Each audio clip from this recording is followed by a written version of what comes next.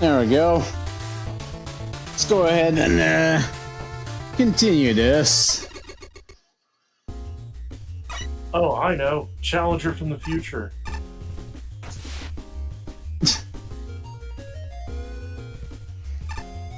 Yeah, I call shenanigans. Base can't squeeze under gaps like that. It's just a costume. It's fine. Well, okay. The real base is gonna be pissed with you. So we were at this point now. Gilded Man. The score of 38.80. The fuck is that? And one element. The hell is this palette? Also, what is that fat Pikachu following you? Don't worry about it. It's great. It's his buddy. That's all you need to know. No, wait, it's Kiryu from the yellow LP. Oh god. Oh my god.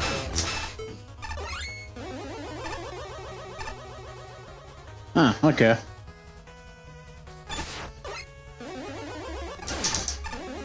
Whatever happened to Splash Woman? She just... I'm still waiting for the level that takes less time to play through it than it does to read the reviews of it.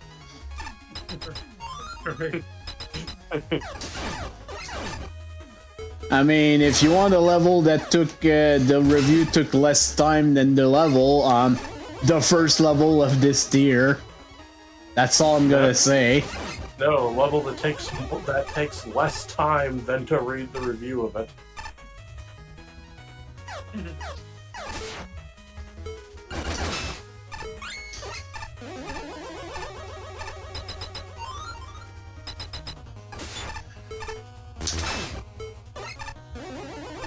But you only need one here. Crystal Joe's hyper-realistic blood-colored.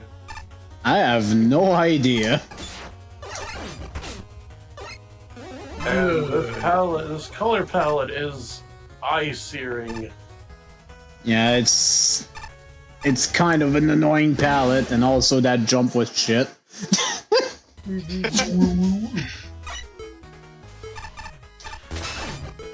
Flawlessly.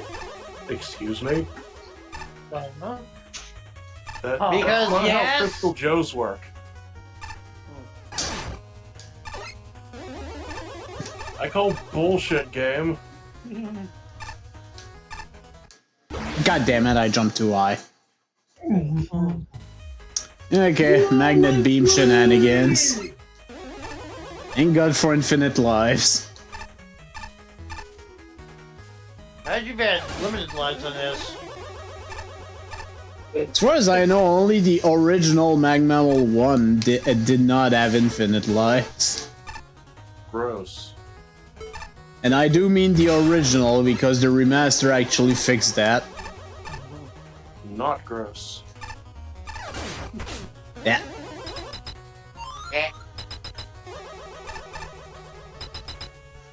Good old fat Pikachu. Oh, jeez. Flawlessly! This is quite the jump. Jump in Jehoshaphat. Okay, looks like fucking a shit. looks like these red balls are identifying where tellies are coming from. At least that's my understanding from it. Balls. I mean, I don't know what else to call them, except they're. What are the rules of this stage? What the hell? I have no idea.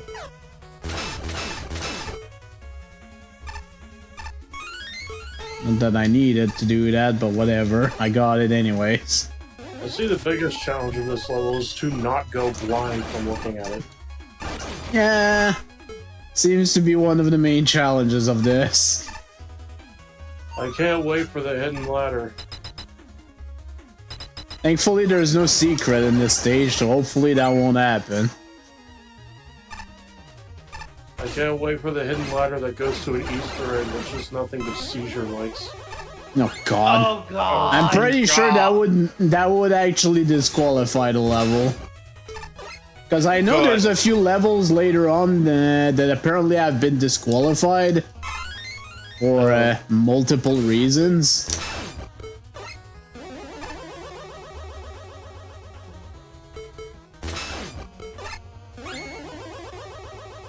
Okay, no, I seriously don't understand the aesthetics of this level other than being eye-searing. I think it's supposed to be like a desert, but... So, do we have something called Gilded Man here? I guess? This is still very, very yellow. Are we fighting Goldar from Final Fantasy III? Maybe it is. Are we finding Goldar from Mighty Morphin Power Rangers? Okay. Oh. Yeah, that looks like something out of Wizards and Warriors 3. Well, let's see what the judge thought about this. Diarrhea. That's the color palette. Yep, pretty much. Want to read that, Opie, or you're not ready yet? I'm not settled in. I'm falling All asleep. right. Well, for now, I'll do it. I guess. That's color palette. Point blank. The biggest issue with Gilded Man is that it's absolutely garish. There's far too many bright colors and not enough darks to go with it. Things are visible at least. It's not like there isn't any contrast, but seriously, lights and darks please. My eyes will thank you profusely. Outside of them colors, God, Gilded Man seems like an attempt to make King Knight's level into a Megaman level. Ugh. It's definitely heavily inspired by King Knight, considering the chandelier, the music choice, and the boss design. Does it work? Not in this case. The enemy encounters are functional, but there's no real variety, so they get dull fast. Doesn't help that the enemy set itself is rather dull. Tellies, Mats, Joes, and Big Eyes. About the only one that isn't common is Top Fiend, and he's still not that uncommon an enemy. The chandeliers are a bit better. Their climb downward is the most interesting part of the stage, and their introduction is well played. However, the rest fall into the same functional but boring trap, causing the plays to just exist. Combine that with the love for fake-out boss wait, what? Alright, yeah, I know what they mean now. The love for the fake-out boss doors and at least one broken trap room, and this needs a lot of work. It's an okay start if nothing else, and I did appreciate that Gilded Man actually showed up at the end. Given the music choice among a few other things, I get the feeling this stage was meant to emulate some aspect of Pridemore Keep from Shovel Knight. Even that's not the case, it doesn't change just how lacking this level feels. Let's start with the most obvious and biggest problem here. The visuals are really rough on the eyes. It isn't just because of the tiles, and Gilded Man himself aren't exactly the highest quality in terms of sprite work. Rather, it's mostly due to the color choices. Nearly everything is way too bright, with the only exception being the purple sky. But even then, I wouldn't necessarily call it good looking. Not even the enemies are safe from this, as all of them have gotten a similar, overly vibrant coat of paint. I can understand wanting to recolor the enemies to have them fit better with the stage's theme, but you really need to pick out your colors carefully and make sure they're not clashing on too hard on the eyes. Aside from the aesthetic issues, there's almost nothing I can really say about this stage. The room layouts and platforming challenges are all incredibly basic, with little to no challenge involved, making for a pretty bland experience overall. Honestly, there's only two major things I can think that are worth bringing up. The first is the fact that the music doesn't loop properly. It's good for both the stage and the boss themes. I did not notice that. Okay, I guess I died too much to be fair. The other is a far more glaring issue involving that one bonus room with the sign that tells you not to touch the items. There was a bonus room? Yes. I did not even see it on the map. Okay. Regardless of whether or not you take the items, there's no transition that lets you go back to the previous screen, meaning your only way to get out of that room is to throw yourself into the pit below. Unfortunately, this is probably the most memorable thing about this stage. Beside the overly bright color palette, of course. Kingman, now with 100% fewer chest reference. Oh, this is a weird one. I guess the theme here is what if King Knight was a Megaman robot master instead? Or the joke here is it supposed to be a bootleg King Knight? There are definitely similar elements used here. The falling chandelier, for example, tile set resemblance, and the most obvious, the music choices. The visuals could have been done better. A lot of sharp and flat colors being used. The yellow especially can be pretty eye-piercing. So far everyone has mentioned that, which I'm glad, because that's the biggest issue with that stage. Enemy reskins are mostly a change in colors. Most of them immediately made me realize what they are, representing in the original King Knight stage either. The architecture is a little weird. There are many weird openings throughout the stage that don't really lead anywhere. Or sometimes they even lock you out of the exit because you forgot to put a two-way screen transition object. Really?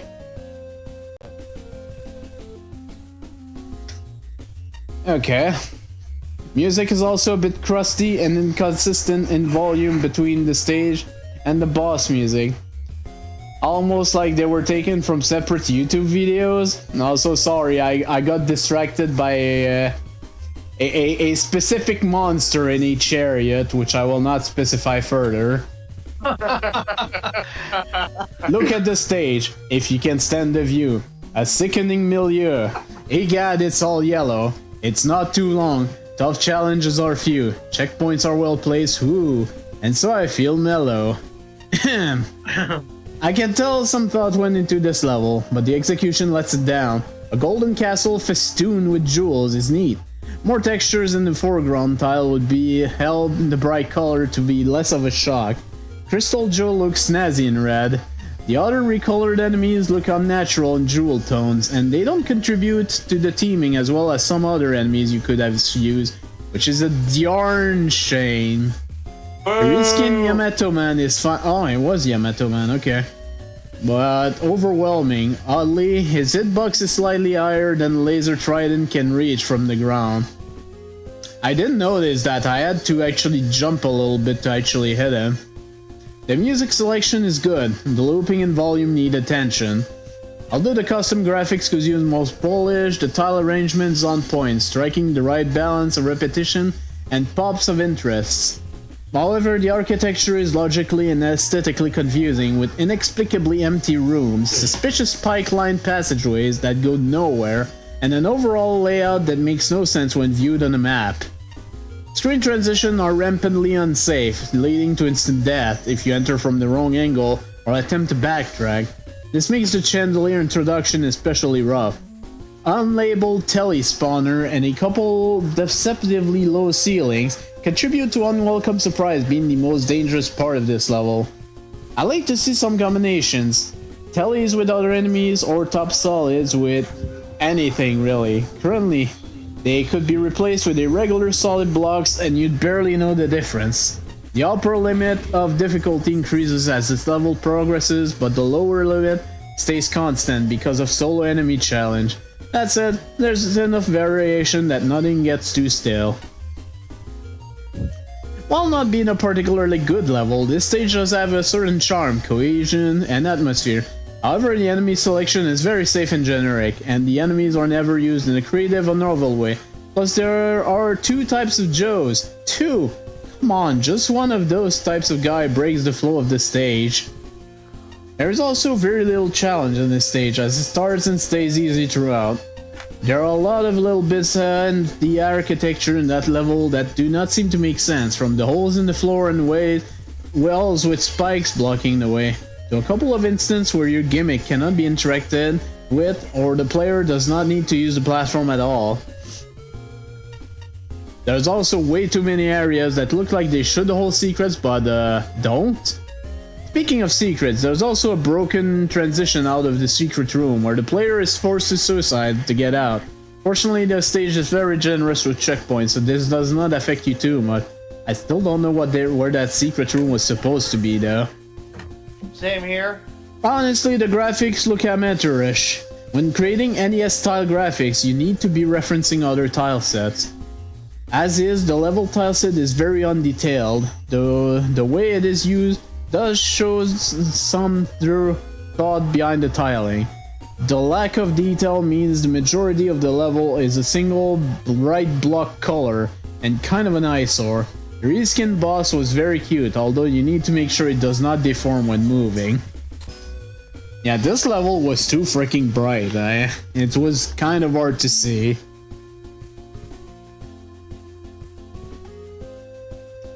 It was headache-inducing. Yes. And we've already talked to the two oil men, so let's move on to this stage, which is Fruit Forest by Red Blue Gray Van, with a score of 39 on the dot, and there was a time penalty. I see a 75 in there. 1 element and 4 tokens. Let's see. Good man. Oh, I'm glad I went backwards immediately. Right? Yeah, don't feel like it. Does that say Citrus Man? Yep. Yes. Good lord. Is it death? Nope. Okay. It's a banana peel!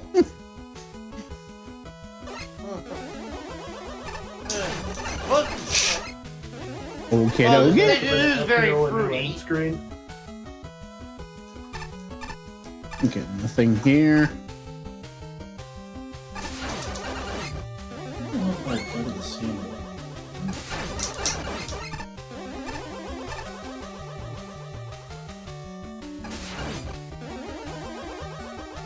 Not sure why there was a street cleaner down there, but what is this? Challenge! I don't know if it's from Challenger of the Future. I think those... not the street fucking cleaner. game. It was meant to be a challenge, I guess. Didn't work out. Also, I think those bees are just reskins of those walks from Ah, damn it. It could be, yeah. Okay, I see thanks to my minimap, I see that there is one of the tokens up here. So useful.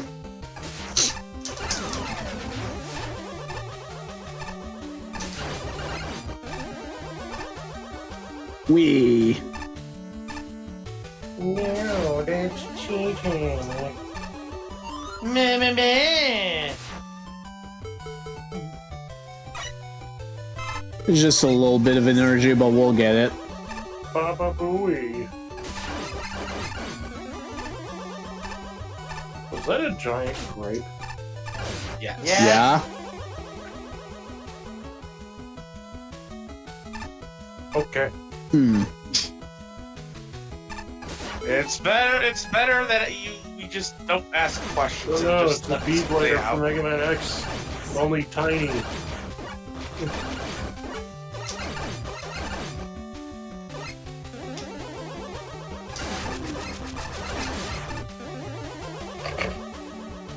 Okay, I see the two last tokens are nearby.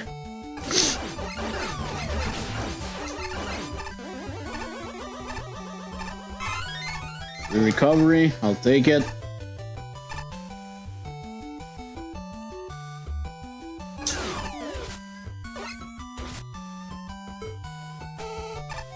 Logan.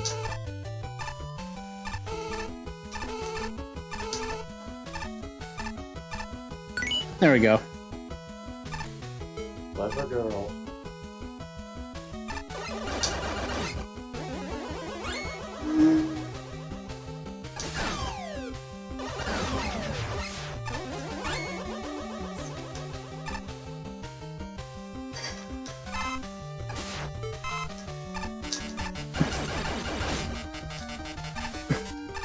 I love Spark Chaser.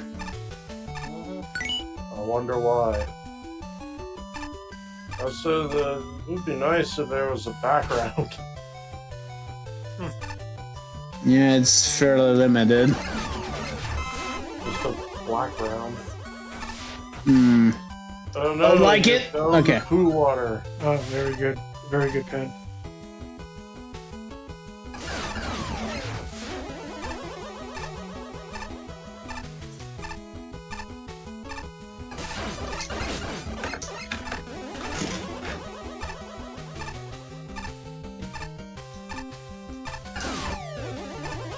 Also, I'm still waiting for DOS Megaman to be a playable skin. I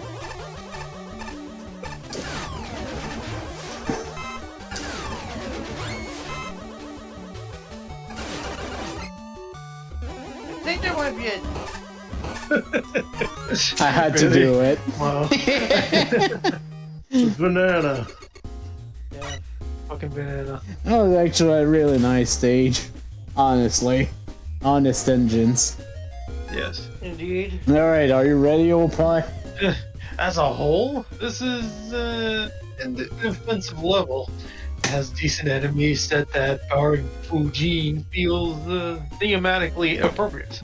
Even then, Fujin gets some good use, including the odd challenge I genuinely enjoyed. On the other end, Uranus rollers make a good gimmick throughout, and the level has some fun challenges near the end, including a climax that very much feels like a climax, even without a boss fight. That's not much to say there are no issues. In fact, That's not to say there are no issues. even the good parts, when it stands out, it's not always for the best reason. For a specific example, that water spike drop can be a bit awkward to maneuver. Yeah, I'm surprised I didn't die there. Is that how you spell maneuver? Or is that misspelled?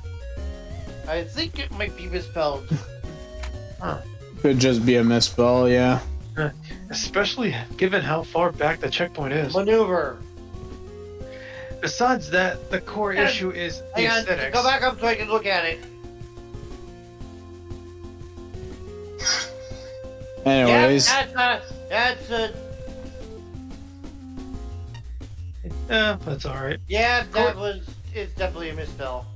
The core issue is the aesthetics. The near pitch black folk isn't that the most interesting background, and creates a garish contrast when you reach the skyline. There's also background tiles that being used as a foreground, and a random ladder in the middle of a stage. That stage, more. I've seen better. I've also seen worse. It's got unique elements at least, which made it more entertaining than most unmemorable experiences. alright, Shinryu. Honestly, I really wish Citrusman had been an actual boss here rather than just an NPC. It certainly would have breathed more life into this stage, that's for sure. There really isn't much to this level when you get down to it. The general idea is certainly there when it comes to platforming challenges, but they end up being incredibly easy throughout almost the entire stage. Except that spike drop in water, but anyways. The only part that I actually found to be somewhat challenging was near the end when you need to drop off a rotating platform while maneuvering— oh, he's actually talking about it. While maneuvering into a gap around some spikes. It would have really helped the stage to have a steadier difficulty curve with segments like that, along with a few more gimmicks to complement the rotating platforms. A larger enemy variance would have also helped, since there's only about 3, one of which was actually fruit-based. And while I won't dump the level for something that silly, I don't think it would hurt to have more thematically appropriate enemies. Like I said, the general idea is there as far as theming platforming goes, but it needs a lot more in order to stand out. Patchy. A corny Rockman 7 stage entry text? Nah, I don't feel like it. It's fairly standard and a bit of a bare bones level. Some of the reskins of the enemies are cute, made it to look like fruits to fit with the namesake. The PU oil reskin as banana peels is pretty funny and genius. I'm guessing that's powered up, anyways. For a way of challenges, only having the sinking platforms as its gimmick. Not bad usage of it, but it's simply not innovative. I suppose this all does serve the stage as a nice break in marathon playthrough.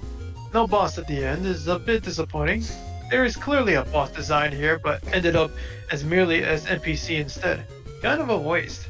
Could have easily reskinned an existing dev kit boss. I guess so.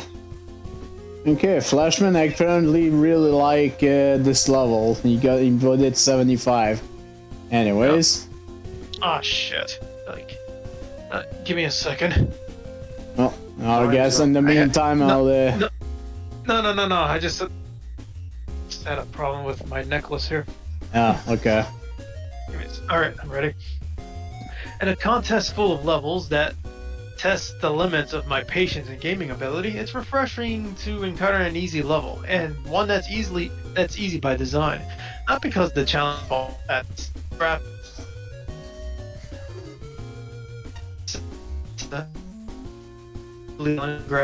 Help. Thank you. Full is introduced gently. I'm the only one that hears Lo-Fi going into Robo mode. Yeah, I'm hearing that too. Unfortunately. I was about to say, it's like, why my net is fucking garbage right now? Ew. Excuse me? Yeah.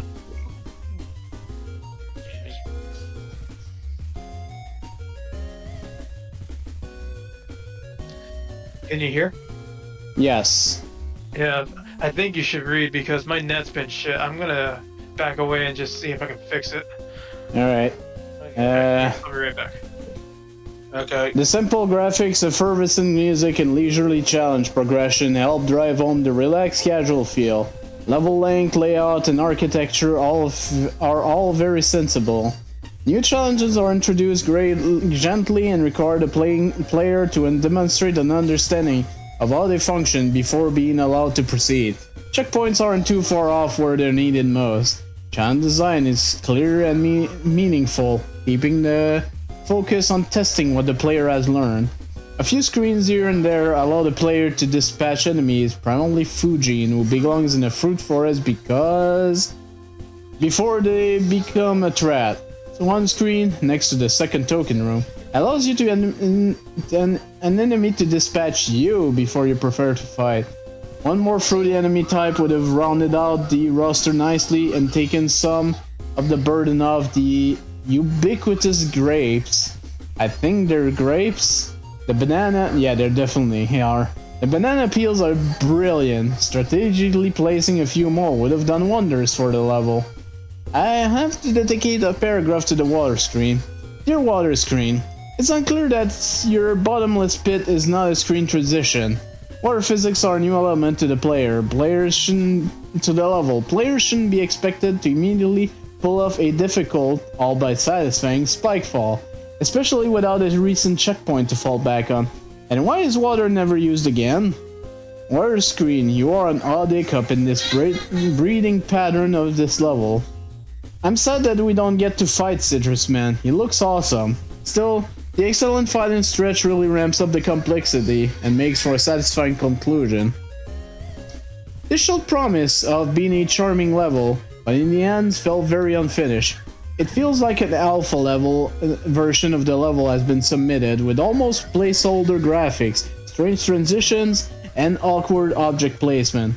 There was nothing hugely egregious with the level, but it feels several revisions away from being complete. A complete lack of background detail, very abrupt ending, and stretched checkpoint placement makes it clear that you intended for the level to continue past the end that we were faced with. The two major flaws design-wise were the one screen with water, which was both sudden, difficult, and resulted in instant dead-on failure, and a failure to place a checkpoint after your mini-boss, which loses its appeal on repeat fights. Okay. There were also minor issues, such as the fruit fly being on top of the player after leaving the diamond token room, a random ladder in the level being broken, both of which would have been noticed with some testing. I think the difficulty went as far as it could with the limited assets, and I like the challenges the token provided. The two new enemies were interesting and cute. Finally, I wish we had seen more of the banana. Now there's a sentence I never thought I'd say. Yeah, that banana was just funny, honestly. This was actually an okay stage. That spike drop in the water, though, I could have probably done without. That was a little bit too abrupt, and that's the only water there is in the stage. Immediately you get out of it and you're done. Hey, Hunter Woman. I've always heard alligators roam big city sewers. Their per understanding, the only reptiles I've seen here are turtles. I shot one and felt no satisfaction. How will I fill my appetite? Wasn't Citrus Man just like an orange with arms and legs? Something like that. It was just an NPC, to be fair. Oh hey, it's Shark Man. I'm here to ensure that any fish that accidentally swim here via pipe shall be safely exported off the premises. If I catch anyone attempting to harm or catch any fish here, they shall meet the wrath of my shark boomerang.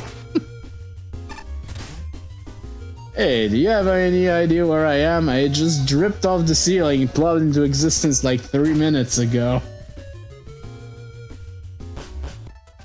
Anyways, there's a secret, and there's one of the secret levels here.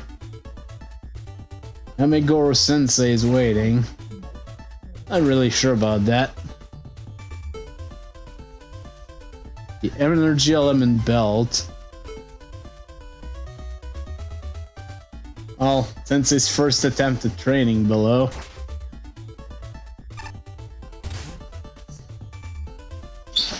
I feel like I'd fit in. Nobody told me it was in a sewer. Bring out the zap ring here is just asking for trouble. Lucky foot from my case, a new disciple needs it.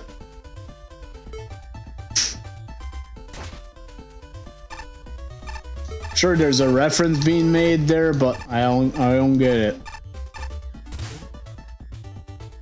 4 times 4 is 16, 12 times 9 and 108. What are you looking at? I'm training to become even more rabbit-like.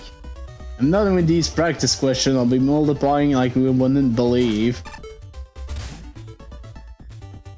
No wager my comment. 24 carrots on the new guy.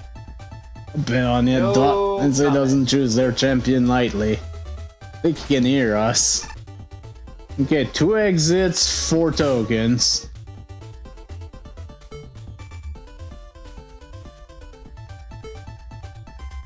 The iron element. Enter this teleporter, the Warren awaits.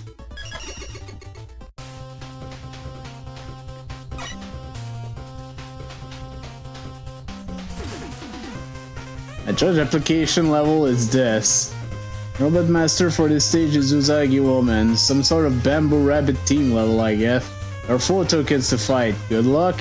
Thank you to all these friendly people for giving feedback on this. A bunch of people, including the creator. I hope I become judge. Patch. Was that supposed to be Julie from the whole universe? Well, it's actually one of the judges of this contest.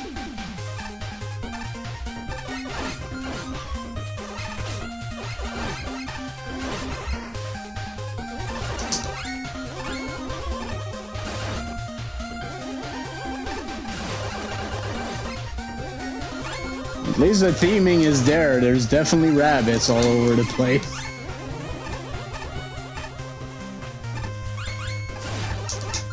Ninja rabbit!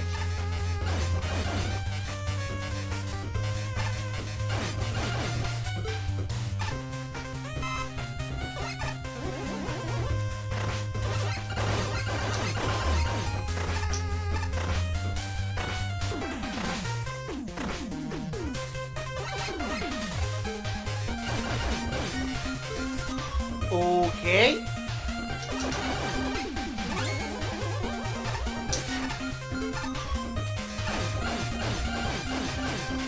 Castlevania Spirit Knight wannabes?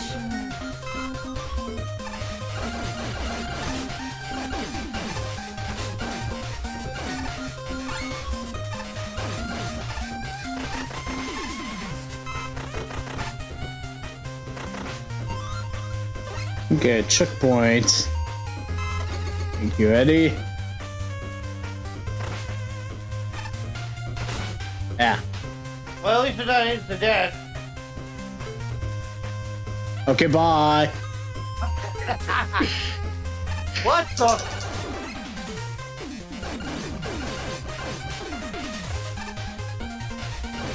Oh no, it's fast. We're getting out of here.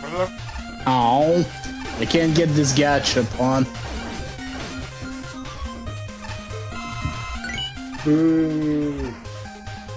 Only you had Hornet Crystal. Yeah.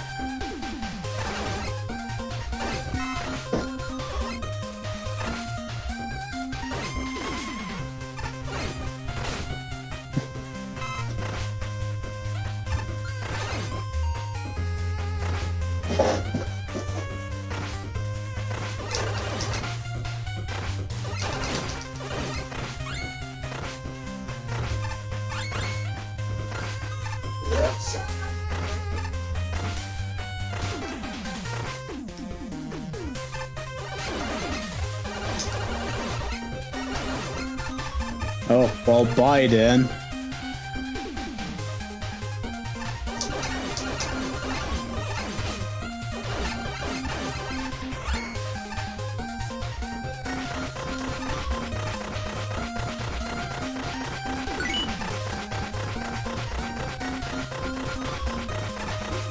That was a decent challenge. And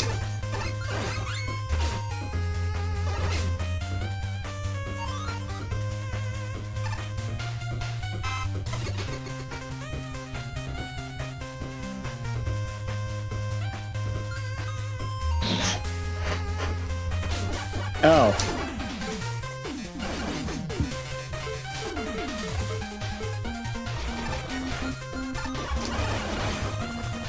Okay. That was strange. We've got memes. Not the meme tanks again. What, has this happened before? Yeah, it happened in pretty much all the contests as far as I remember. It's all over the place in Megaman Maker.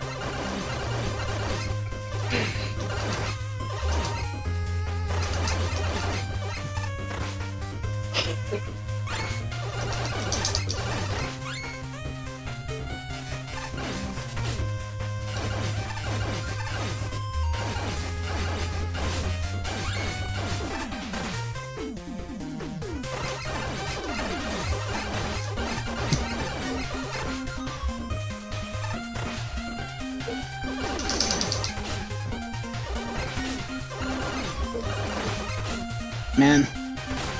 Man. Man. Oh boy. I'm getting Mario 3 flashbacks.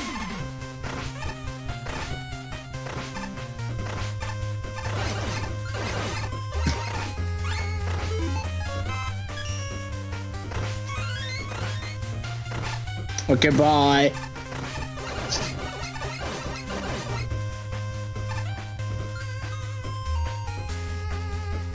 Huh. What's up with this? I know there's two elements, so clearly I'm gonna have to redo the stage anyways. Oh hey, it's my face.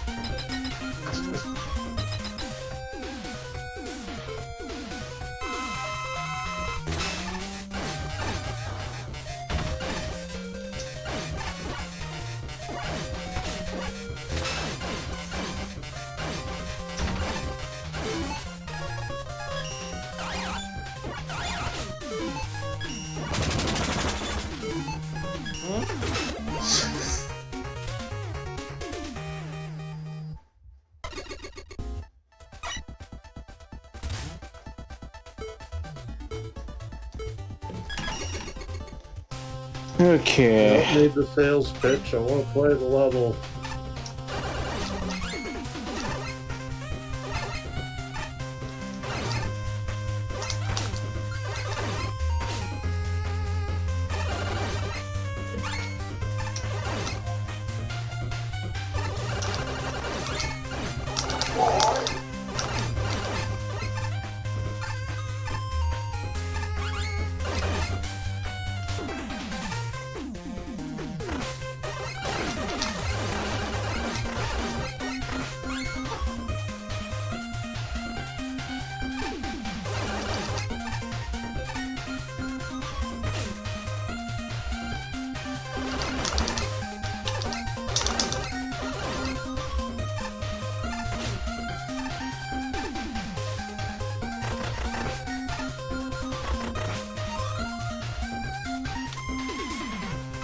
Thank you.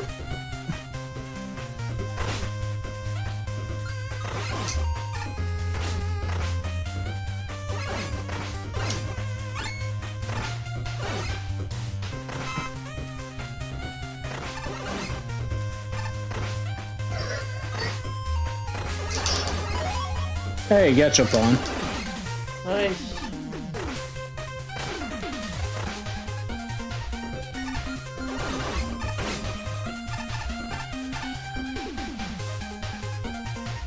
Goodbye!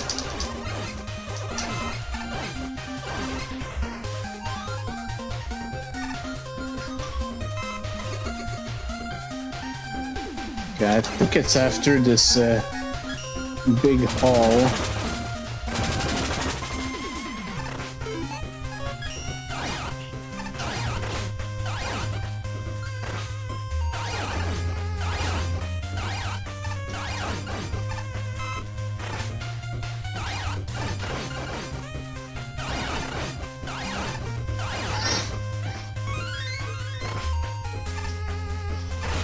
That.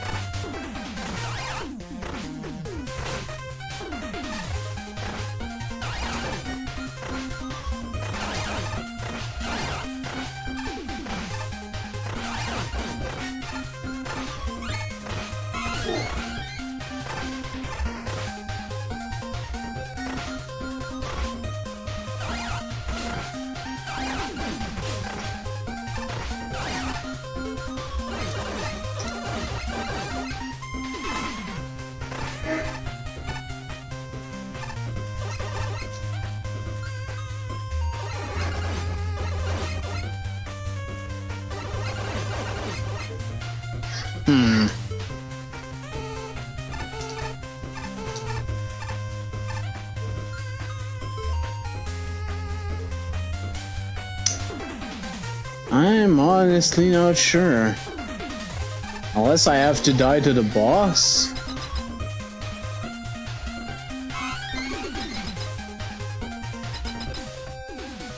Which, the boss is not that hard, so...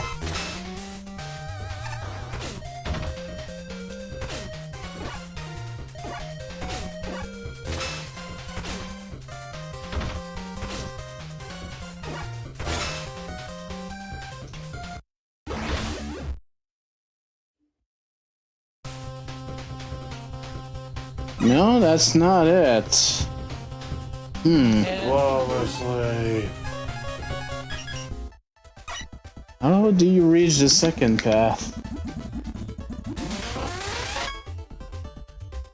A capsule that comes from a capsule. Maybe there's another inside? Man.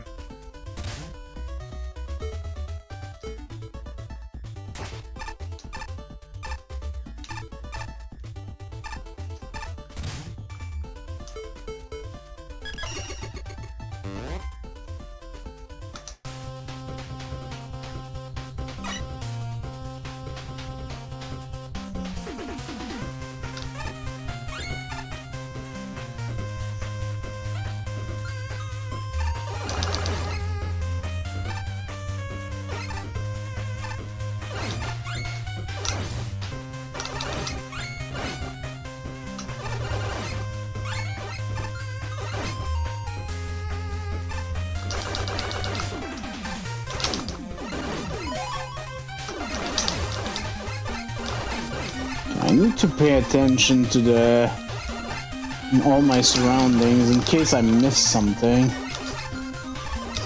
Because I must have. Okay, bye.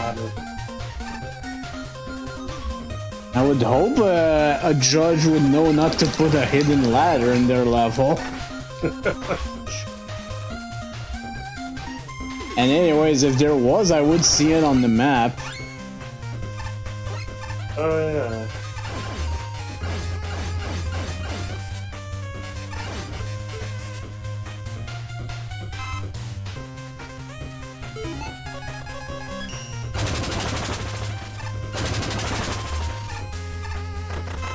Get used to it. Huh. Oh, hey, Yashishi.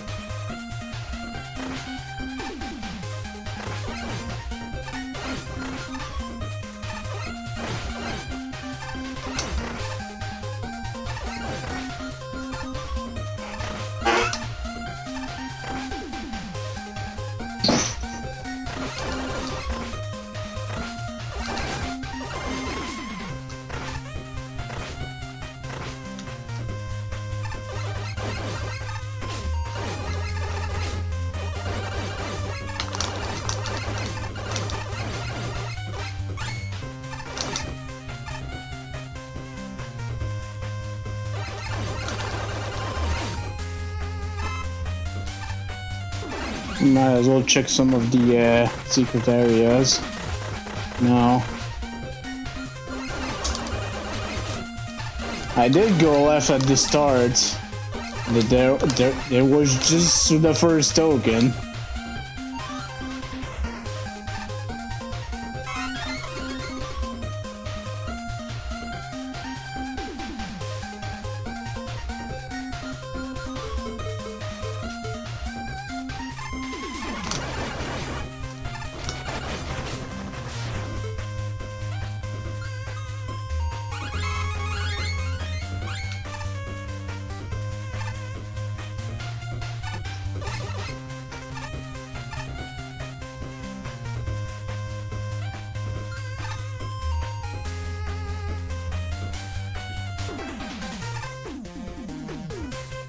Unless there is something on the screen I'm not seeing.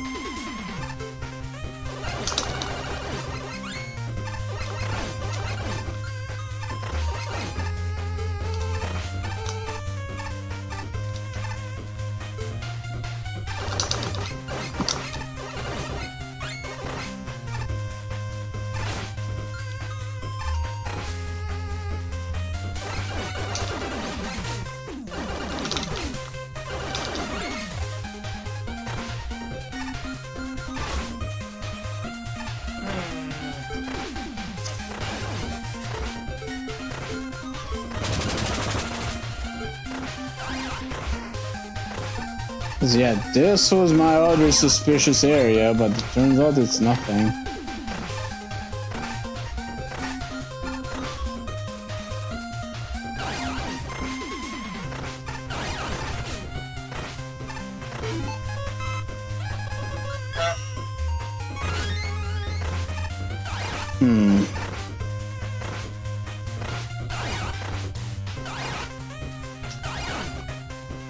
There's one.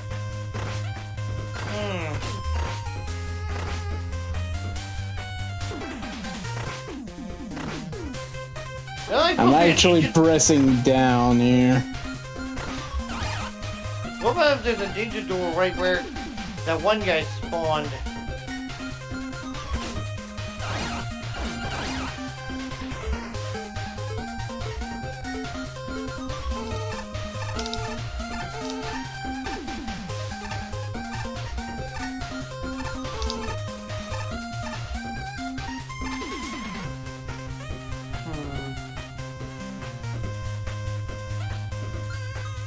Oh my.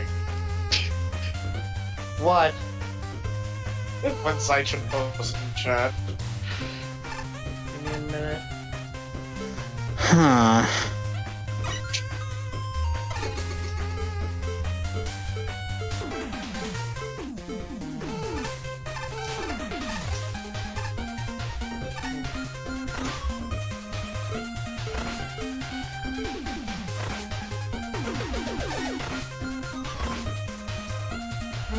What do?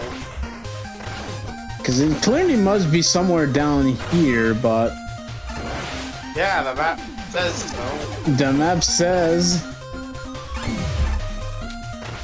Oh. Okay. Achievement unlocked. You filthy stinking rich. Which I have nothing to spend it on.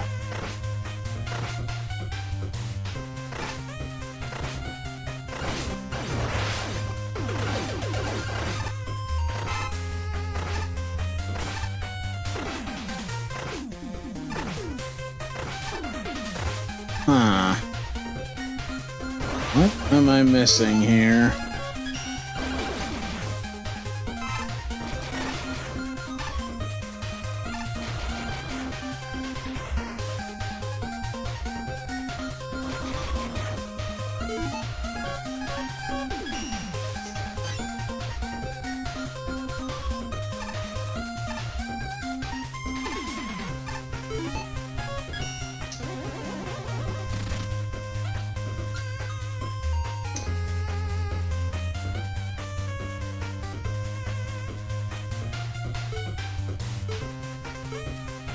I am very confuzzled.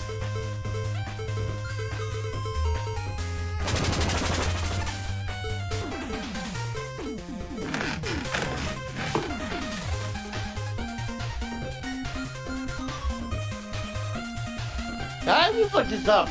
Maybe there's a way on the other side. Because I checked as well. It's just this. Wait, what about the tornado hold on that bunny goes going down? Or the bunny that's in midair?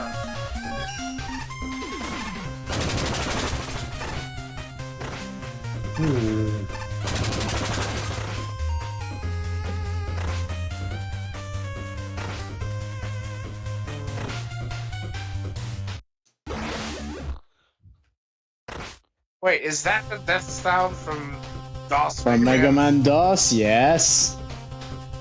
Oh, jeez. What's the problem?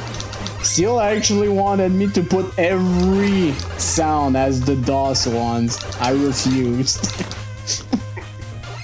The death noise is stupid, the other ones are just annoying.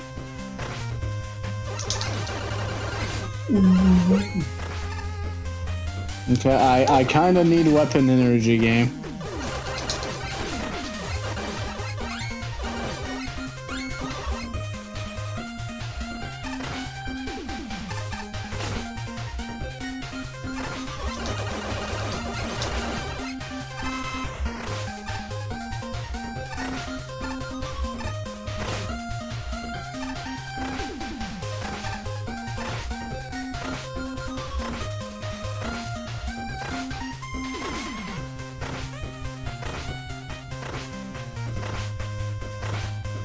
I'm still so very confuzzled.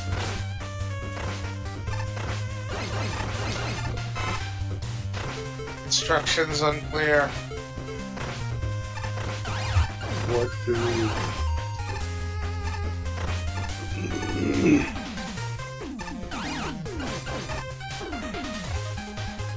No, that didn't do anything.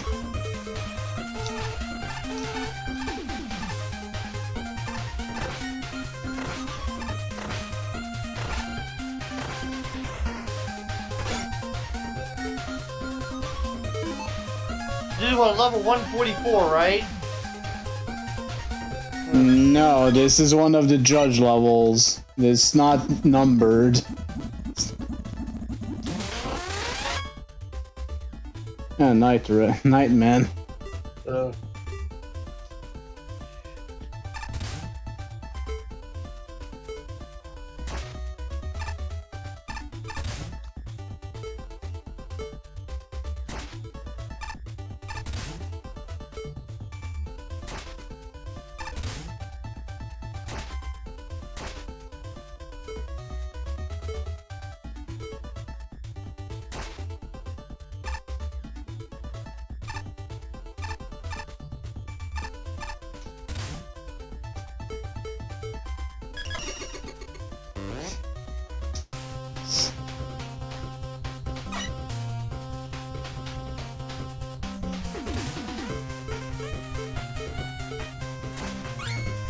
Nope, cannot look it up online. I think it's just a judge level by Pachi.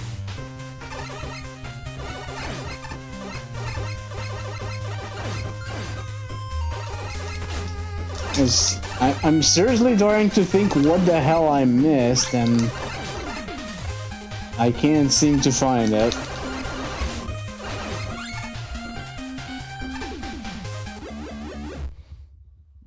I just fall into random holes at this point. Or I'll just come back later, maybe something will give me a hint. You need to go into a different game and flip a switch that'll enable a flag in that level. But the tournament staff will be pleased to hear the excellent idea I have to improve this place even further. Improving specialized anti-gravity water from Greece would surely add spice to the battlegrounds. Okay, anyways, in the meantime, Susie Love by Moony Moon with a score of 39.80. This could be a long one. 1 element, 5 tokens.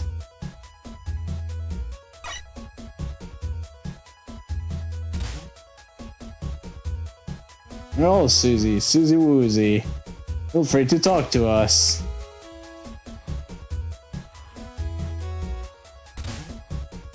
Heard there was a contest going on. Sounds neat. I hope I look good enough.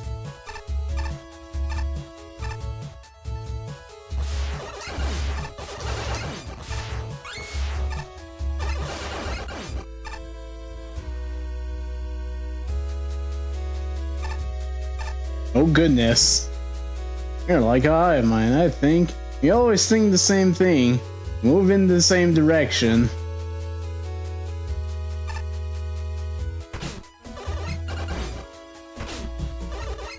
Okay, so in this level, Susies are platforms.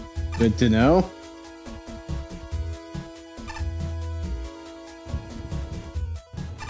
That is weird.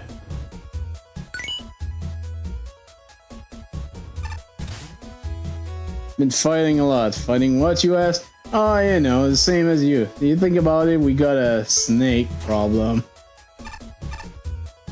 Alright, I'm gonna get going now. Alright, later. Later, Steel.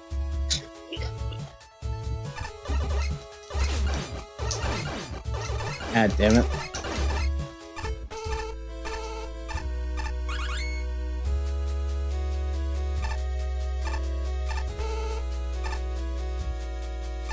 Okay, that's a fake secret. Gotcha.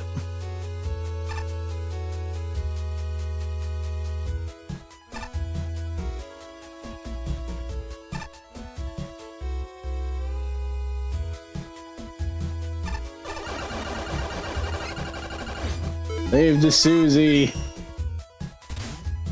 Thanks for scaring this guy off. He was making a real scene. I would be fine enough if you had never come here. For now, things are a little better because you did show up. But then that kind of neat. I do. That's what do you think?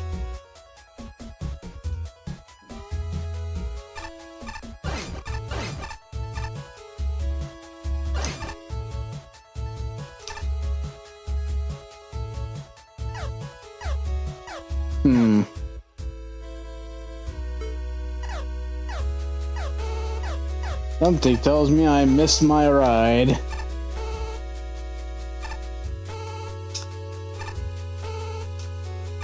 Bye!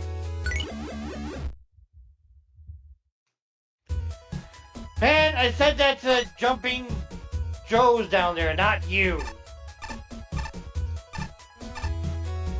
I mean, I needed to get that secret anyways.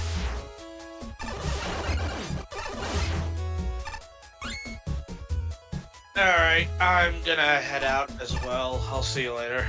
Well, goodbye.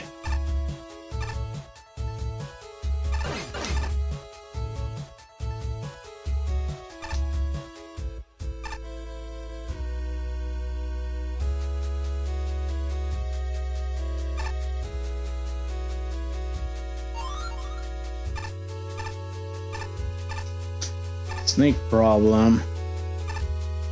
Speaking of snake problem.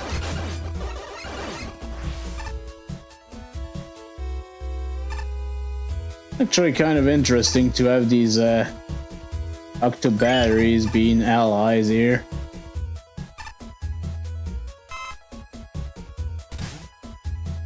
Yeah, about a joke.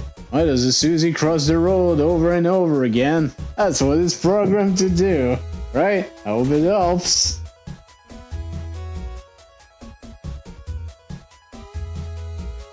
God damn it, I missed.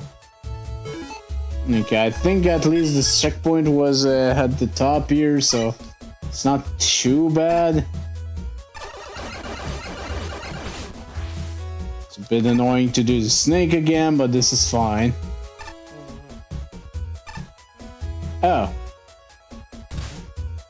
How are you? What's a snake down here? They're mean, but they're kind of cute anyway, don't you think? This did not seem like it was passable, but anyways. Okay.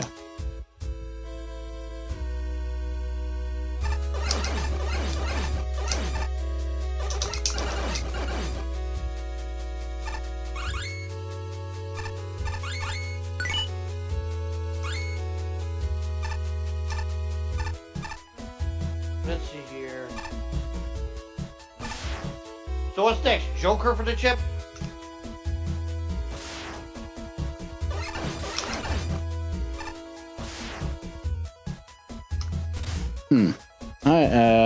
This is kind of weird, I know. I haven't been very well. I'm sure it's a manageable issue, so you don't have to worry about me. I appreciate you bothering to come down here, though. Even though you probably just wanted that token up there. That's fine. If you ask me, did you stay in the same room as a token on purpose so I could come see you and talk to you? I would probably look silly if I said no. I don't want to bring you down in the middle of a contest, though. I'm fine. Thanks for sticking around. I'm still up for a bit. I'll be back later. Alright. I'm gonna have to slide out and down under this Susie here.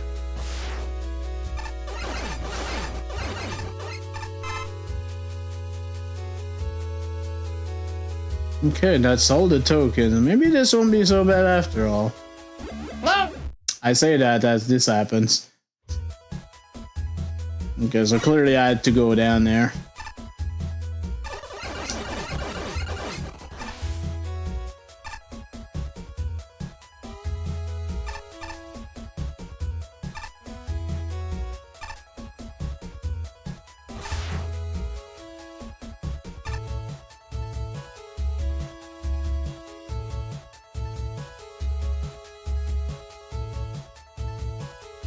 Hashtag cheese!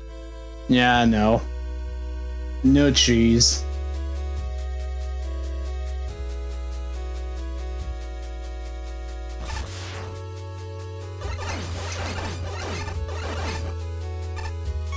They thought about it.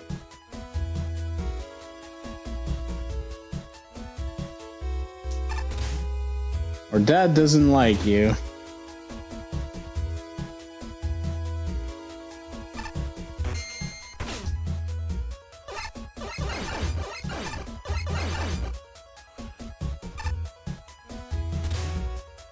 Something got cut off.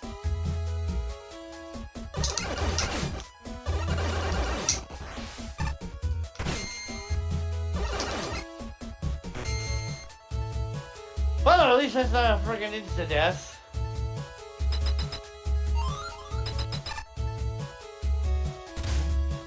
His pet snakes. That's what they are, because he's a snake. Get it? No.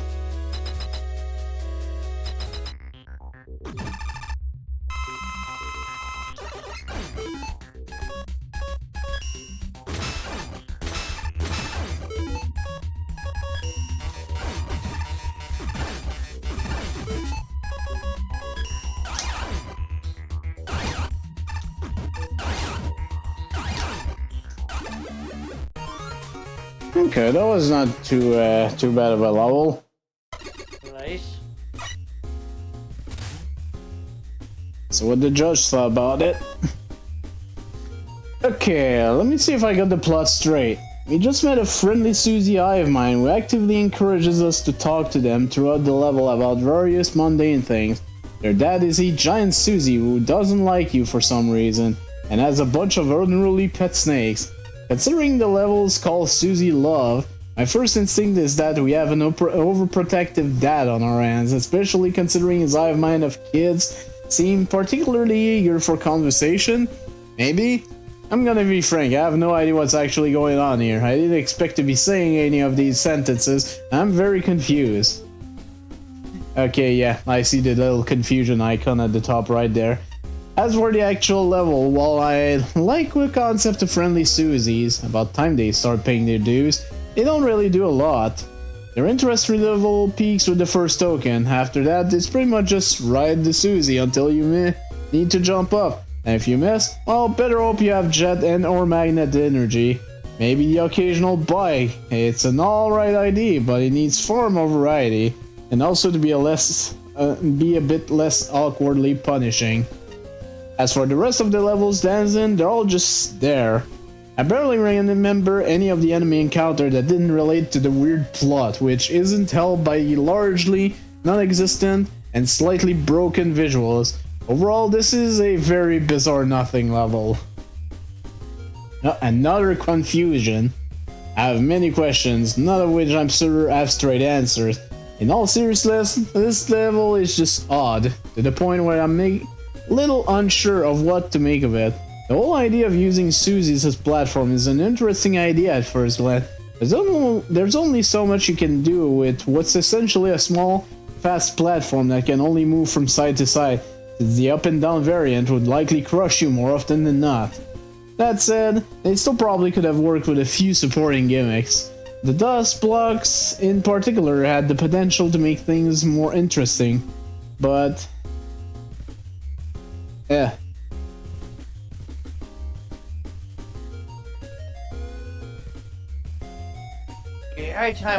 Okay. Good luck with the final bosses, Eisen. Anyways, where was I? Guys. Okay. And that's they could probably have worked with a few supporting gimmicks. The dust blocks in particular had the potential to make things more interesting, but they're only used once in the whole stage. Since the main gimmick is so bare bones on its own, most of the level essentially amounts to a series of basic platforming segments with some precision jump falls if you're going for the tokens. It feels like the core concept is there, but wasn't fleshed out fully, which is always a bit disheartening to see. There's not even that much to the stage beyond that, aside from some strange aesthetics choices, such as water tiles being used as solid ground, and some glaring functionality issues to go with them. There's a spot near the last token where you can get above the ceiling of the next segment, along with phasing through what should be solid tiles in the process, which is very easy to stumble across even by accident. There's also the Susie NPCs, whose position gets offset when you talk to them from the opposite direction. Then again, that's not the most confusing thing about them. I usually don't account for flavor text and lore in reviews, so this is more of an idle observation than anything, but most of the Susie's dialogue was straight up bizarre. It was almost a little unnerving in some aspects, such as the hive mind comment, to the point where I was wondering if the stage was going to take a dark turn later on. Of course, there's no big twist or anything like that, it's just a rather strange but ultimately basic level. Ride on the air of love! On the premise of building a level where you're giving the ability to ride on the Susies, the way the level uses this, it's somewhat awkward. With how fast the Susies move and how you are stuck with a one-tile platform throughout the ride, that doesn't really allow for a whole lot of complexity and variety. As a result, the challenge progression throughout the level feels bumpy and unnatural. When each time a Susie-type maneuvering is demanded, it's one quick fall to spiky doom if you aren't careful. Trying to slide through a one-tile gap on one of these things is tense. I'm glad it's only really required to do on one occasion. The rest of the level is just random Susie NPCs, I guess, which I really don't have a comment about. Doesn't really add to this design of the level, just strange. The graphics aren't much to write home about. Non-coherent theming of style sets that seem to change every room, with bare minimum amount of background decoration. The music is definitely love-struck, but not exactly fitting for an action-filled platforming blue bomber game. I don't even know where to start with this one. Maybe I had fun? I laughed a few times, enjoyed the creativity for a couple screen, and got swept up in the surreal experience of mistaking this 8-bit rendition of They Might Be Giants, Sapphire Bullets of Pure Love, for a cover of Old City's Dental Care. Everybody wants a rockman to win the piece of floss around. This level confused me on every level. Scatterbrained, that's the word. There's almost a unified theme, almost a Korean narrative, almost a sense of flow to the gameplay, but something always gets in the way. The end of the level is a good example. The last NPC tells a joke that doesn't offer any closure to the story, and to me, doesn't make any sense. Susie's have been friendly the whole time, but now we inexplicably need to fight one. The boss music is in a different style that doesn't fit with They Might Be All City. What? Anything that isn't a Snakey or Susie never sticks around long enough to feel like a meaningful part of the level. And PCs break the fourth wall in a way that makes me wonder if it's the dialogue writer, not the character, trying to communicate with me. Each area feels like it was constructed in isolation, and then attached to the rest of the level wherever it would fit. I like the mini-boss fights. Any token challenge with Susie platform, which should be really be indestructible, is actually pretty decent. Oh, you could kill them. Ouch. Yeah, that's pretty bad actually. By my standard, Sniper Joes are used correctly. Thinking that Dr. Wily created these Susies, I got a good chuckle out of or Dad doesn't like you. In retrospect, maybe that was referring to the boss? I was going to prolong this review by thinking of another song reference to Shoehorn, the kind with teeth. But it's old and it's totally over now. I think the level is best exemplified by the introduction of the main gimmick to the level, the titular Susies. It's barely functional, somewhat confusing, feeling just plain wrong, with a smidge of random, instant death out of nowhere. The Susie seems to get stuck on invisible blocks, warp around the room, and can inexplicably crush the player. In certain rooms they can permanently despawn, leaving the player stranded and forcing suicide. Further hampering things is the unfinished nature of the graphics and tile work. It means that conveyance is non-existent, including moments where the player has multiple paths but does not know where to go. Due to the background being black at all times, there is no difference between the pit and the path you are meant to travel down.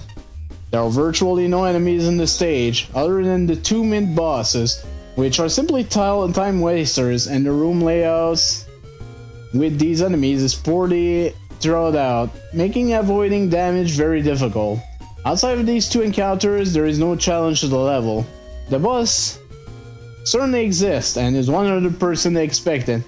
Kinda wish the Daddy Susie at least had a sprite in it. Think of it, give Papa a mustache. That would have been cool, yeah. If this review sounds negative, well, I didn't dislike playing this. I did like the idea you had going with the gimmick of the stage, but it was just poorly executed. It does have charm in its own way. It's one of the few stages of this contest to manage to maintain its charm in spite of the large number of NPCs, mostly down to some not cringe-worthy writing. But charm doesn't carry too far when the stage is the part of is merely just below average. I did not realize that you could actually kill the Susies, oh goodness.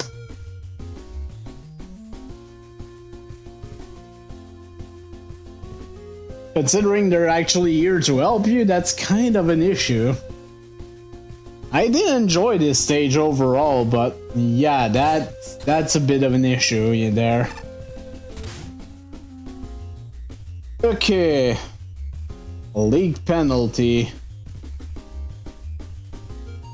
Got a score of 10%.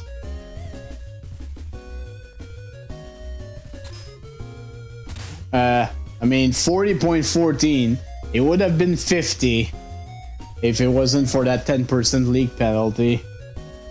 I'm guessing that's what that means. Anyways, Glass Factory by Game Trooper. We've got 2 exit and 3 token. Let's go. I see we've got Glassman's team here. Need to the stage yet? If so, you may do this short quiz for a special reward. Guess we're not doing this yet, Dan.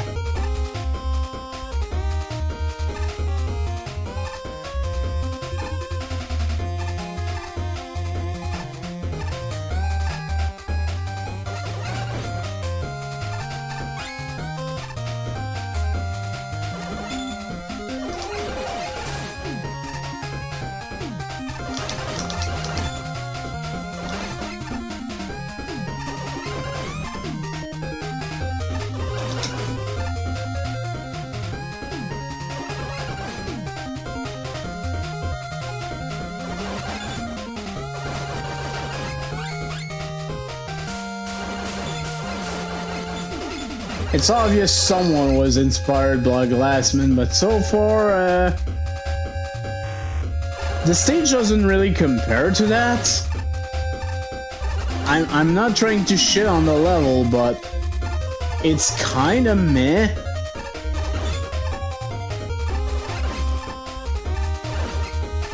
Oh, hey, gotcha.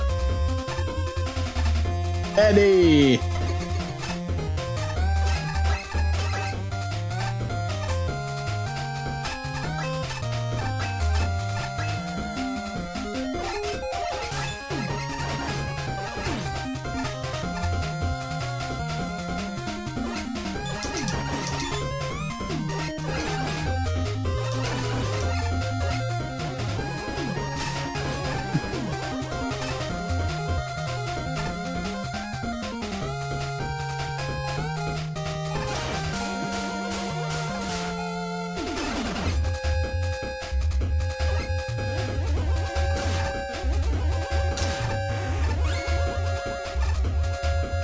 Okay, midpoint. What's over here?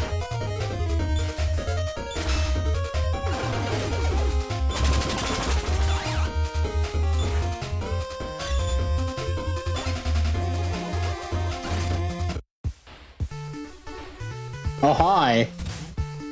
Oh, nice work finding this place, but I guess I shouldn't have expected anything less from you. Why not take a load off and relax for a bit? Nah, you look like you're busy. You're the kind of person who won't give up, no matter what is thrown at you. I can respect that. Before you go, do you find the other route yet? If not, I'd start from the beginning if I were you. Lost the Robot Master competition. A pain of defeat. I can't even feel my legs anymore. Oh, yeah, never mind. M-Tank. Nothing like an E-Tank in hand and some good music, eh? Wait a second. Where is this music coming from anyway? From Megaman 2. That was the hub team from Megaman 2.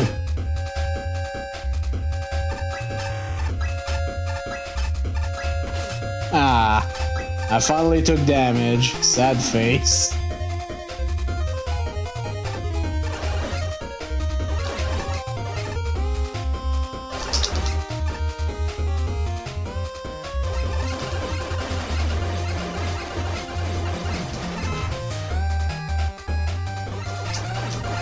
So many squids.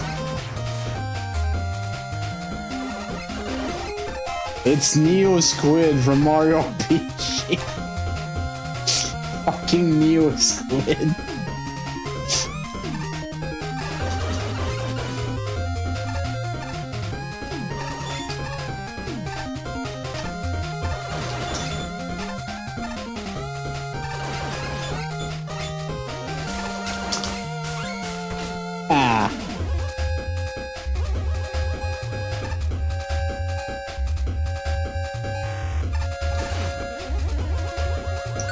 Jeez, after all this time, this is just the first token. Hey, Eddie. E.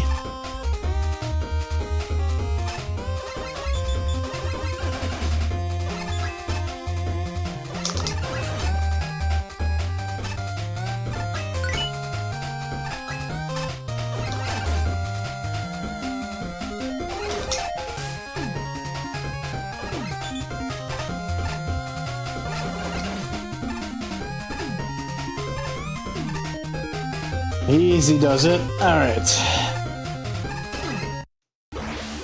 And I slid off. Fish and chips.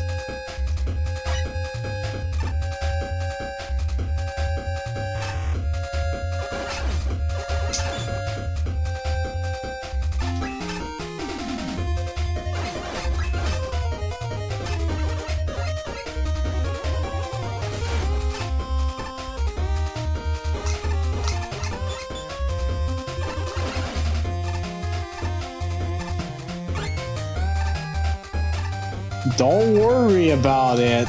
It's fine. There's nothing wrong with having a fat Pikachu.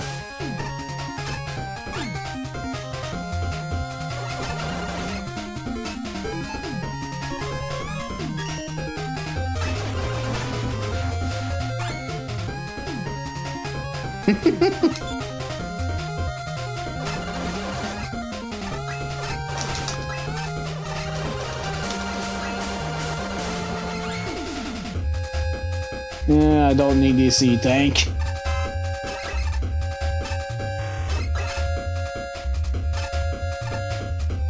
I'm gonna ignore these bolts. I don't need them.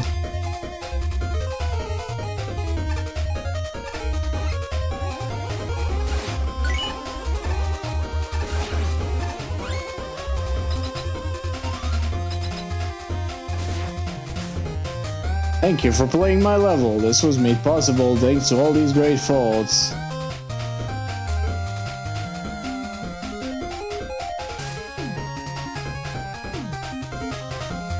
And you! Oh, we have a boss to contend with. You're not glass, man. You're shorter than I last remember. Are you saying, comparing me to that brute? How dare you have more glass than that fake? Once I defeat you, the world will know my magnificence now die. Did everybody fuck off? Yes. Very yes. Sorry to see that.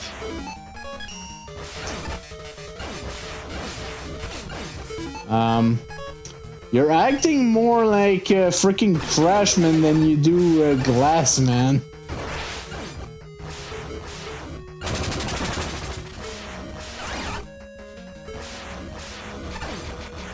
Okay, that does 4 damage.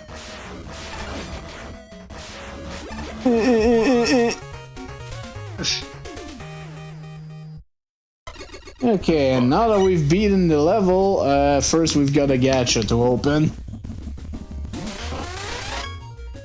Oh, fuck! No! I'm Aquaman, but you can call me handsome guy.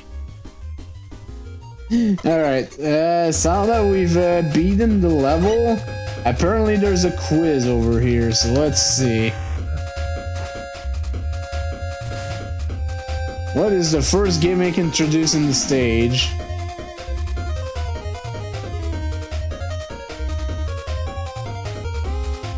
I wanna say it was the chill blocks. That was wrong. No. Incorrect.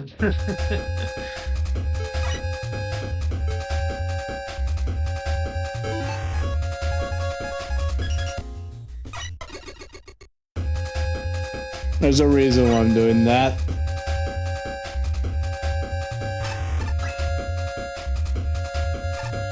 Okay, what enemies does not show up in this state? Restoljo does, Kurdinger does, Matt does not. True or false, the stage creator has been a part of a previous Megaman level content. I don't remember. Apparently it was.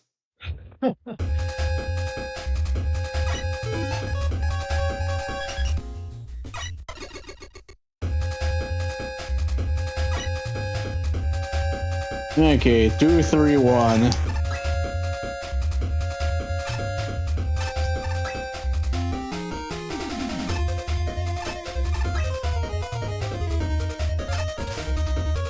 World of Marvels, what is the serial number of the boss at the end of the stage?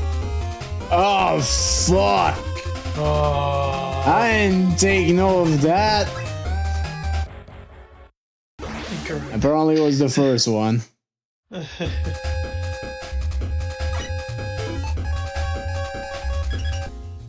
Okay, 2, 3, 1, 1.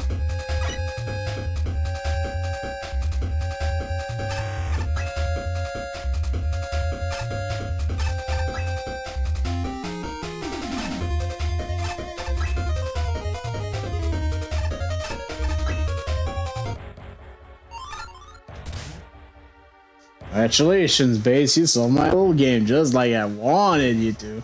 Must be wondering what I have with you now. You see, we have unfinished business, you and I.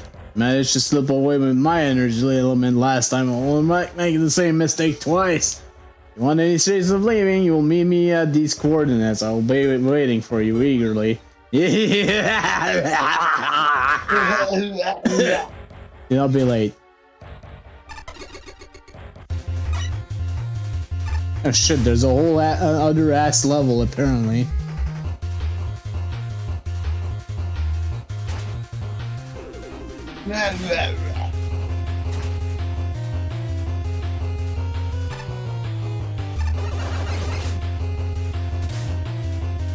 Greetings, returning client. Welcome back to the Dynamo Volcanic Furnace.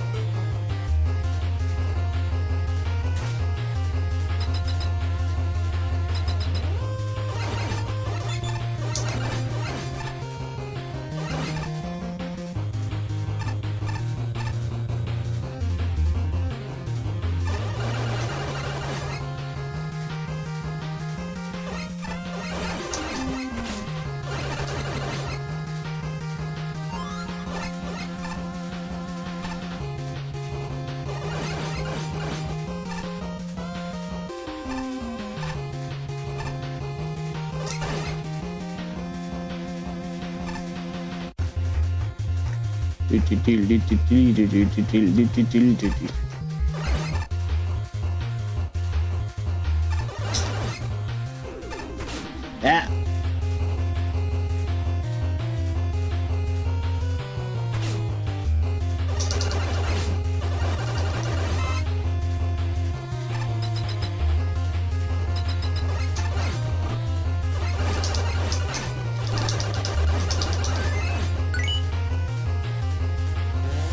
I don't know why I'm deciding to do this Buster only all of a sudden. Let's come to an intention. That's our last reminder. Confuse some of our staff. Where are the rooms as follows? You have just left Welding Center Alpha. If you need to get to the Magma Refinery, go down to the right. Welding Center Beta will be down and to the left. It is still under repairs at this time. Do not enter. Also wish to congratulate the Gutslift gang for their recent promotion to Supply Transportation Specialist. Okay.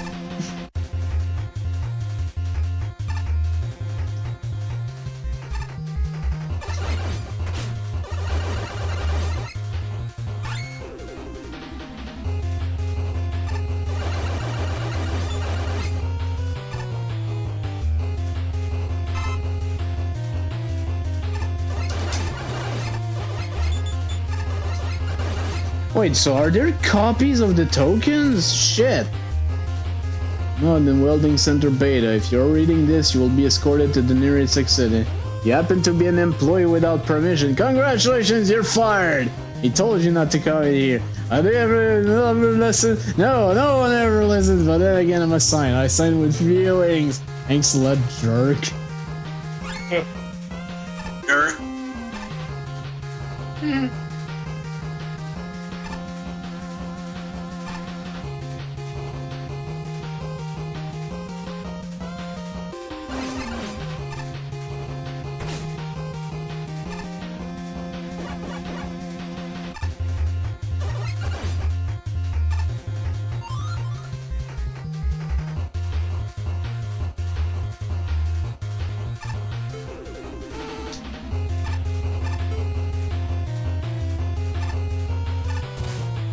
What? How'd you find me? No one should know this place exists.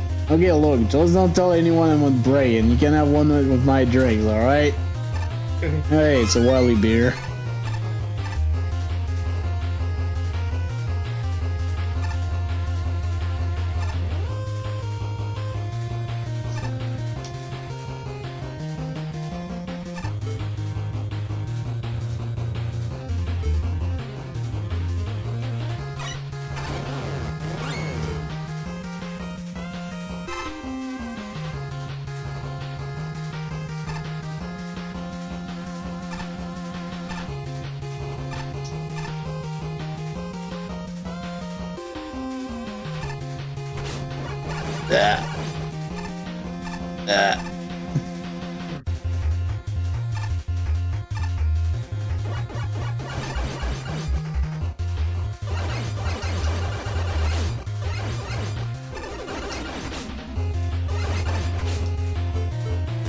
Well, I've already not done it Buster only. I might as well bring out the weapons.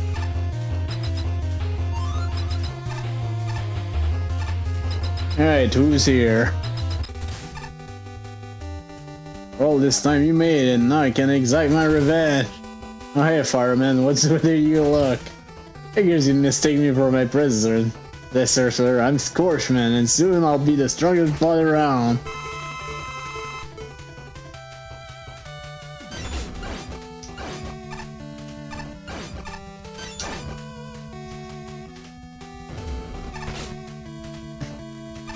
Oh god. They're running.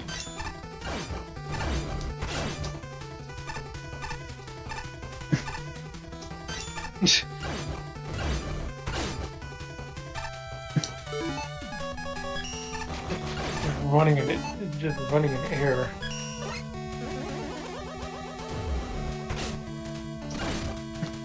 Get 1 HP.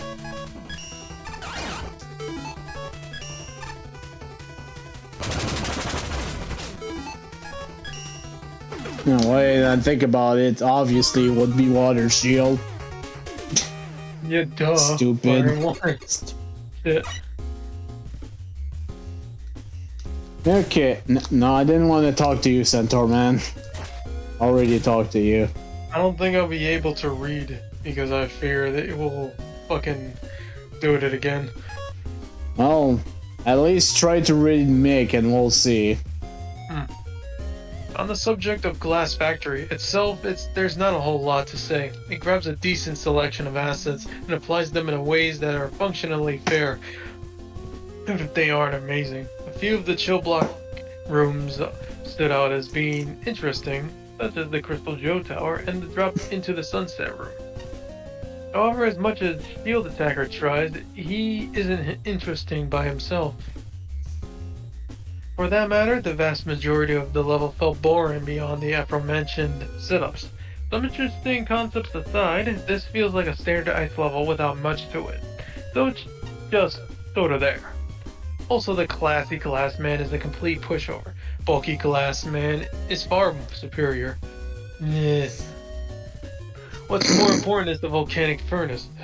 I get the feeling you don't read the rule about keeping yourself anonymous when making that quiz, because between the quiz relying on knowledge of who made the level and the reappearance of Magmal 2 entry, it's impossible to not know who made this. At any rate, volcanic furnace seems improved from Magmal 2. The guts lifts still have issues with desyncing, but the tile set is significantly better looking and the level is a lot more focused. It also has a more interesting boss fight than Glassman and just more interesting setups than Glass Factory in general. I ultimately enjoyed the revamp, although I wish you had tried to do it more discreetly. That may very well have led to a worse placement than the last contest, which is a bit of a shame. Yeah, you sounded fine on that one. Anyways, here's Shinryu. To quote Pyro from the previous contest, "Gee, I wonder who made this level, I can't tell." Putting aside the obvious for now, there is not a whole lot to say about the main stage itself. Enemies and gimmicks are introduced well enough, but nothing meaningful is ever done with them afterwards. Their placement are very basic and offer little to no challenge, which makes nearly every screen feel like an afterthought. There are two exceptions to this. The vertical room with Crystal Joes on both sides is one of them. Then there's the ice block room with this Crystal Joe to the left, plus the shield attacker floating above. Both these parts actually forced me to pay attention to what was happening on screen as opposed to just mindlessly going through enemies and occasionally stopping for a crystal generator. It makes me wish the rest of the level was just as engaging. This especially applies to the boss, who I'd honestly rank close to Toadman for how stunningly easy he is. Of course, this is all just in reaction to the main level. As far as the secondary path goes, I don't think I really need to go into detail on why including it was a bad idea. I think it would have been a better move to repurpose the concept found here and use them for the main level, since the enemies and gimmicks tend to complement each other a bit more. It's not that much more difficult than the main stage, but it's certainly more stretch with the Flame Gazer and Gust Lift.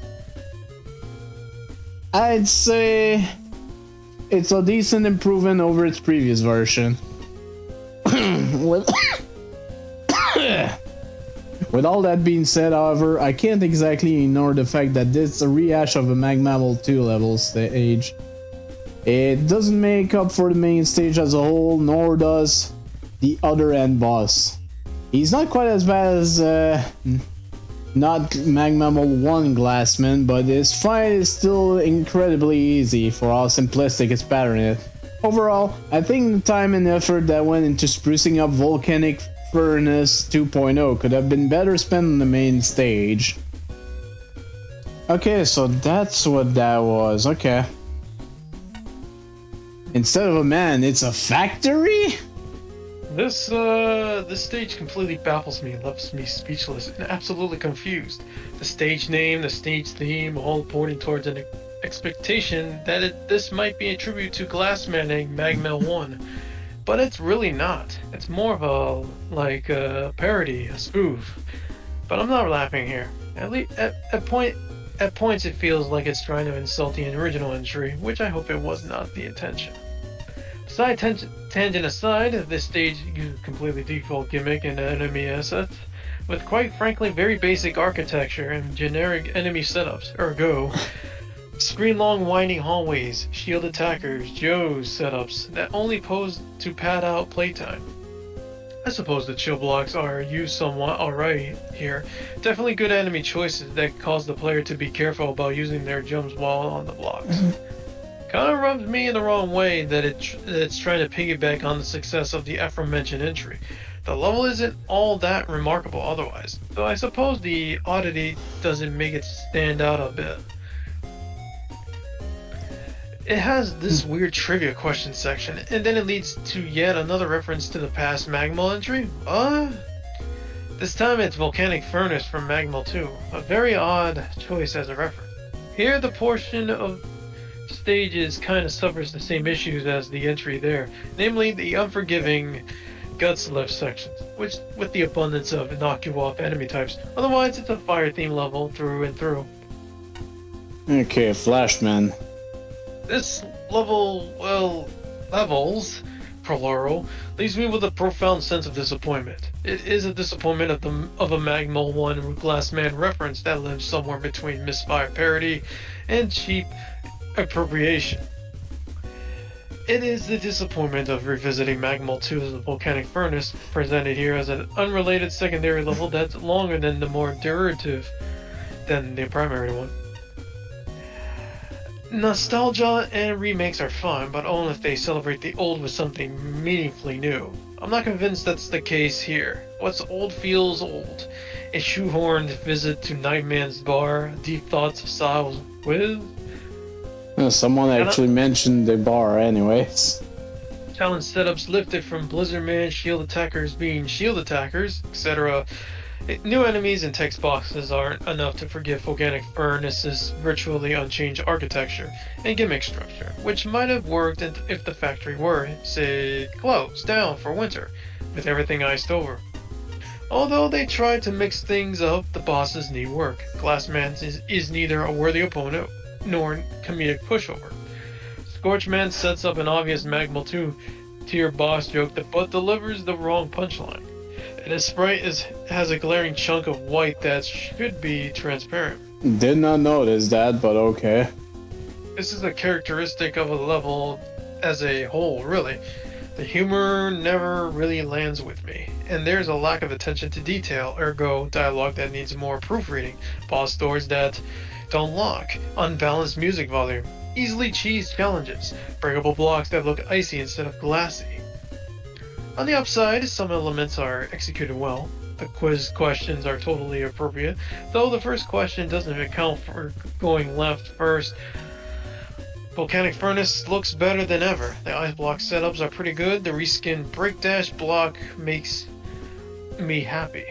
If this level weren't tethered so tightly into the past, and if it committed to a single premise, I think I might have enjoyed it. Yeah, thankfully, nothing broke out. You sounded fine for all these three things. What the? Hi, Game Trooper? Right. Welp. I might have overlooked the whole blatant spoiler of who this is if it wasn't for the rather cute question leading to the second stage. as the player and therefore also the judges if they had submitted before, so they just kinda beats me across the head with your identity. Also, we don't get the name of the submitter, so this was a fun 50-50 brute force death. Look, a stage that sort of attempt to remake another stage. 2 in fact, and I don't know how exactly you broke the tokens, but you did, rendering so much of the extra side rooms and challenges in the second stage all very pointless. You didn't do yourself any flavors by comparing yourself to the other much better Glassmen. I won't say it doesn't end up as a new unique experience, just saying it didn't help. The Squid and Mid bosses never really offered anything new, even when mixed with new layouts, so quickly wore out its welcome. But the biggest offender was Crystal Joe.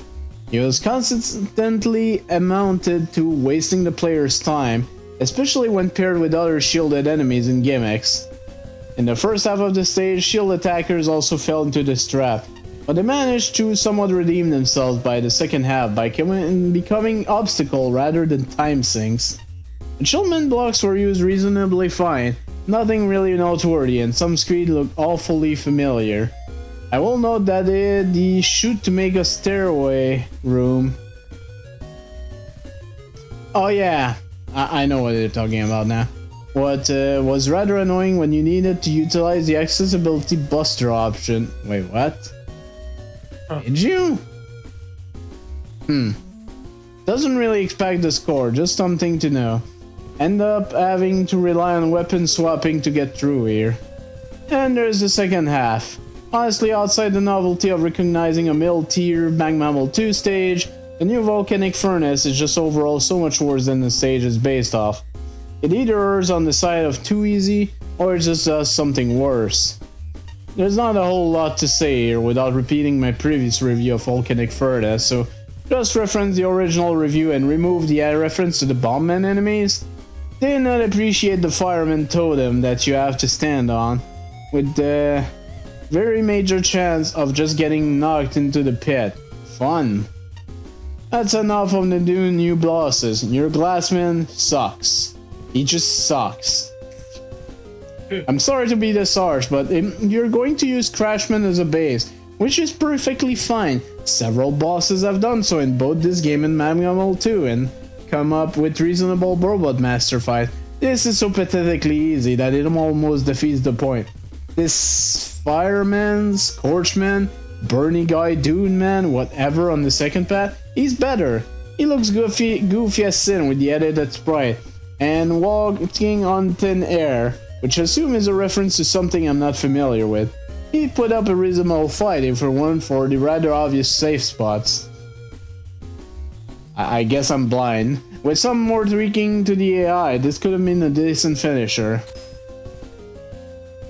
You know, I did not realize at first that this was I mean, obviously there was a Glassman reference, but I did not realize that this was actually a referencing stage to 2 others, essentially. I heard that something called storm surges cause quite the ruckus in sewers. Does that mean lots of people like me come here? I shall finally find my perfect match. Okay, it's Ace Spark time for making a boss.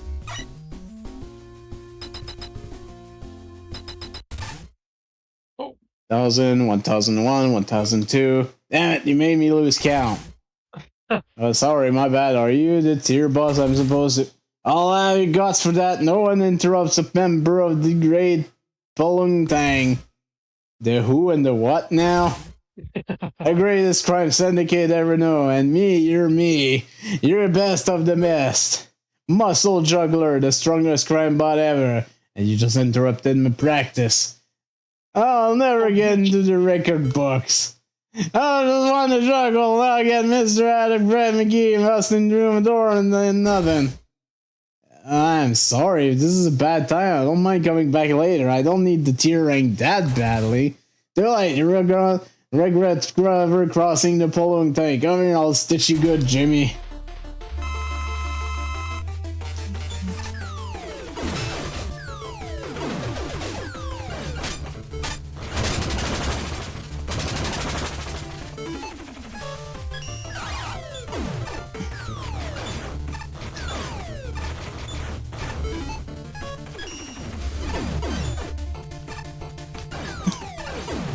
Oh, man.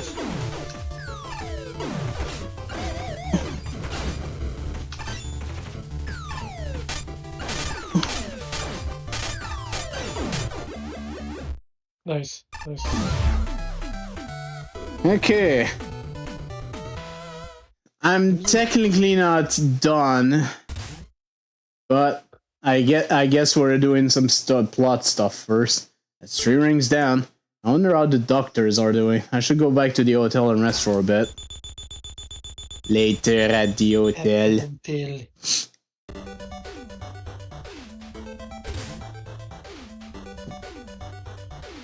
Things are going well. Yeah, alright. Always gives me a bad feeling. Just another one of Wily's traps. Been awesome. You've been great out there, Base Buddy. Or Mega Buddy. Much of the entrants are already given up because they're no match for the gauntlets. We'll have a good idea of who the real competition is. I'm glad you're into it, I guess. Dr. Wily found out anything about that upstart yet? He seems confident in there being a breakthrough soon. He's confident about most of everything, so I'm not sure how reassuring that is. I do suppose we'll have to trust him on this, though. I see.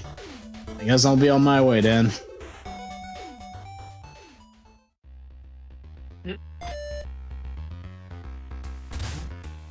No sign of Dr. Wily, or I guess Ernest. Must be busy managing the tournament.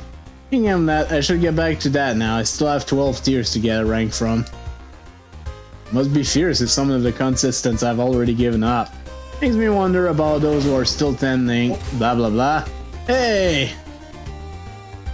Well, at least this place wasn't totally flat and barren. This is a hotel lobby. This isn't a safe place to be driving around. Could run into a human or wall or potted plant or...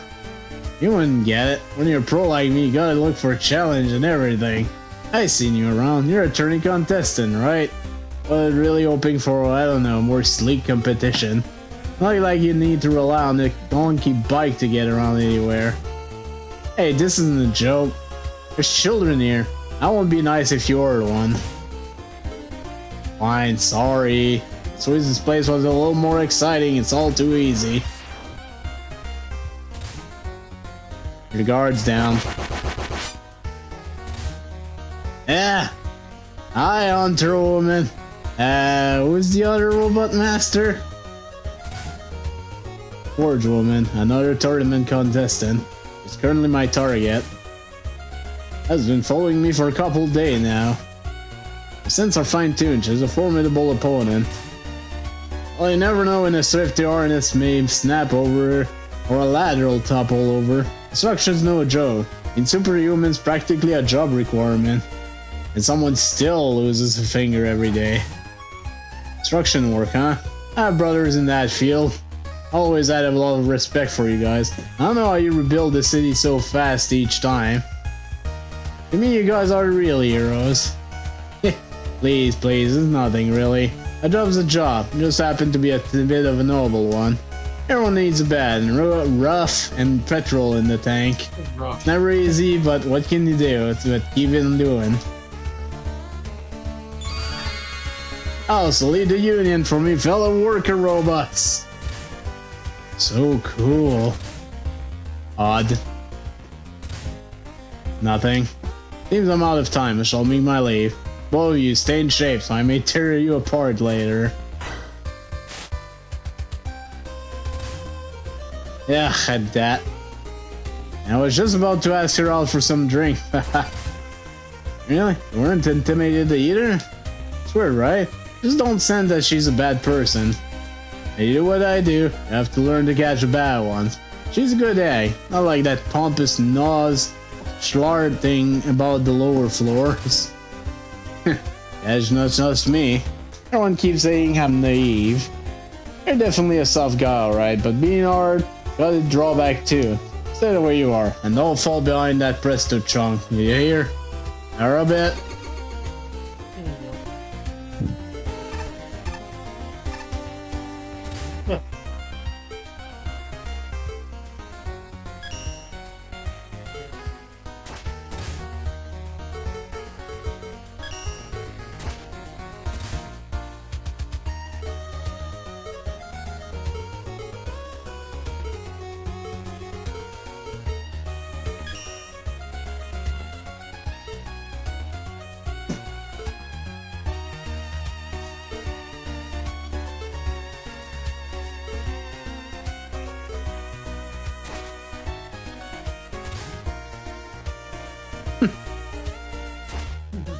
No tango.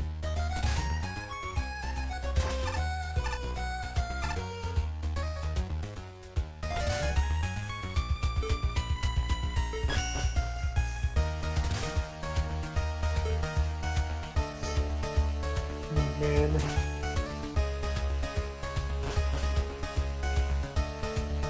Alright, let's get in our costume.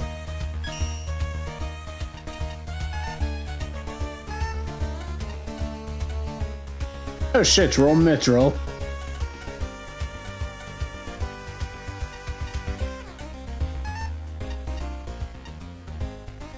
Cerno. I didn't think she would be in this game. That's awesome.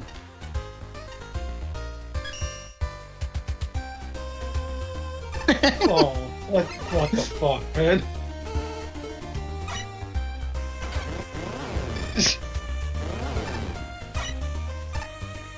Look at this. Dude, that would throw me off.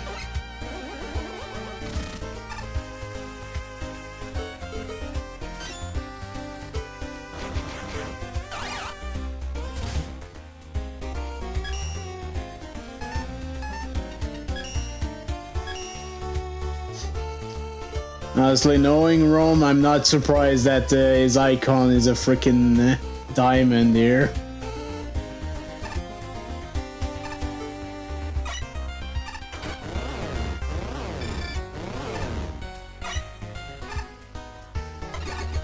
What's that supposed to be? I can't even tell. Oh no. It's a shiny.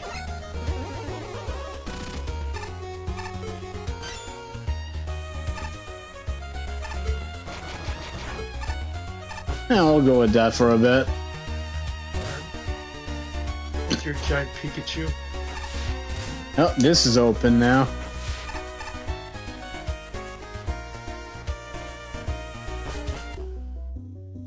Oh. A customer, huh? Welcome, welcome. Hey, it's you. I wasn't expecting to see you all the way in these parts. It's kind of a long story. It is completely legal where I sold to you during those two festivals. I wanted to continue down that path, so to speak. A certain someone found out what I was doing, barred me from being an official vendor. Old Eddie can never catch a break.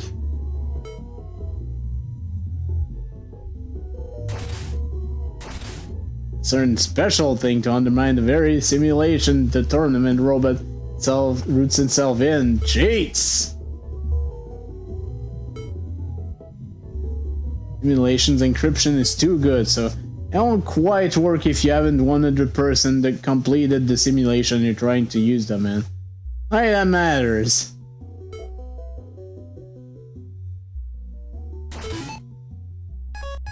Oh, look at that.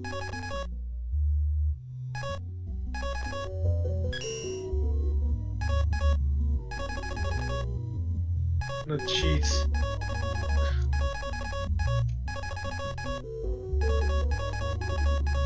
Shine Spark. In a speed boost when equipping Break Dash. After enough speed build-up, perform the Shine Spark. Ignore weapon loss. The boss iframes.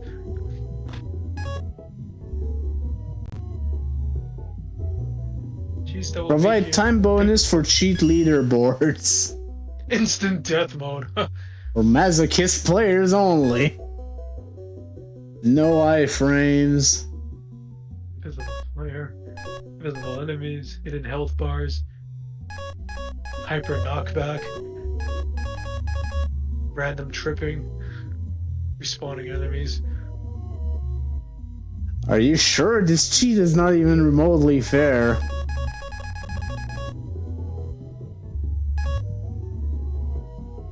Double speed. Wacky cheats. What do we got here? No, I'm backwards.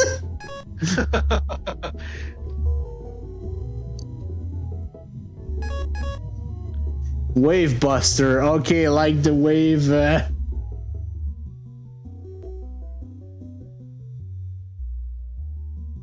Ah, nice. Someone else also watched Worm Metro. I started watching him for his Megaman Battle Network playthroughs and his perfect run back in the day. I still watch him these days. Sometimes. Bouncing weapons. Oh god. All of your weapon will move at a much slower speed. Rush bike. Not all levels will be beatable. Boss All explosion. enemies release a boss explosion. All explosions are realistic in both sight and sound. So boss explosion, so every enemy you defeat is gonna have the. What's this? A magma game with an underabundance of bees? My item drops full of bees, get hell! Of all the heroes, no showed brighter than Megaman and Proto Man. Leet, speak. Remember, it's all text to have a classic flair of arrogance. Fucking Leet. Special. Mirror mode. Oops, your entire screen, even text. Oh god, no.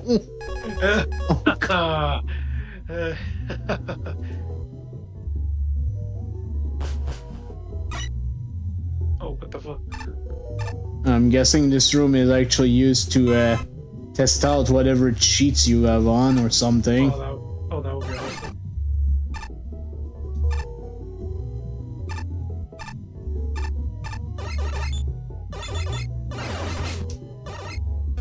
I just noticed he breathes fire.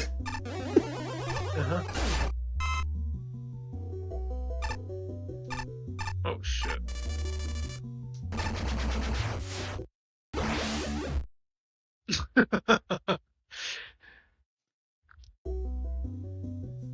Roar, I say. Or I say.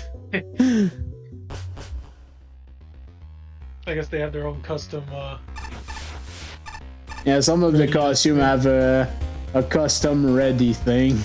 Dude, if I was playing this, I would play as Cerno all the way here. This is still closed.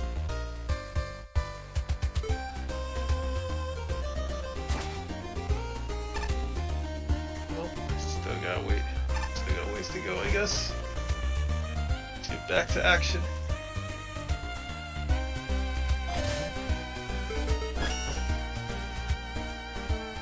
Alright, roll. There's someone behind you.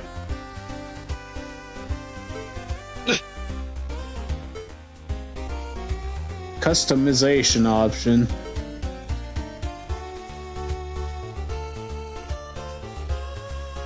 Oh, changes your my plush. Look at that.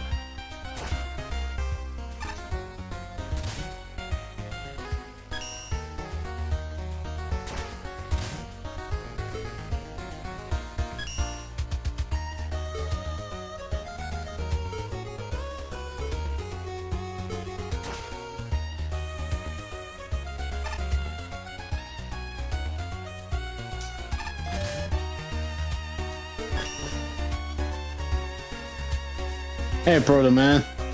The Proto Man.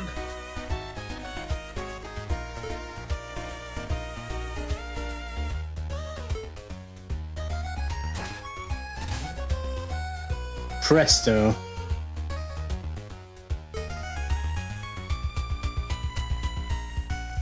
So this Rome Mithril is a YouTuber? Yeah, but I never heard of this guy.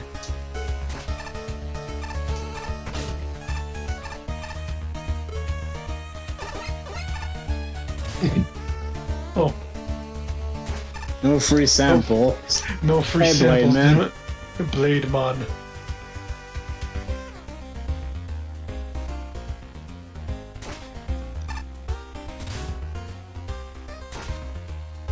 Yeah, 23 cups of coffee.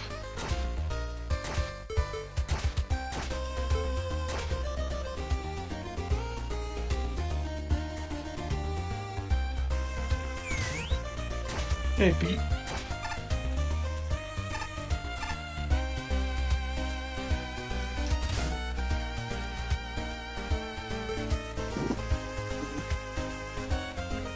We want Ernest Evans.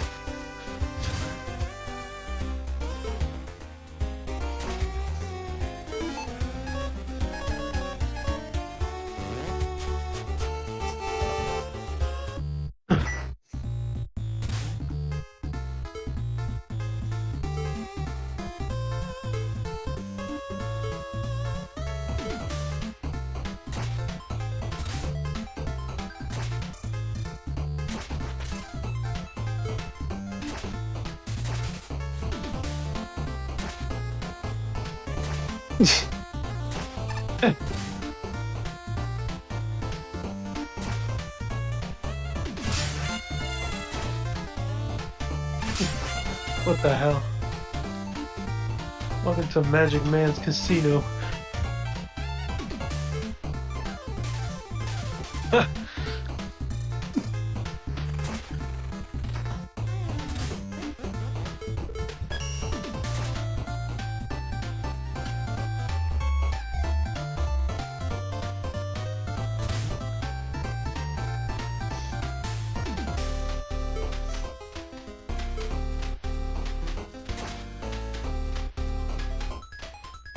I think all the tier bosses are gonna be on this floor.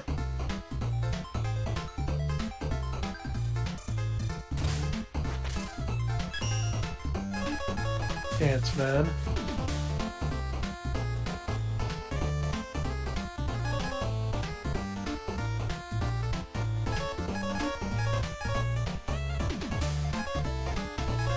Oh boy.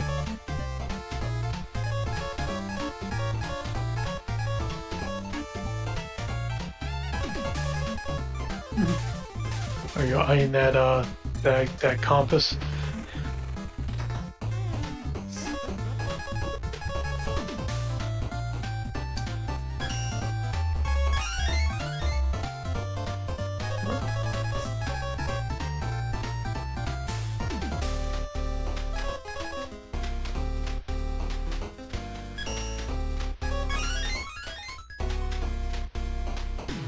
Alright.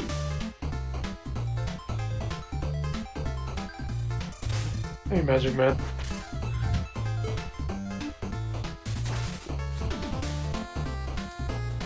Look at him with all that pile of the money he had.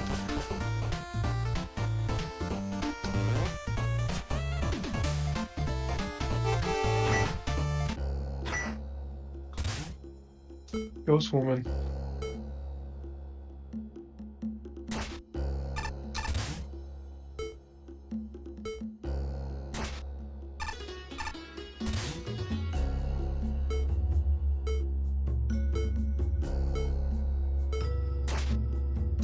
Whoa.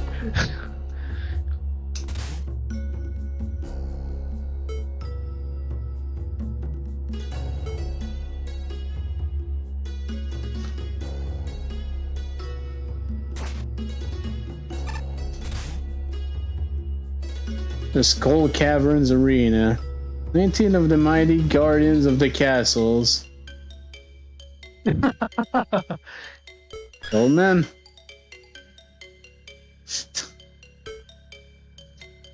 Ooh.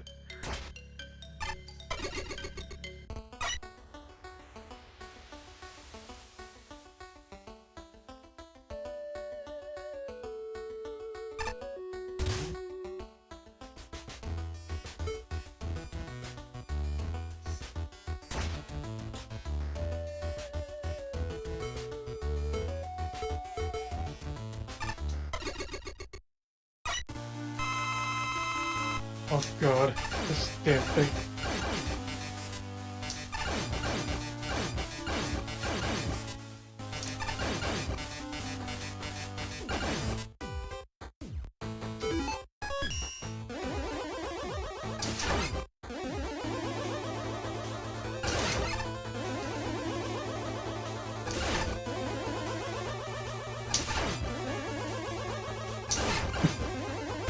Ah.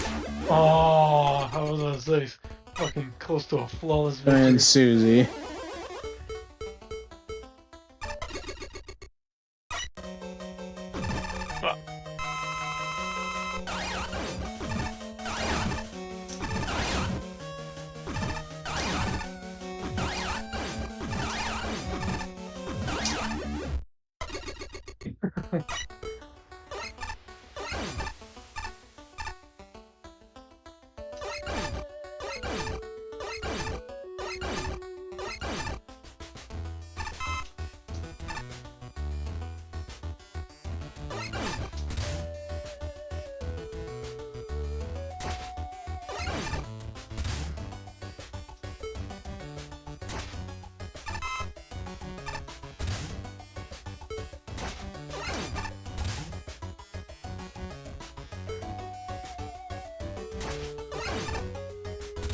What is this? Weapon save disc will let you bombard an unsuspecting foe with infinite ammo. Or that'll work on the last boss.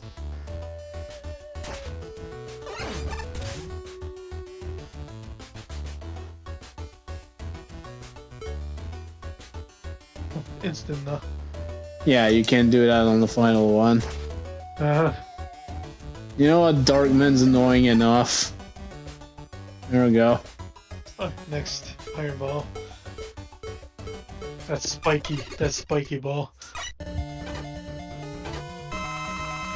Do. Good old tower music.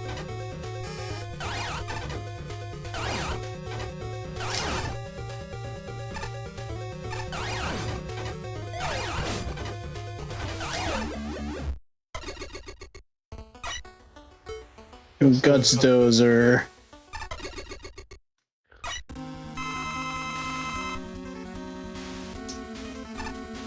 Where's my quick boomerang when I need it?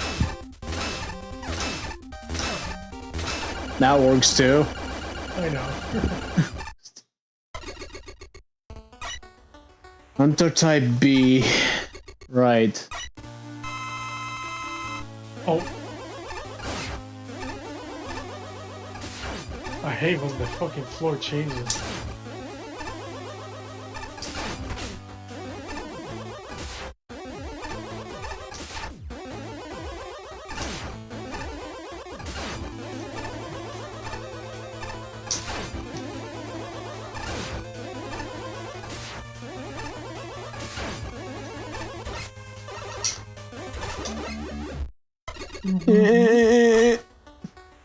Metal Daddy.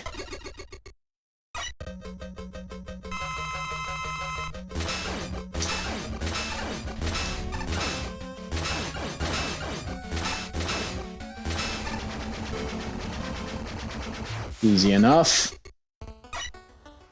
Blue beam trap.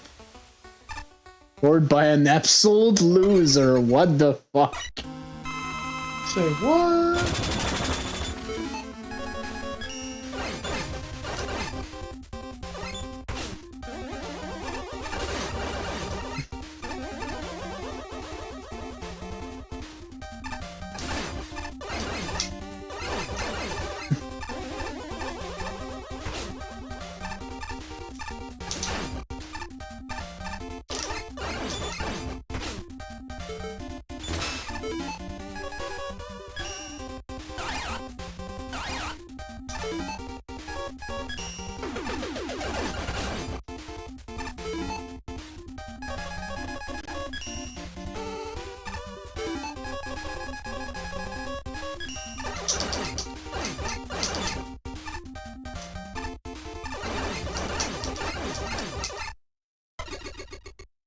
We need Crash Bomber.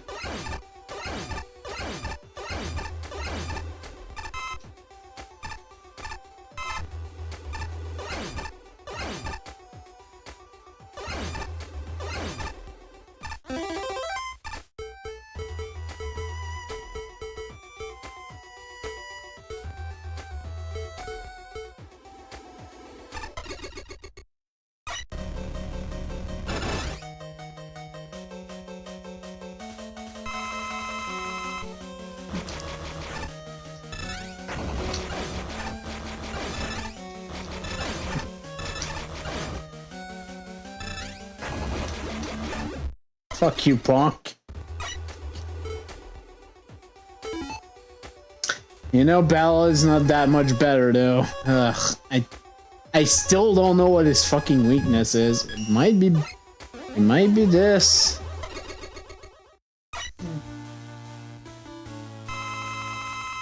I think it was that. Yeah, it was. Yep.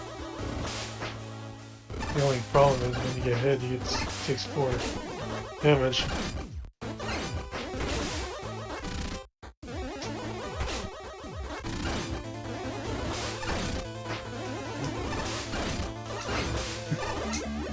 There you go. Alright. Enter.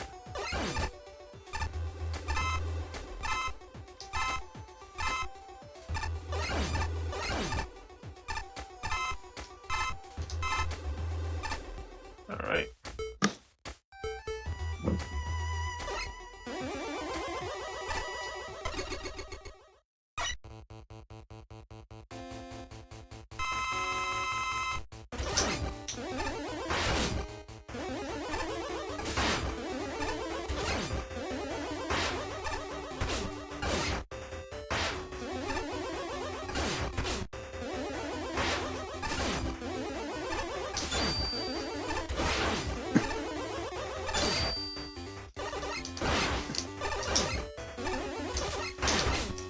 Bitch. There you go. Nice. Rounder. Don't remember what you are. Oh, this thing. This. Huh. Sick.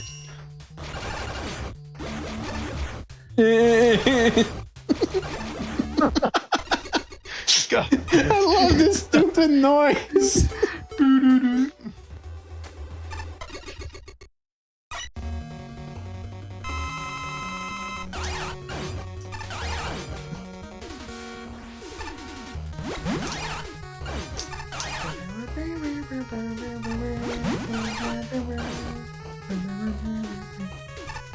God, it's specifically the one from Challenger from the future.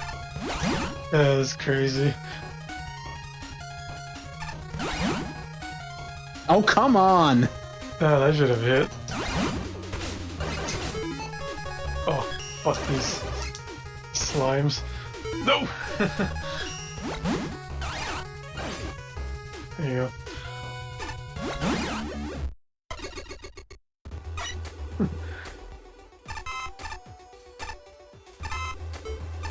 Oh, this is the, from 1, I believe, I think.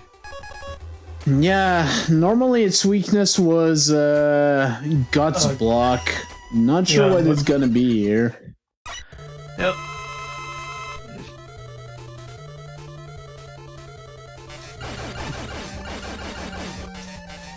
Well, I mean, it kinda works.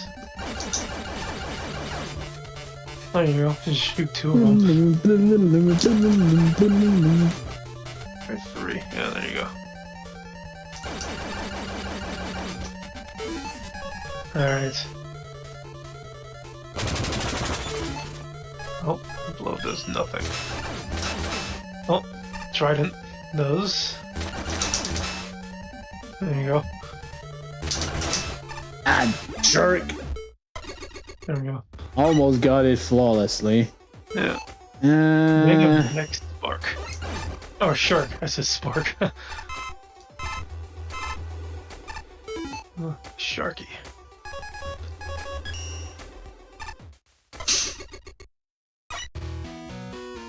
Doo-doo-doo-doo-doo. Oh, that's from 9. Right. Forgot about this damn thing.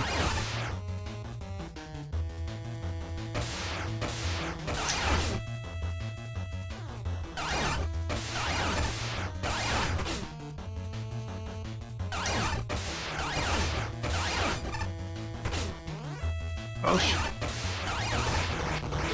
Oh.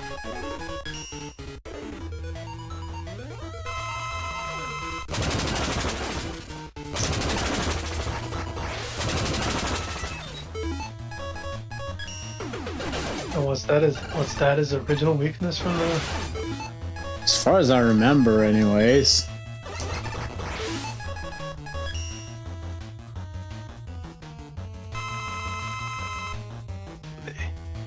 Time for the head.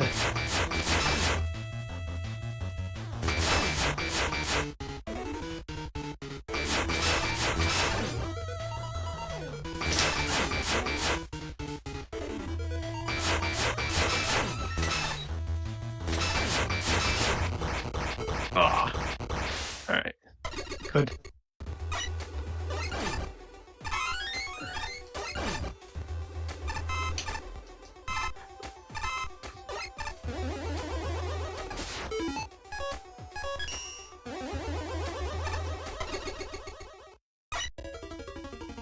Oh, from 3.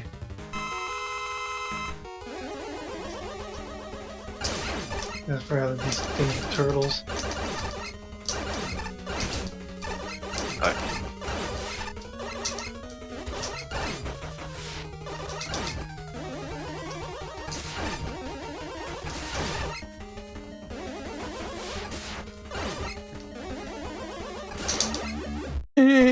Really? Oh, the Pico blocks. Yeah, from 2. It's those blocks. Oh, this fucking thing. Yup. No, we got no bubble lead here, though. Or lead. Okay, this does not,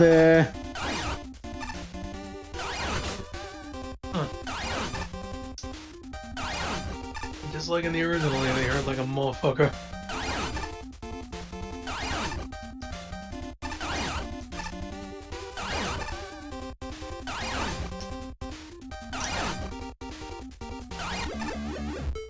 At least we have no seizure here, at least. Power piston. as long as I can keep the Yashishi for the end, I'll be fine. Which I think, speaking of, the end is gonna be the next one. What the hell is Power Piston again? I think this is from 6. Yeah. Oh, this... Oh, Noise is the boss, okay. We got no axe weapon in this. Okay, well, this works well. It does. Okay. Cool. Flawless. Thank God, I didn't feel like going through Noise is the boss. Flawlessly, what is that? Only one way we're gonna find out. Okay, so everything is refilled. Yep. Step into battle. Oh, hell no.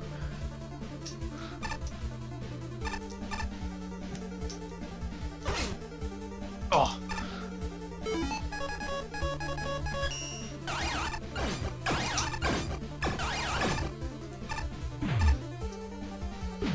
Oh. The heck is this? That's new. Oh shit. Look at this. Ain't that some shit? Ugh.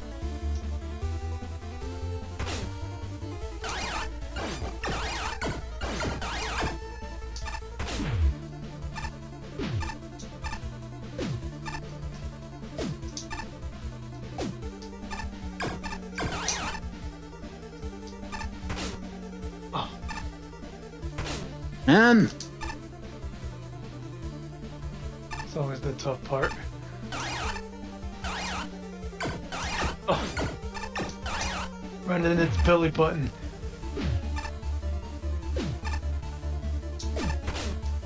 Can we use E-tanks here? Oh, wait.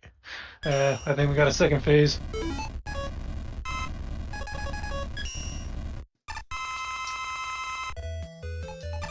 Oh, what the fuck? No! No!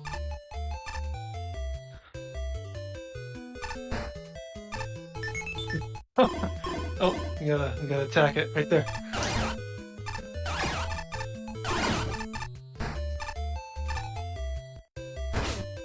Oh, Jesus.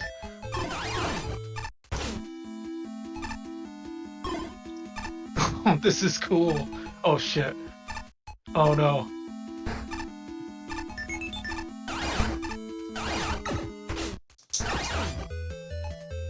You're kinda safe, question mark? Oh, no. He resetted the damn thing.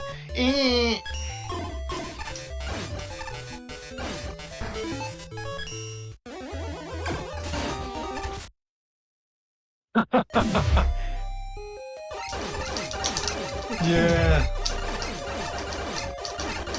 Ooh, I wonder what that costume is.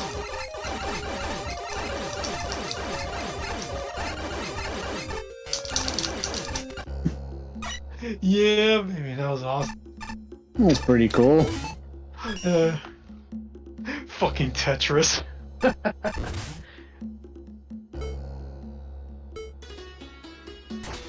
Wow, you just got I was Tetris. definitely Wow, not expecting that, that's for sure. Woo! Tetris!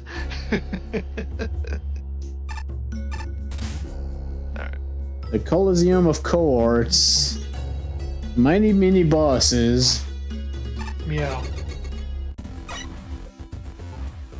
Wow, Why are these warriors all stars 1? Okay, let's see. I've got 1 head, 3 weapon energy. Okay.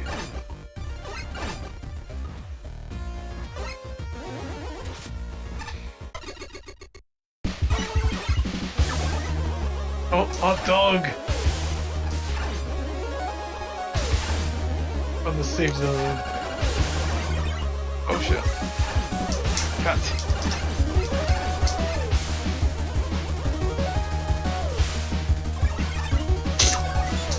Oh, the fish.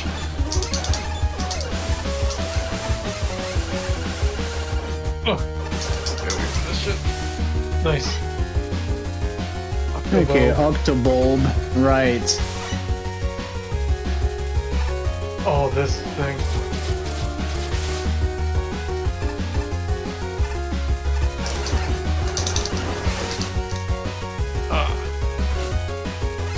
Would you? Yeah, those damn things can piss the fuck right off.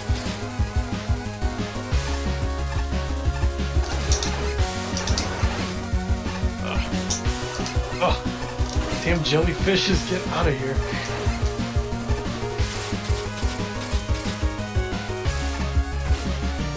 Oh, I can't even fucking slide. I know, because of the freaking treadmill. I know it's conveyor belt, they call it a treadmill. World All-Stars.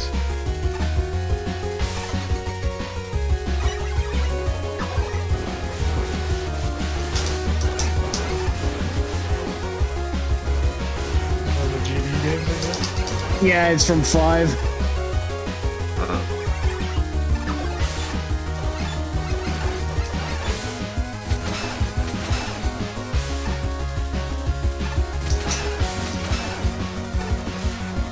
Alright.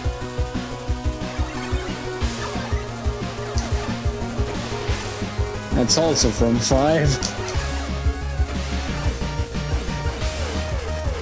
Yeah, like, you're better off with that because you can't really... Fix that well. Oh. Oh. There you go. button mashing skills.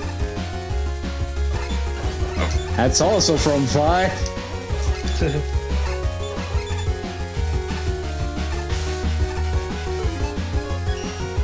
guys gonna open his mouth, I guess, or no? Oh.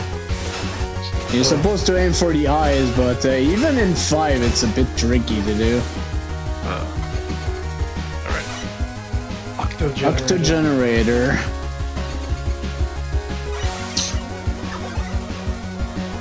I don't remember this thing.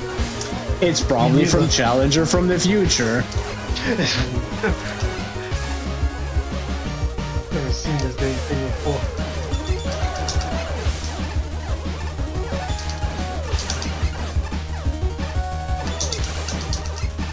Oh, that's pretty cool that the thing is deflecting. That's cool. It's back in Phoenix. That for a fact I know the weakness is this.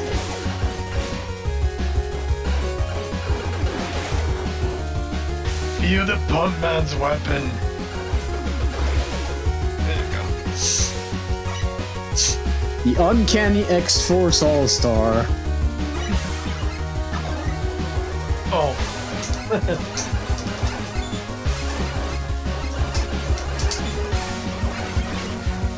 Aw. Oh shit.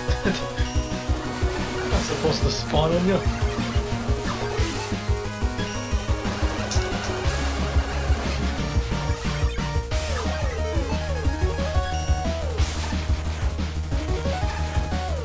Wait, what? Are you fucking kidding me? This is supposed to work. This is immune to that.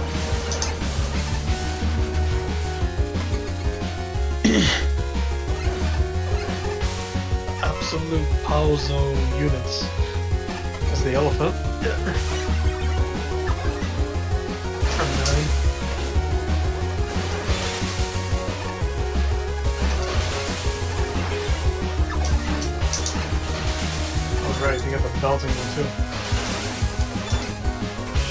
God fucking damn it!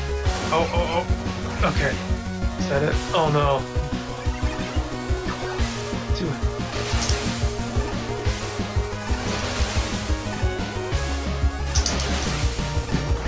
Look at you, ballsy, dude. My god. The 2 hits, Full Gear Guardian Artsar. Game Gear? Oh, 9.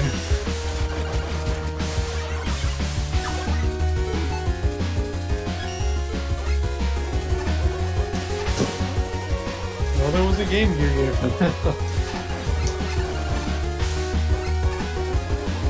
Oh no, that's what they were aiming for.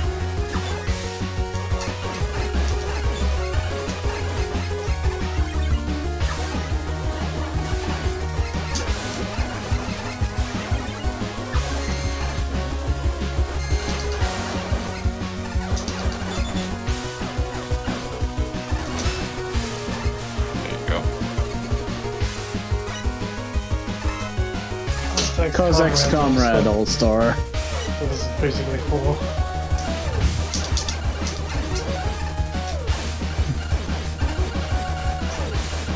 There you go. Nice.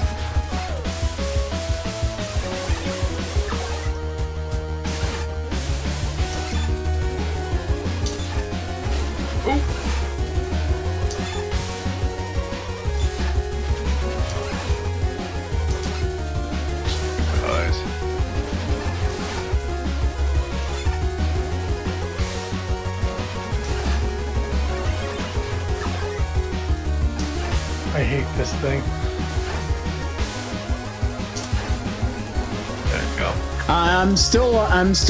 I just finished tier 3, so I don't know for sure. Oh, I did like the fruit one. It was pretty neat. No, oh, I know what this is. Oh, this was from 7. No. Oh, 8. Megaman and base. Oh, oh, that's like I remember seeing this shit somewhere. Okay. Nice. Easy enough. Holy Warriors All-Star 2. Snake Man.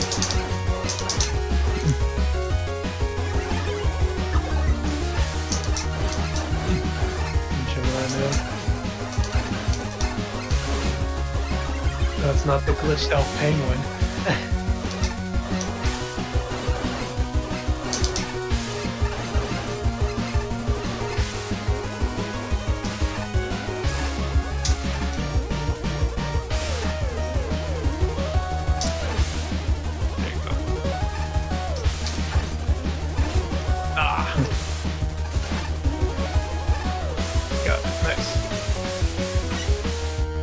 Pinky Dragon. That's gonna blow it away.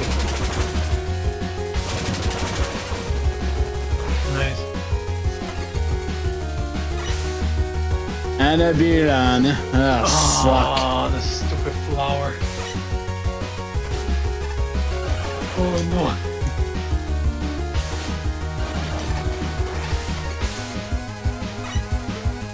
Stone ahead.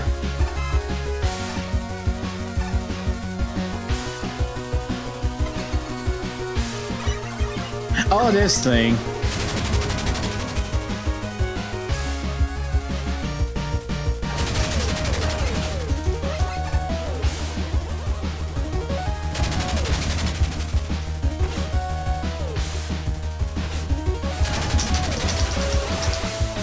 Also forgot it did a shit ton of damage. You know what? I don't remember what this is, and since I can't use this on the last thing...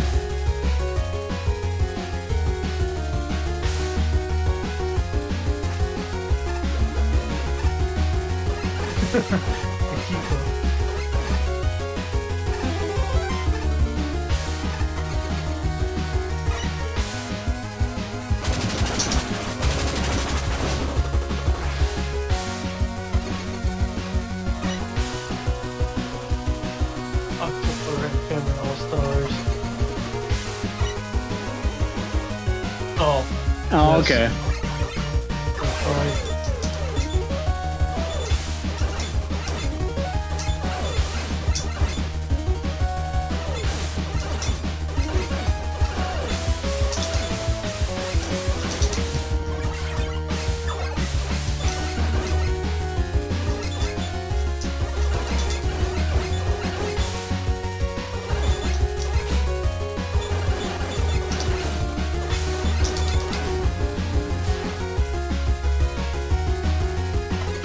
We are in the biz. Mention Warfall stars too.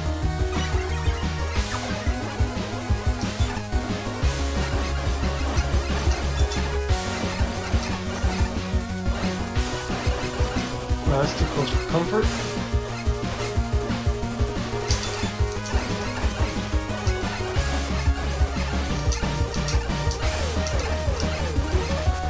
There you go.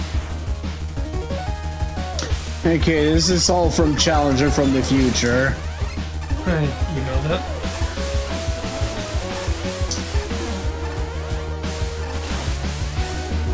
Fucking quick laser. And Radigan. And Oh, be careful, man.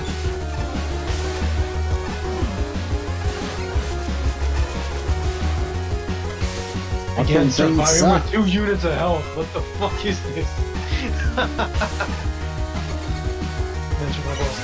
Alright, more Challenger from the future. Because you totally love that game. Ah, No. Getting attacked like fucking SpaghettiOs, dude.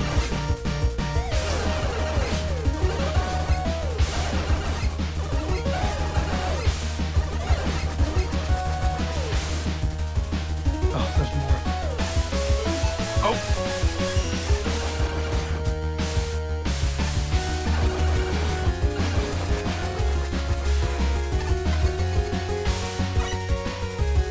Alright, Castle. Well, obviously you know which weapon to use here. Thank you, Revenge of Tri-Castle level.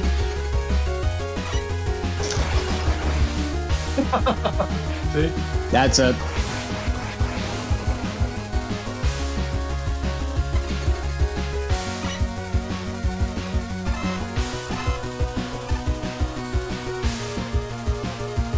Lucky Seven's All-Star. Megaman 7. Yep. Yeah.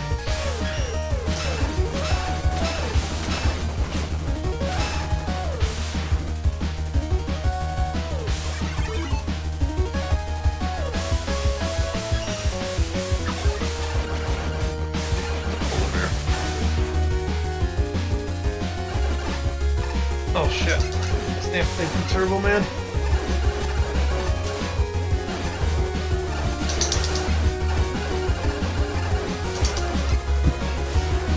Nice. Oh. Nice, you made it to the last step. Well done.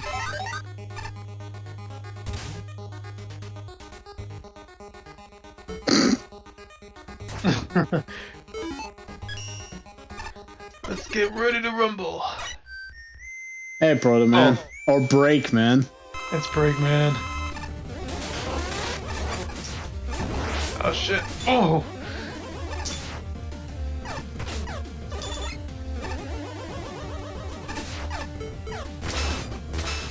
I was about to say, how about them try to so you can break that shield bullshit? Excuse Hey. me? Excuse He's cheating.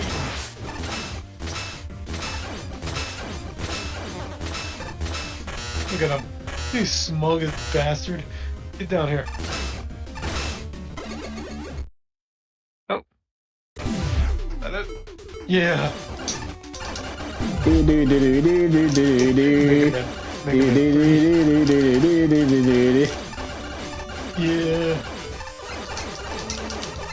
Not guilty! Yay! Yeah, I didn't use any tanks. Mm-hmm. Okay. Of us, matey. Wait, this is Aquaman. What? Aquaman. What are you? What are you? Lademan, Torchman, Oilman, and Sharkman here of this land. Oh fuck. Megaman 3 DOS reference? Oh hey, Uranus. Oh, this is like Robot Master. Oh man. Looking at the music too. An NES-ified version of the team too. Oh, that's awesome.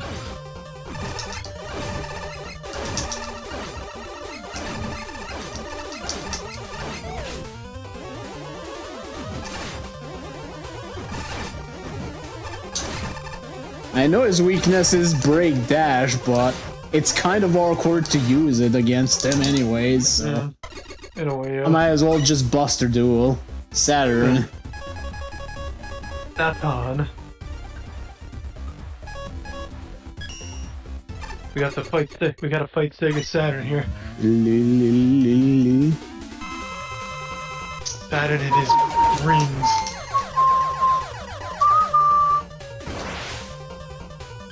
Whoa.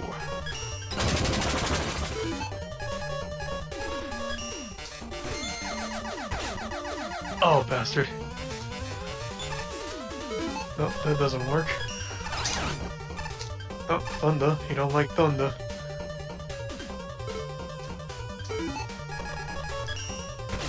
Dang it. Fucker.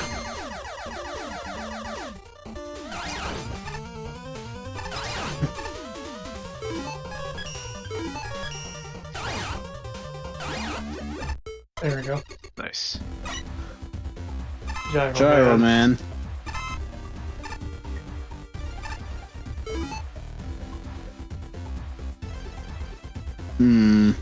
What was his weakness in the original again? Shit. Is it Crystal Man? Believe so, yeah.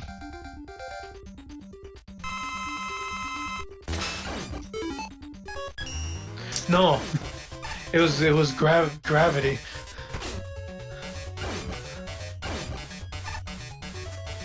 Yeah, his weakness was gravity.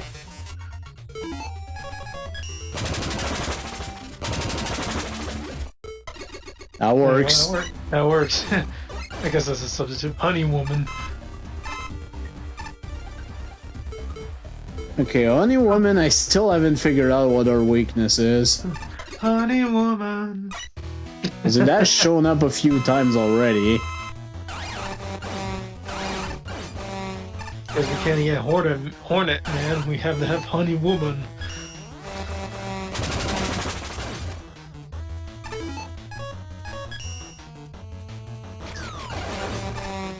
What's Hornet Man's weakness? I forgot.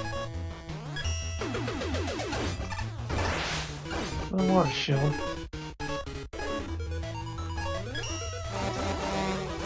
It wouldn't be that, would it?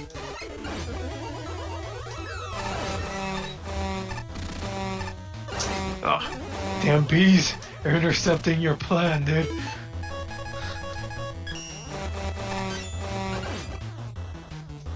The bees! Bees, my god! And doesn't help. Oh, I guess it is. Get hit. God damn it. Bitch! Here, have some pellets in your mouth.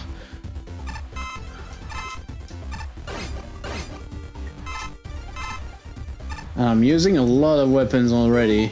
Bomb Man. Yeah. Honestly, Bomb Man, I can probably Buster Duel.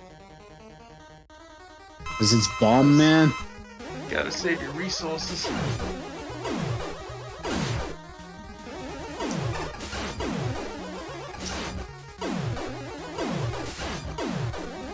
Too bad we don't have Fireman's weapon, but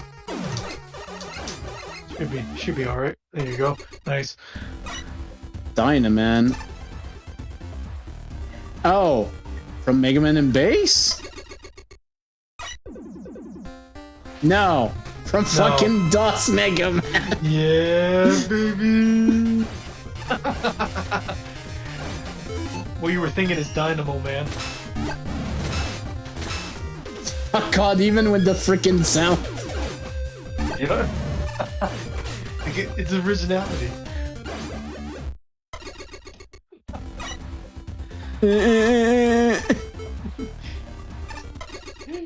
Even my explosion is beautiful. Man.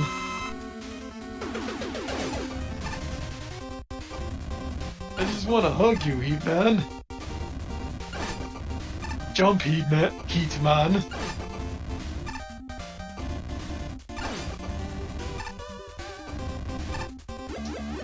Flawlessly. Listen, man, I'm 6. Let's try Thunder, going with the idea of Iceman being weak to it. It does too. Halfway. Nope.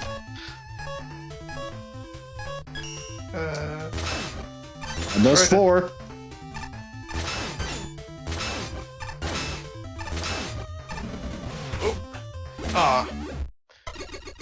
You just had to give a last hit on, huh? Hey, we've seen that portrait a lot. I wonder why.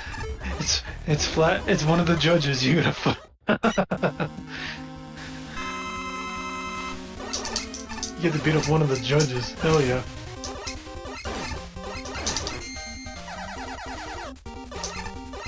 Dude, that'd be awesome if we could fight the judges in this game. Yeah, that would be cool. Just like one way to take out your frustration on them for rating your stage very bad. Come on. There we go. Shit. Oh, I suck so bad. That's bad. Yeah, I have 3 of these. I should be okay with Dustman, since Laser Trident pierces.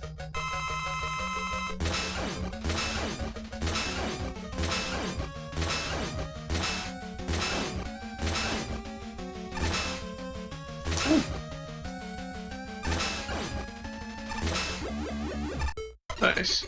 Flawless. Fake man. God, I can't even beat you in the original game. How am I gonna beat you here?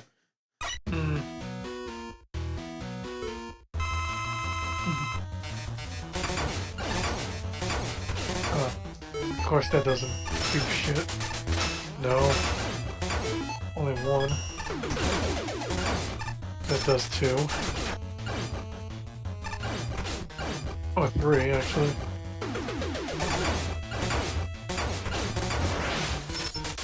Oh. Oh jeez. Mercury. Yeah, I guess I'm gonna use one of these. Mercury... Yeah, should be fine. As long as I don't get hit.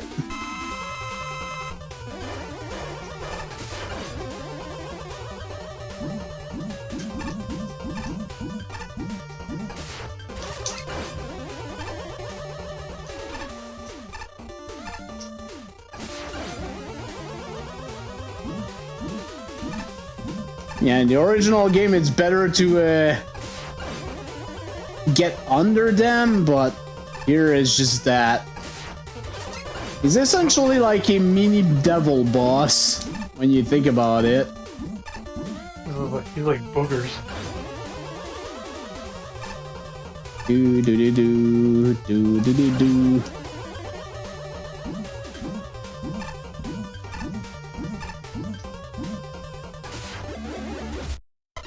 Flawlessly. Right. Flawlessly. Hard, man. Haha, hard, man.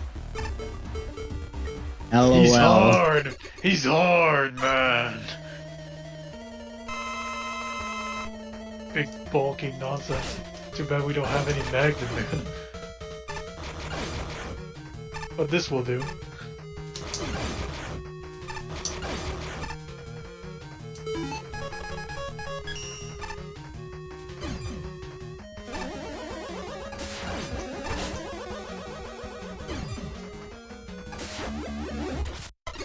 Yeah, baby.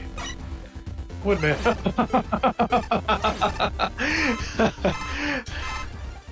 I am reminded of that fucking shit you posted the other day.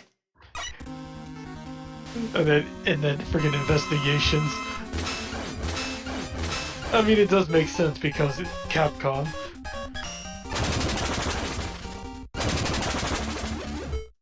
God damn.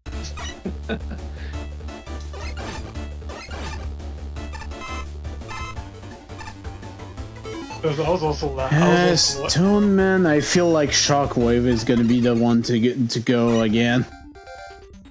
I was also laughing at work the other day when you were saying like. Nope, I was completely wrong.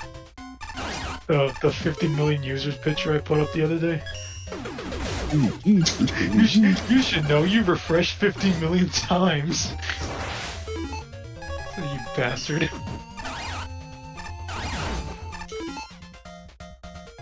Yeah, what have I not tried yet? I guess I haven't tried Ice Wall. That doesn't do much. Oh god. God, that's what his weakness is! I mean, you're... Oh, well, I should not say anything. Oh.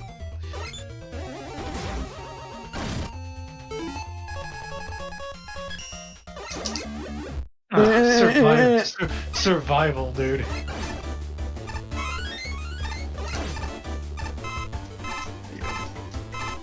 Commando Man. Oh God, Commando Man. Another one I haven't figured out what his weakness is in this engine.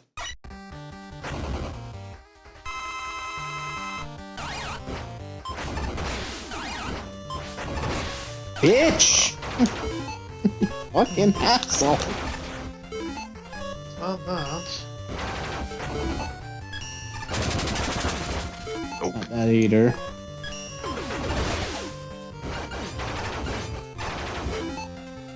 Oh, he just shrugs that off.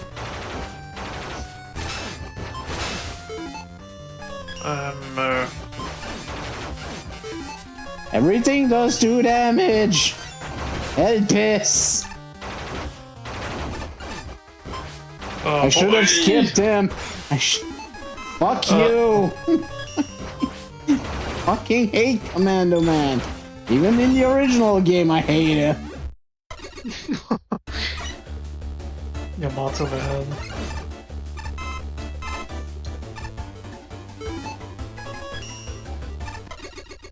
Actually, I think Trident was good for him.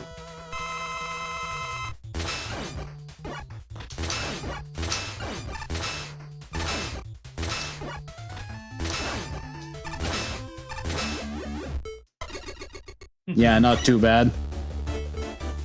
Well, Pretty good. let's actually beat him.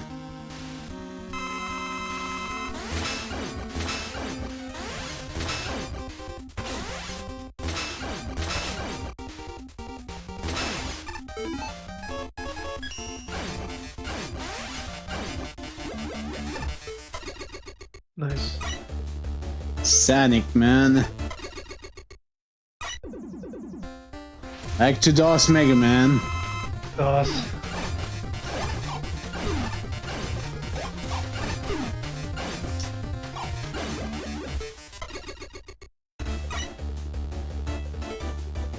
Another one whose weakness is Spark Chaser, as far as I know.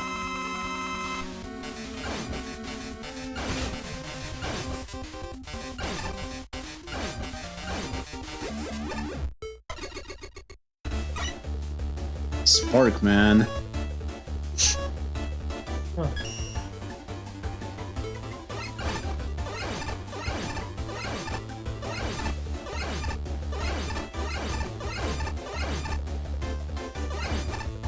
You know what? Let's have one skip. Dengen Man, right? The Bullet Man. Bullet Man. Challenger from the future. Dangan Rompin Man. You know what? Infinite weaponry. Let's experiment. Dangan Rompa Man.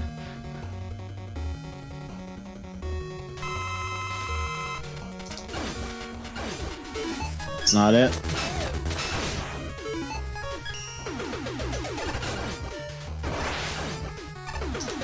Oh god, that's his weakness.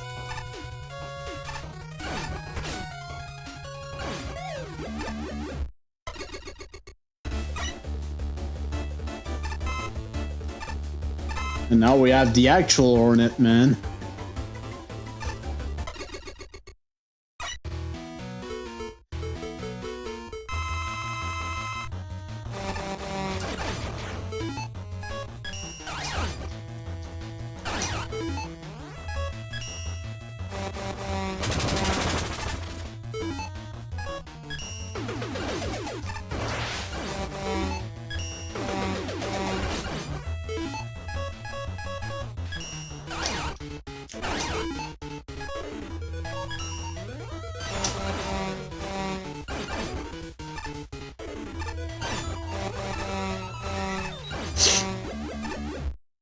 That works.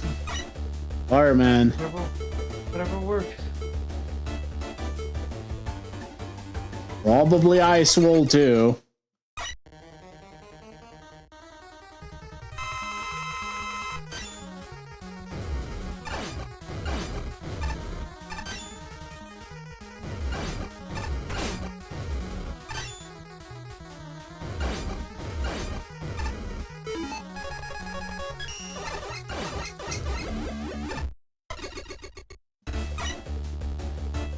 Solar Man. Well, we have his actual weakness here, so.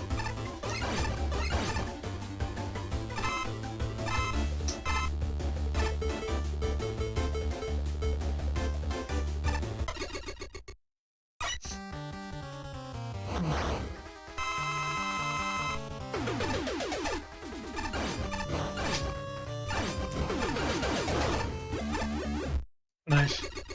And was his actual weakness is really not that bad. Oh fuck, really? Oil Man. I didn't know this guy was programmed in.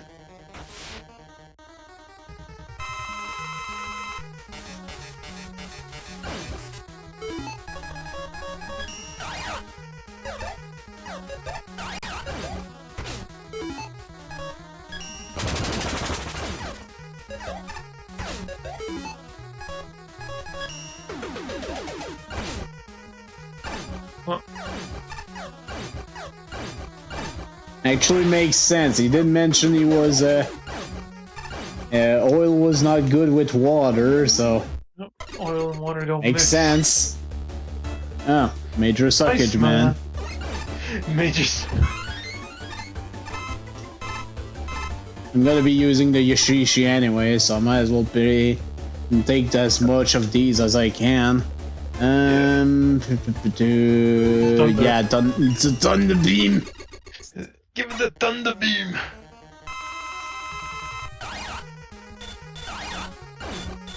There you go.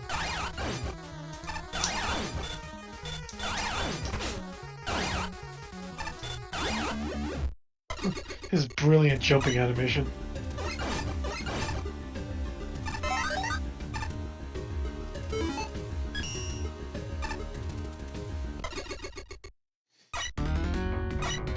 Oh, Terra.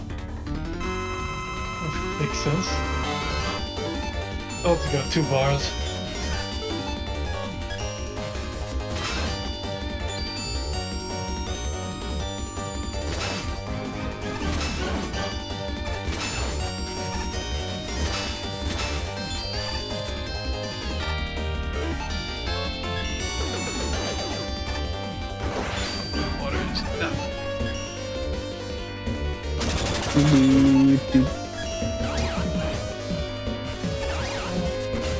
That's not an attack you used to have. Oh fuck. And bam. Ow.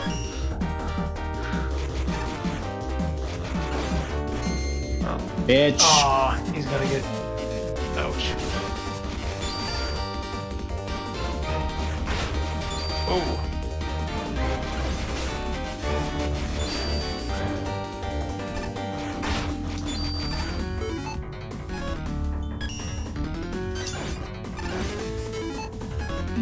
to make him land on it.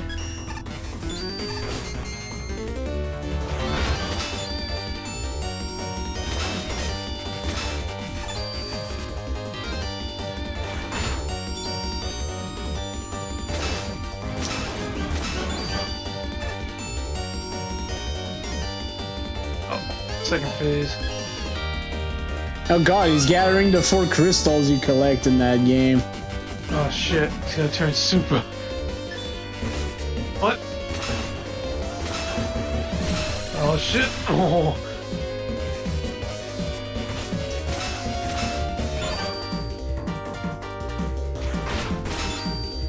Oh.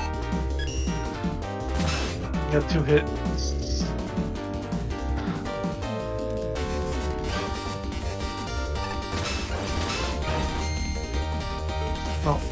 Better use it.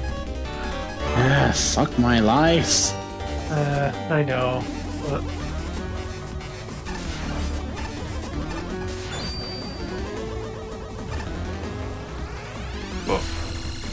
Oh. Wait, what? He's destroying the ground. Also creates extra balls of energy. I didn't even notice. Chill out, Terra.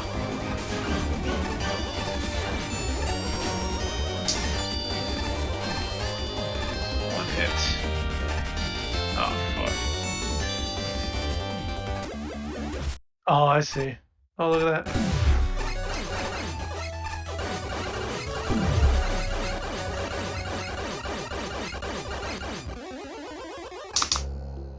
Oh.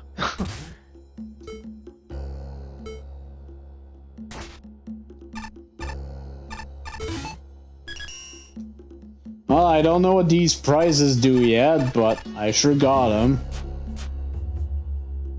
You got some costumes and all that.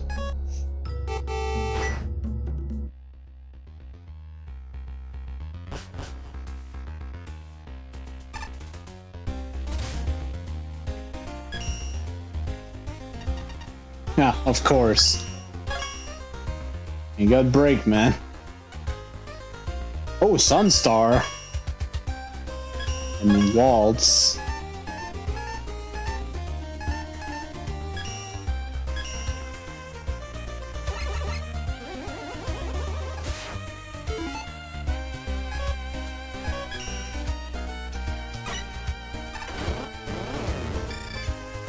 Isn't that Trey and Reggae?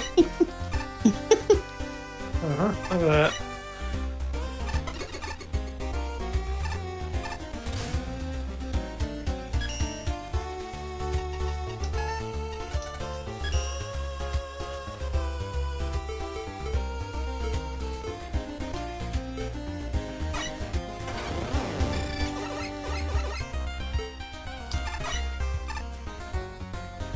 I think it's just the default one, unfortunately. Oh well. Well, I can go at Sunstar for a little bit, why not?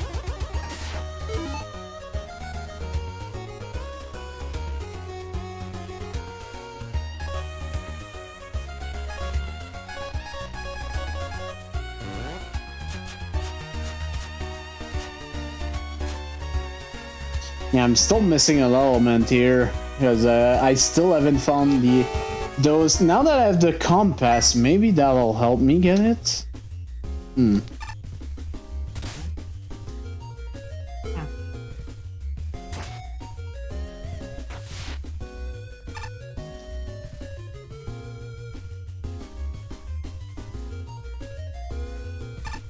Oh yeah.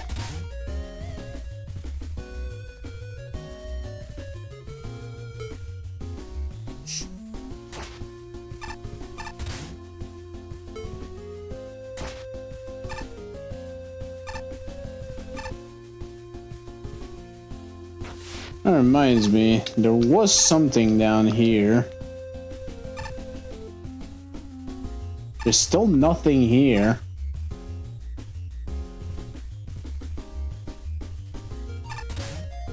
Didn't mean to look at that.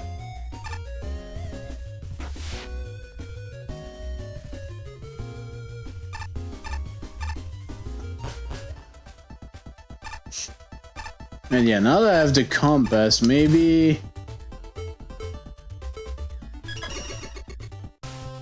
I can actually get the thing.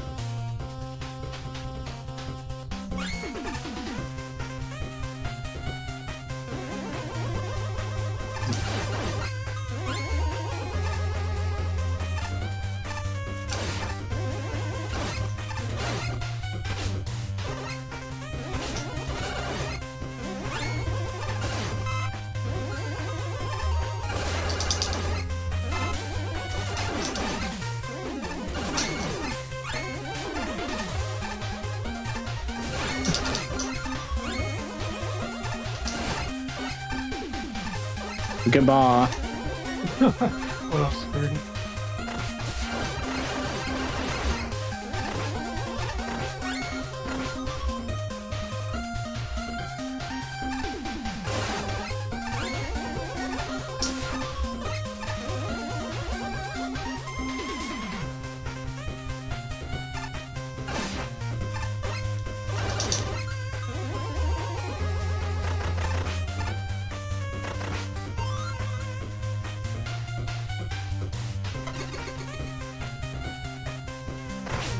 Yeah. Did the same mistake as earlier.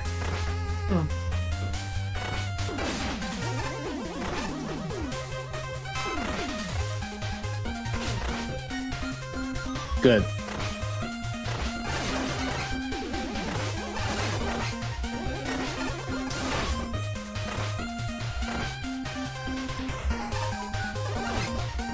Huh?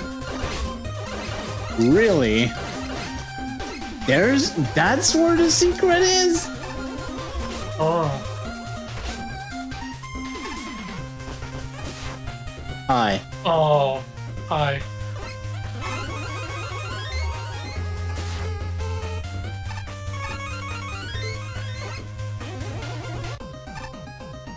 Hi, plant man.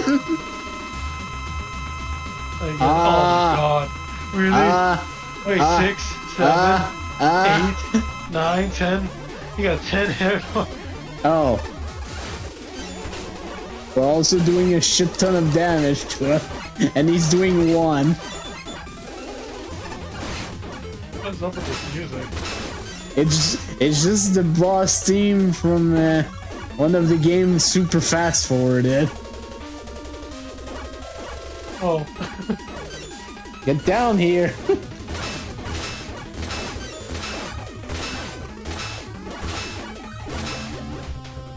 Oh my god. Okay, that was very silly. What in the fuck was that? I approve. This was silly. Good. I did unlock another costume though. Alright, that's cool. Guess we're going back. But at least now tier 3 is actually complete, so.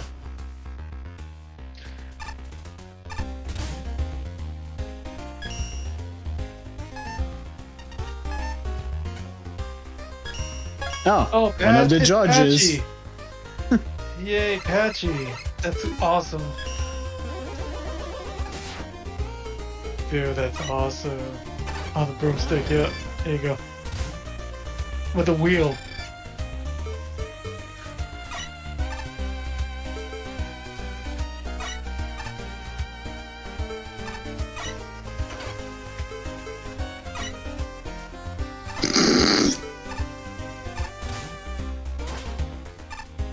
Oh wait, is there a description for all of the costumes? Oh god, I gotta see this now.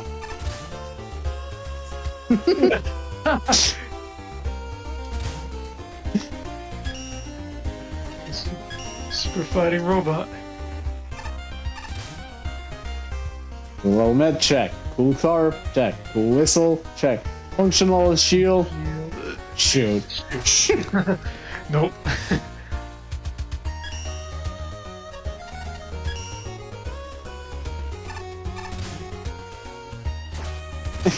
Okay. Oh, functional shield. Oh, for crying out loud.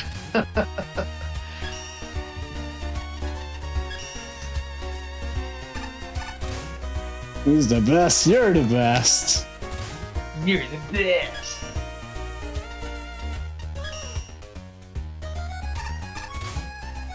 Vintage outfit from 2000X, never go out of style.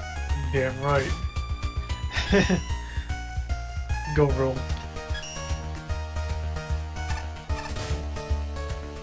Makes me want to brush my teeth.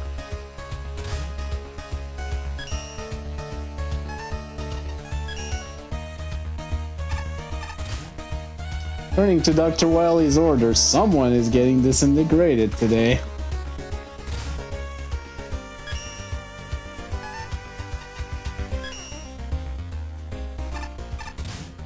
This is a good luck. Who would want to reprogram their display module to look like anyone else?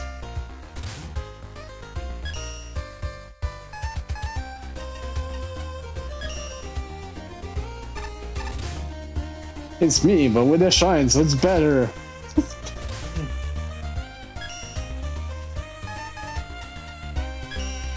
Yeah, Me, NRL. it's me. It me. Okay, I think those are custom costumes, so I don't know if those will have anything. Oh, maybe they will. Mirror, mirror on the wall. I'm the strongest 9 inches puff. Of course, that's her. She is like the fucking biggest ego ever.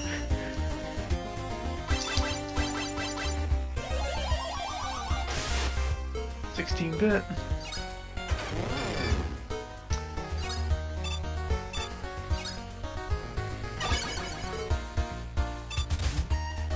Is this me or do I look like kind of... Oh, something's not right here. Don't really see it.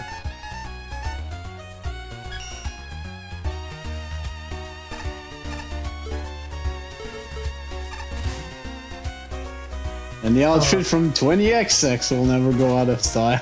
Now it's 20XX this time.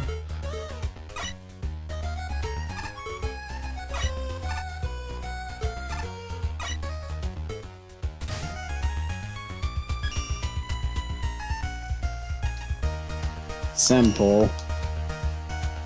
I'm guessing it's just...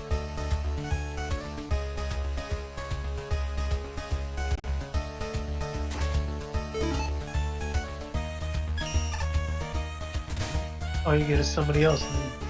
Nobody else but somebody. Alright. Well, I'll have to remember that when I find more costumes. Who do you want to be this time? Oh, I saw one of the silhouettes. Oh, they actually put him in there too. I know one of them. Hey, is no, Megaman. I'll have Breakman for a bit. I saw one of the silhouettes. I know that one of them is Mega Pony.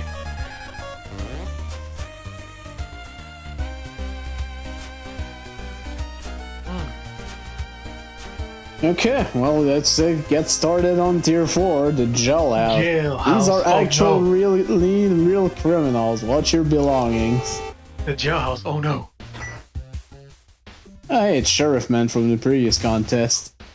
Howdy, Breakman. Welcome to my old jailhouse, which just so happens to be another gauntlet.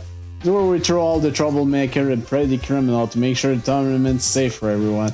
Pay no mind any of his jail varmints cause any commotion. Oh, you varmint!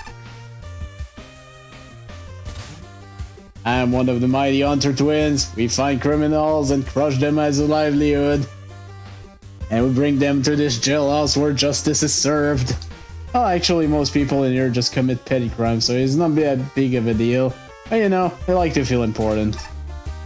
I am one of the 4 Hunter brothers. Okay, Brightman Remix 40.35 would have been 65.35 if not for the 25% penalty. Time penalty, huh? But Legis, I know that's a character from 7 Saga, anyways. 1 element, 1 token.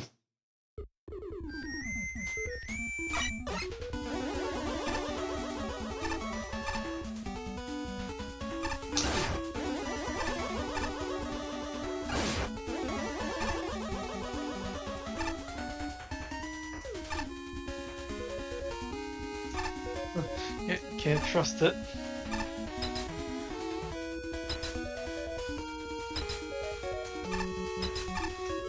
Whoa. That was close.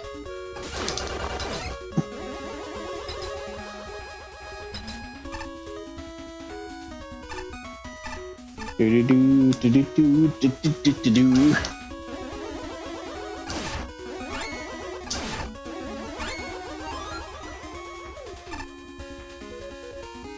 Okay, at least this is a checkpoint. Thank God, too. Like, oops. All right.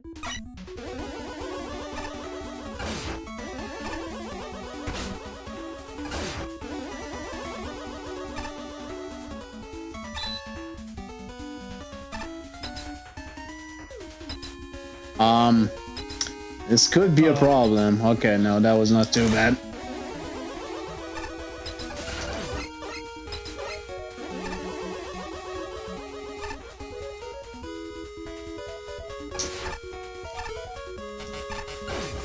Oh, come on. You shouldn't be able to go back. Minus 5 points on that.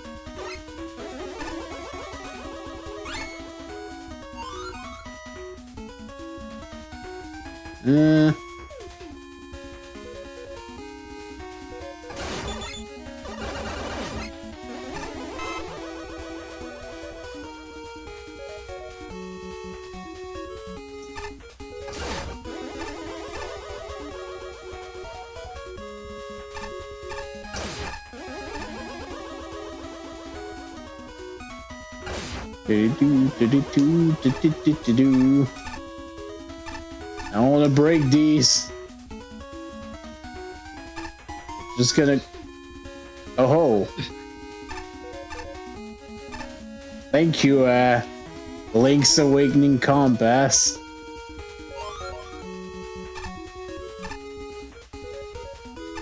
Oh God. Oh God.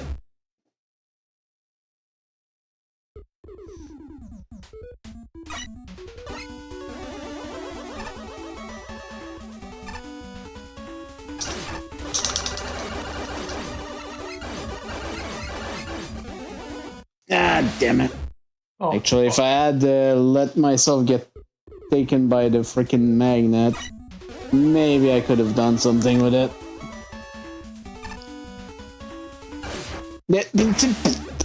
oh, what the fuck? You shouldn't have started. What is this? Okay, that was my fault. Oh, well.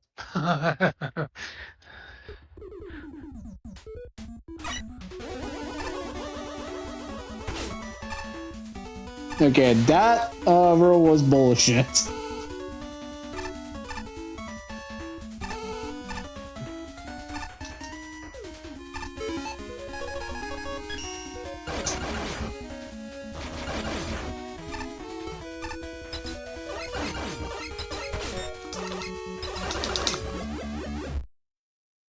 Ugh. That is quite a pain.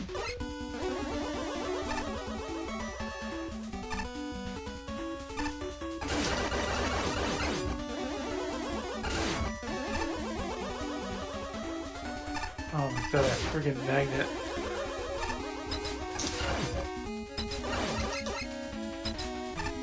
Yeah, there we go. Oh God. Oh, the chip. Oh, what the Jesus. fucking fuck? Oh no. Oh no. How does one, Now use this. Yeah, you could. There you go. Good shit, man. Nice checkpoint. Thankful. Thank you. Okay, well at least I don't have to worry about a token. I lost my face. I lost my face.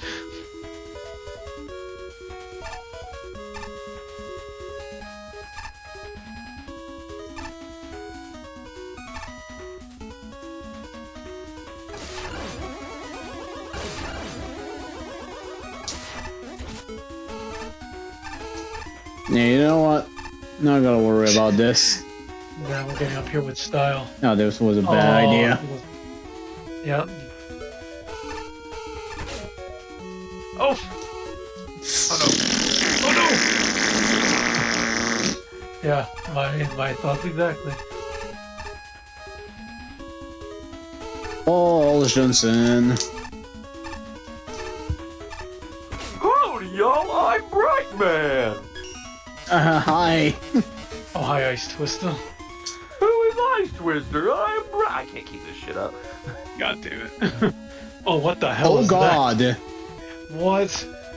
Oh, welcome to Fuck. This looks all kinds of terrible. Oh no! Oh no! This looks all kinds of fucking terrible. You know what? I don't feel bad. I don't feel bad that it got a 25% time penalty. Because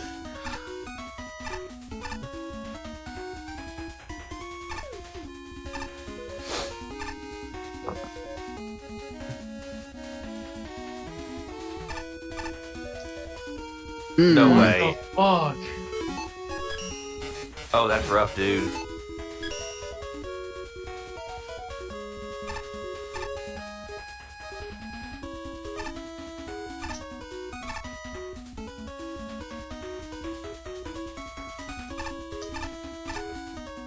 Man. Oh. Just a bit off. Okay, so it's doable, but oh my lord.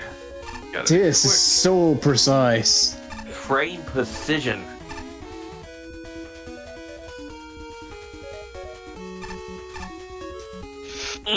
Shit. You can almost kind of see it off that first jump. Yeah. That is fucking rough. Damn.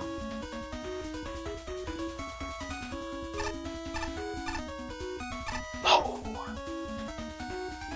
You run out of magnet weapon, huh? Jesus.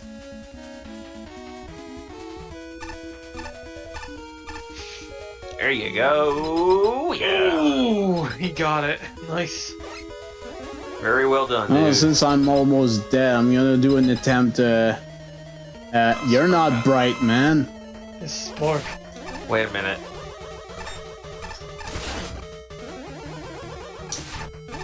It was supposed to be Brightman, right? Yeah. It's the level's called Brightman Remix, so you'd think it would be Brightman, but apparently it's not. It's Sparkman. I decided to change my name to Sparkman. Now I'm full of electricity. I control it. Look at me. Ah, damn it. Oh! I can't control my voice cracking. What the hell's wrong with you, Brightman? Drugs.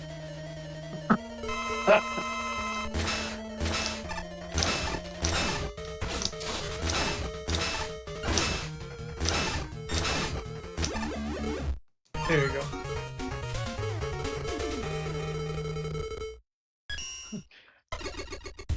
Yeah. Okay, well, let's see what the judges said. Remixing an official Megaman level. That's not a high score with creativity, point blank, but if the goal was just to make a fun Brightman level, well, this isn't terrible. The remix does a lot more with batons and Brightman's platform than the original did, and the result can be entertaining. I particularly enjoyed the final climb, the token room, props for that checkpoint, and the first couple of crickets. That being said, the last cricket section, if you don't go for the token, is downright annoying. Mostly because of the 10-second wait for it to hop through the spike corridor, followed immediately by surprise elected. That was a damper on my enjoyment. In fact, the level's core issue is the number of surprise/poorly placed enemies. Just like that lightning.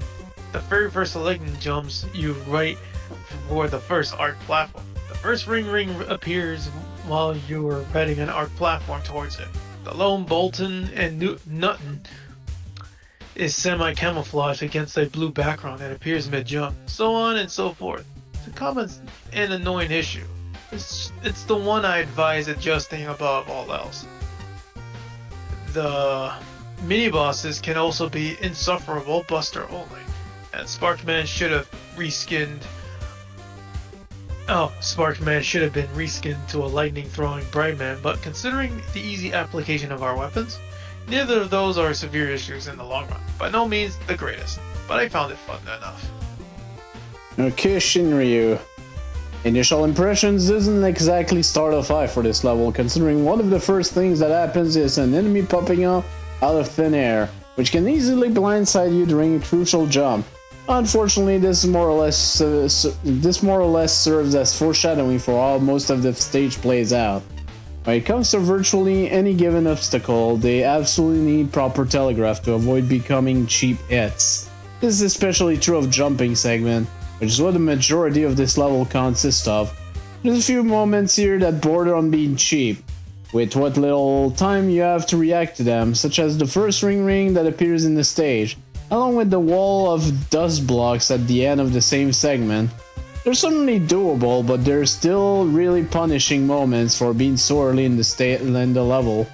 The rest of the stage follows a similar pattern for both the normal and token path. For the latter, however, I'm really not a fan of how it ends. That mini-boss and the arcing platforms really don't mesh well together, and the fight becomes outright tedious unless you're abusing Laser Trident or Magnetic Shockwave. Yeah, I found that out. I just used Magnetic Shockwave, cause fuck that. What little remains of the stage afterwards is actually pretty decent. The jumps aren't quite as involved as some of the earlier in the stage, but I still enjoyed that part a fair amount. Aside from the final jump to the boss door, the timing required to land on each of those arcing platforms is incredibly tight, to the point where I honestly don't blame anyone for using Magnet Beam or Rush Jet to just skip it. Thank you, someone addressed it. As for the boss, I normally wouldn't nailed it against a level for using a vanilla dev kit boss, but this one is a special case given the name of the stage itself. I get that Brightman isn't in the dev kit, but having the wrong Robot Master show up at the end comes off as a bad substitute for what could have been. Ultimately, I think the climax of the level would have landed better if it had been a series of taut but fair platforming segments, rather than Sparkman suddenly showing up. Brightman's bright iteration!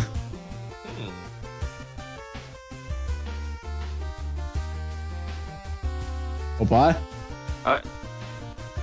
I'll read it. Yeah. Are you okay? All right. Yeah.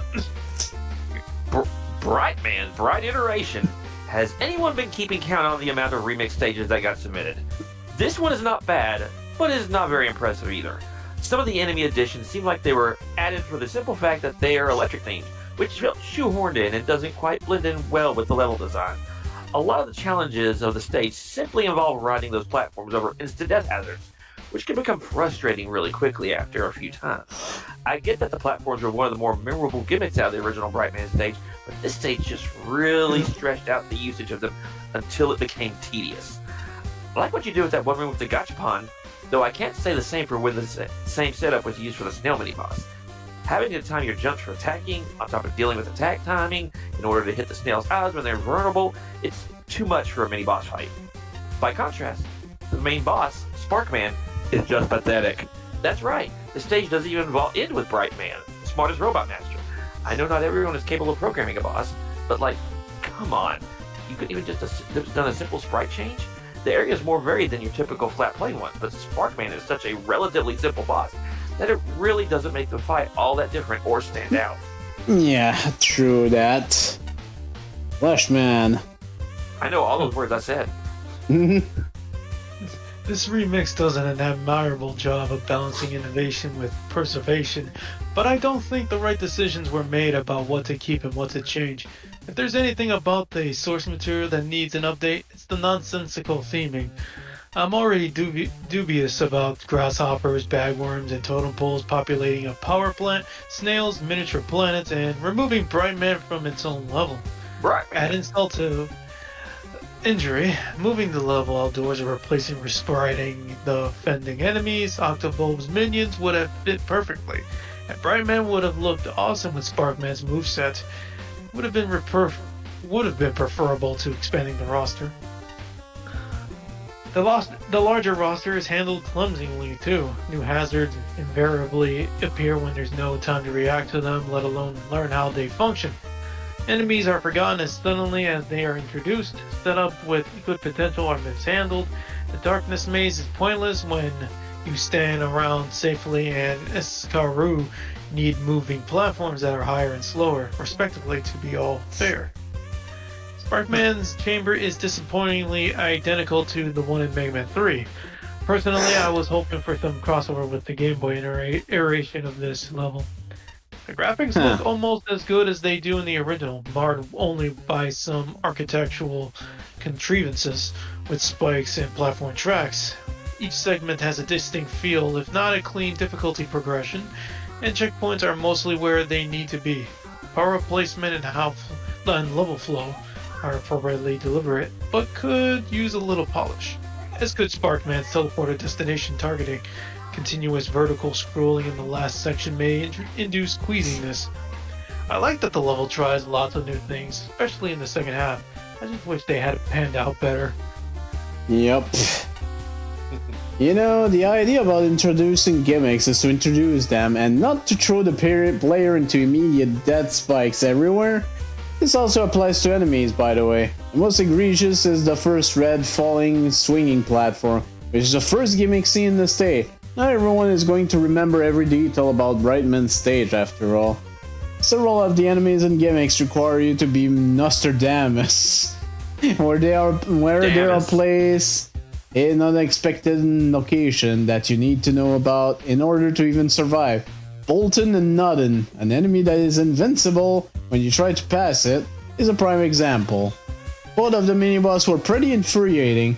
Of the two, the Escuru was the most ridiculous, with times that it could kill you without much opportunity to dodge its eyes. The upper rod was interesting, but lucked you out of acquiring the token without any indication it would do this. Not a fan. The stage shows potential with its IDs, and the final climb especially was unique and a fair challenge. It's a shame that the stage did not start at an easier difficulty and build up to this. Sparkman also existed. At least swipe the sprites, dude. Yeah, Brightman remix and no freaking Sprite, man. That's almost a crime. Bolton and Nutton, or as I like to call it, Thursdays. Rats, after all this time, they finally caught me for committing Scorch Fraud. What's Scorch Fraud? I just claimed my name was Scorchman to start a fight with someone, that's all. No, I don't really know where I got that ID from either. Kinda kicking myself for it. Yeah, serves you right for tricking me. Some friend you are. Actually, were you even my friend? Maybe that's why we lost back at the second festival. We weren't displaying true scorching power. Hey, no hard feeling about our previous bouts. Always looking for another Scorchman if you're interested. Okay, we've got Akudama Empire Mothership by Mecha Shadow with a score of 40.80, which would have been 65.80 if not for the time penalty. I see the 35 there from A-Spark though. One element, 3 tokens. Let's take a look. I was watching with Eisen and his internet dropped off. I'm going to see if he's back on. If not, I'll be back in a little bit. Alright. I think he is, but yeah. Yeah. I don't know what happened. I'm going to check with it.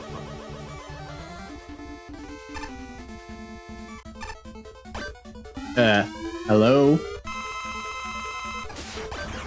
May I help you? Starting the level with boss is, interesting, I guess. Oh boy.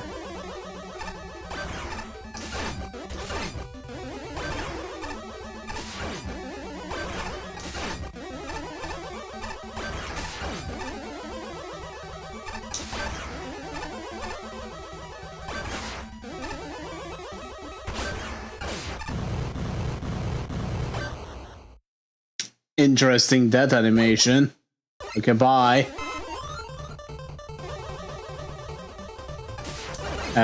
Okay. I like these little robots already.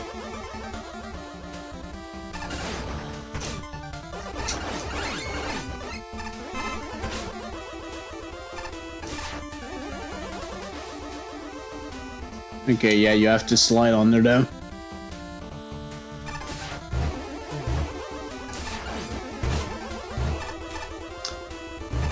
Yeah, 5-second flame.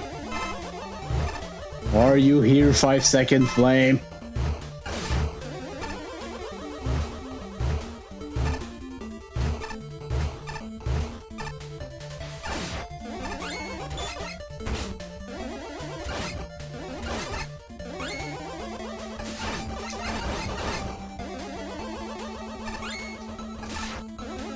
Okay, unless I'm mistaken, so far these are all custom enemies.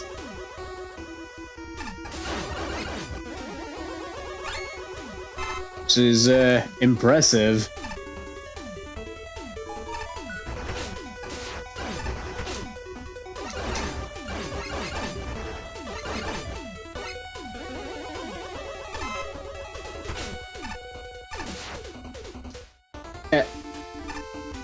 Oh, that was not a ladder. I thought that was a ladder. That was not clear.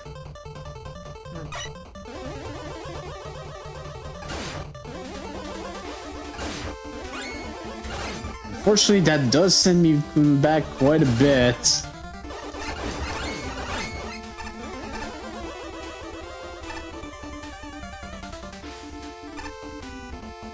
I do enjoy the music here. I don't know if it's from something, but it's pretty nice.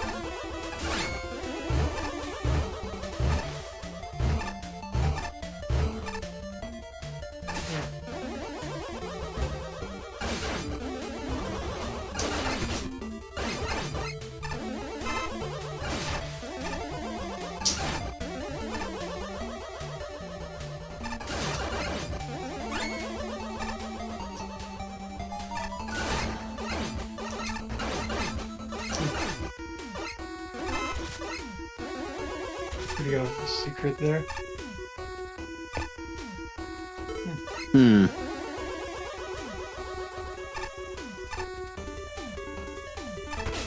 Ah, Jesus. Oh, fuck.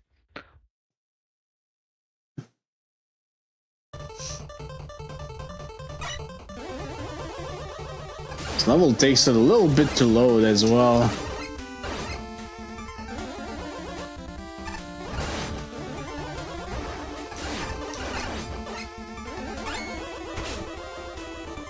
Keep forgetting about those weird star things that keep spawning.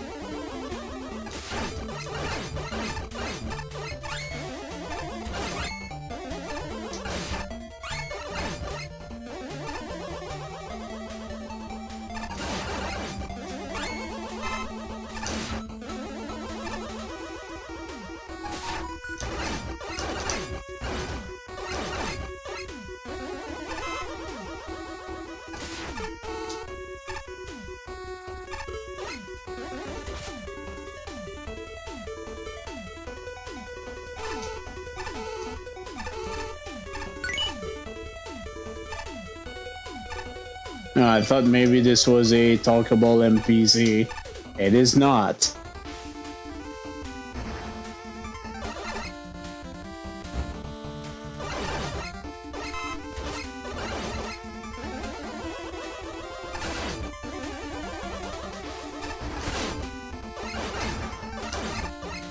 Yeah, clearly a lot of care went into this level, that's for sure.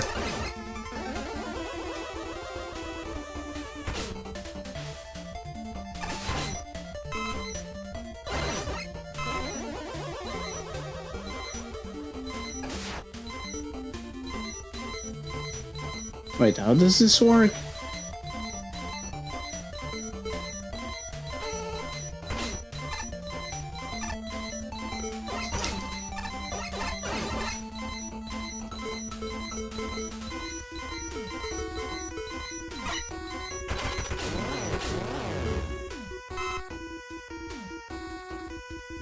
Oh, fungus. I saw that way too late. Yeah.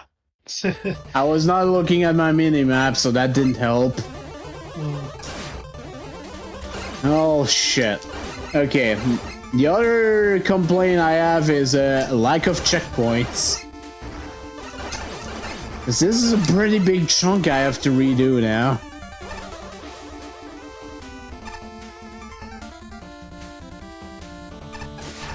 Well, at least I don't have to go for the first token if anything else, so...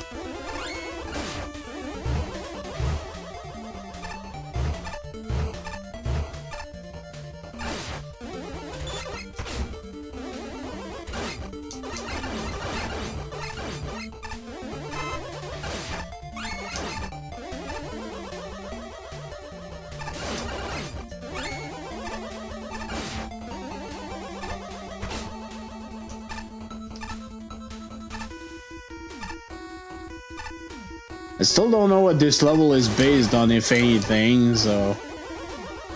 If anyone knows, let me know.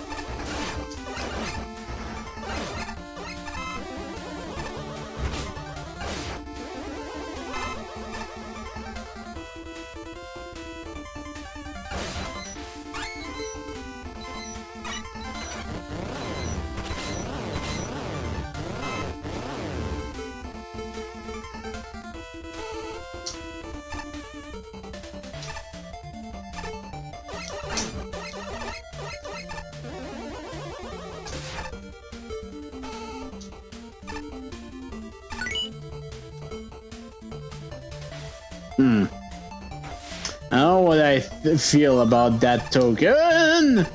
Oh god.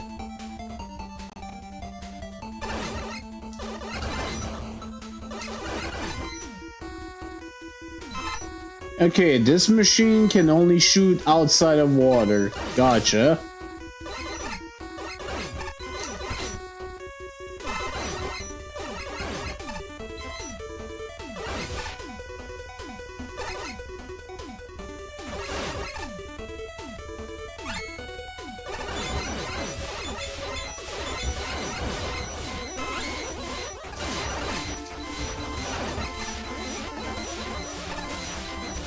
Ah, god, this is too loud. I was complaining about noises the boss earlier, and now this. Yeah, I wonder what they want me to do.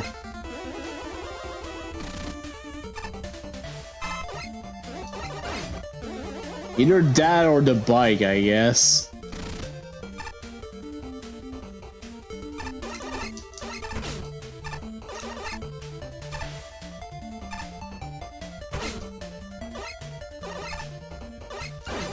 Okay, and this section has a big problem with enemy spam.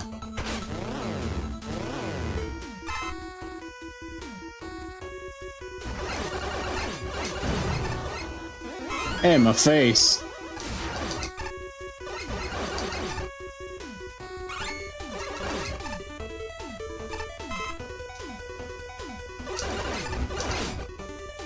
What the fish and chips?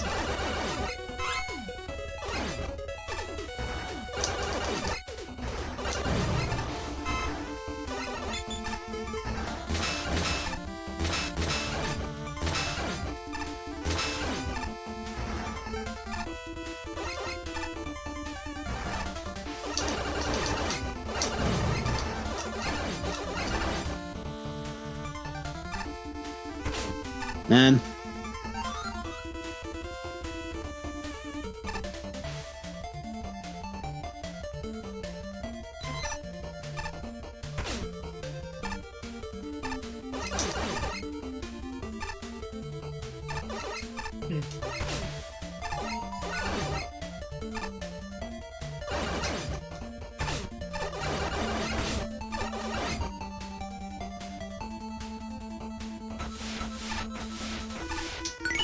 Good lord.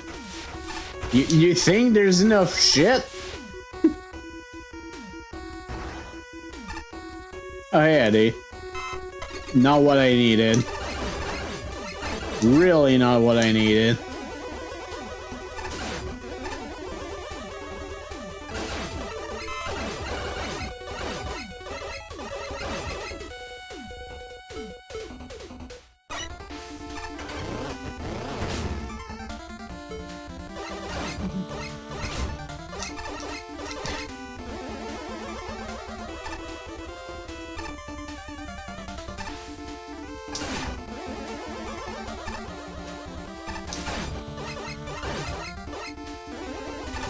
There's a lot of these enemies with really annoying pattern. I'm going to die.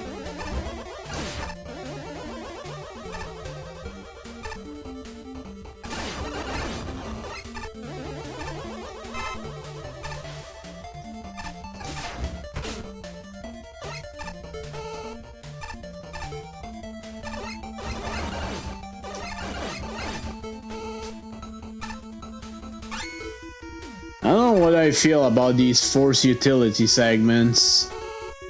They sure are here.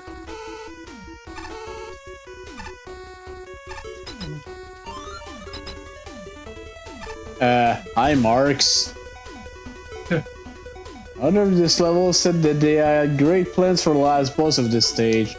In concept, it meant to be another fight with that pink-colored tall lady robot from the beginning, but powered up and stuff.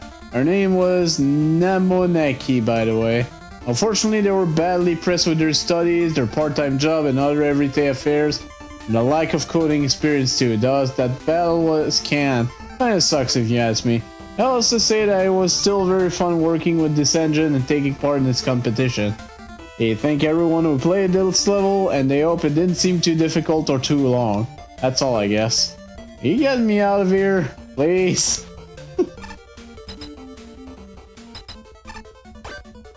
So I guess it's just the same fight again.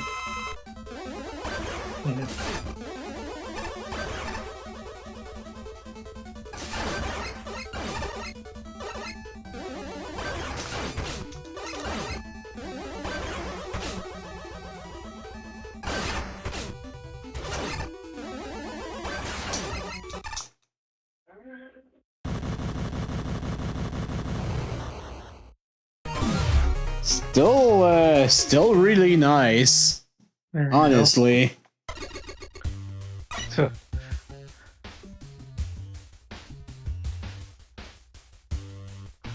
Honestly, nicely done. Despite the time constraint. I can see why there's some parts that are rough around the edge. Time constraints. I would explain that. Oh, let's see what the judge have to say. Starting with literally just Magical Doropai's final stage, it was a bold move, though perhaps not the best for creative first impressions. Thankfully, Namonaki is a fun fight. She's simple, but the mobility of her spread shot, the complication to make things a little interesting. I completely understand why a brand new boss wasn't created for the endgame, but I do think more could have been done with the rematch. For one idea, perhaps putting some of the early levels flame jets in the floor. It would be a simple way to limit the player's movement and add a twist to the fight. At the same time, it shouldn't go overboard into unfair or not fun. As for the level, I want to be a guy. Anyways. I know. As for the level, it doesn't quite live up to the boss fight. It starts off well enough, a simple variety of early enemies, and really the flame jets aren't obvious enough. However, the level quickly overloads its assets. I'm pretty sure I count 10 different enemy types before the first mid-stage checkpoint, and the number only grows. Incidentally, players, if you miss the second token, open the menu and hit retry so the checkpoint below doesn't force a restart. Magical Doropai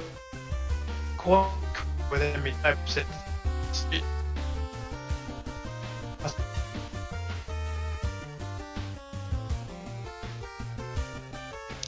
It also doesn't help that the surprise stars are blue against the blue background. Please use some more contrast.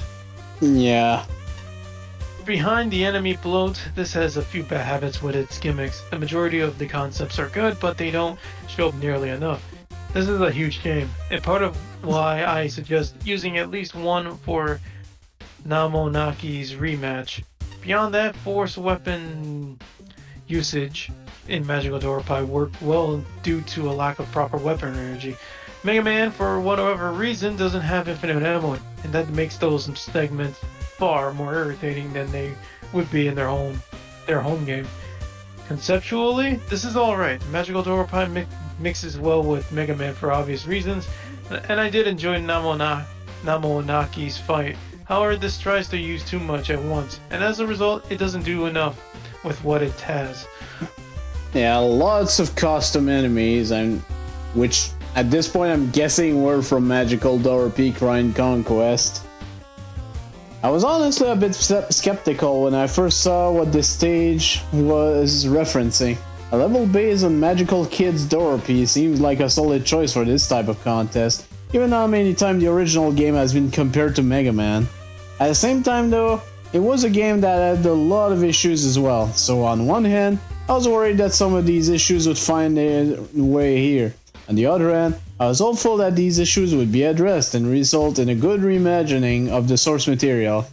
Things kicked off interestingly enough with a boss fight at the start, though an understandably easy one given it was meant to set up for a harder fight at the end.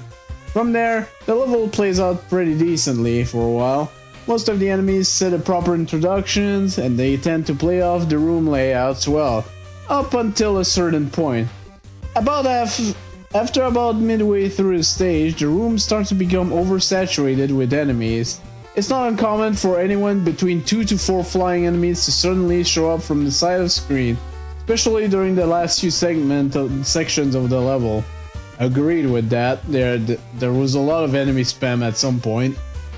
Combine this with very cramped areas, such as the underwater segment, along with enemies that have awkward movement patterns, the light purple sphere guys that will fire when directly over you being the main culprit. Yeah, those enemies were annoying, indeed.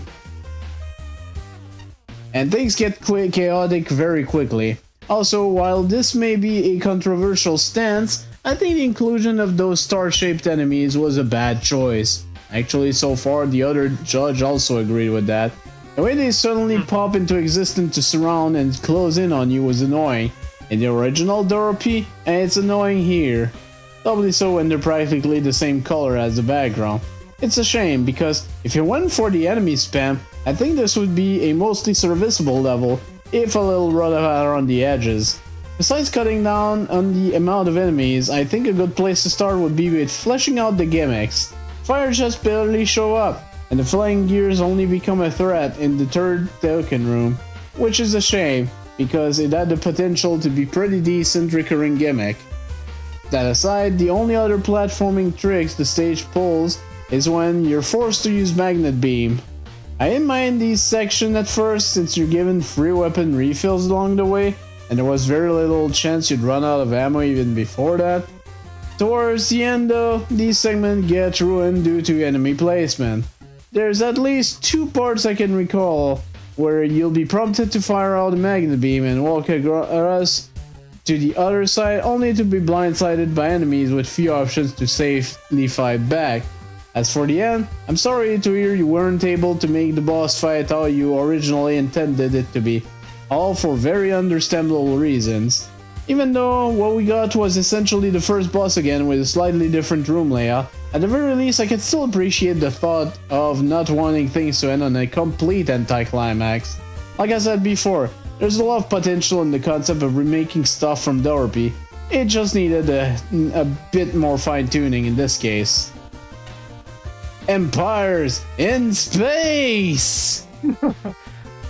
References that I don't get. Though the odd enemy designs and the way they are spammed here probably all closely resemble the game, doesn't excuse this entry for how it's going to be scored though. Strange force weapon usage throughout that does not immediately convey to players that they should use them. I initially thought you have to damage boost yourself through the spikes with the laser shooting frequently. The laser shooters above the water, they are just kind of there. The lasers bounce off the water surface, so they never really reach you while you're submerged. The background is somewhat busy looking and kind of blends in with the tile set, hindering the readability of the actual layout of the stage sometimes. I often kept walking, thinking it's a straight path ahead, only to fall into spikes that I didn't even realize were there at first. I feel like the first encounter with the boss is harder than the final one, since there you have less room to maneuver, while you have a lot more space to dodge around is in the fire arena. Not a bad boss, just kind of a little anticlimactic to end it easier than how it started. To be fair, they did explain as to why, but anyways. Flashman. I haven't played the Crayon Conquest and Magical Kids Doropai, so I can't speak with any authority about how successful this level is as a crossover. My research suggests that the aesthetics and gameplay are in line with the original, though perhaps a little off the mark with the choice of music and number of enemies.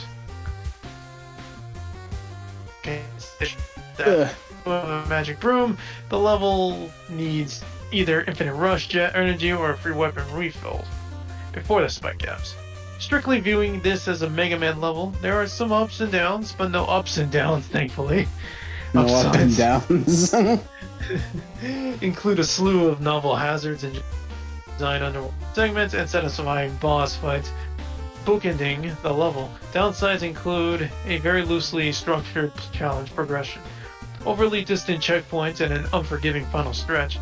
Visually, there's a lot to take in. Enemies tend to blend in with the background, and the background often has a similar texture to the foreground, though I can't always tell what's what at a quick glance. Eye fatigue starts to set in after a while, and changing up the backgrounds only helps so much. Orally, I have a similar problem. The music is fine for a while, but then it wears thin by the end of the level. I'd be fine with the high screen count otherwise.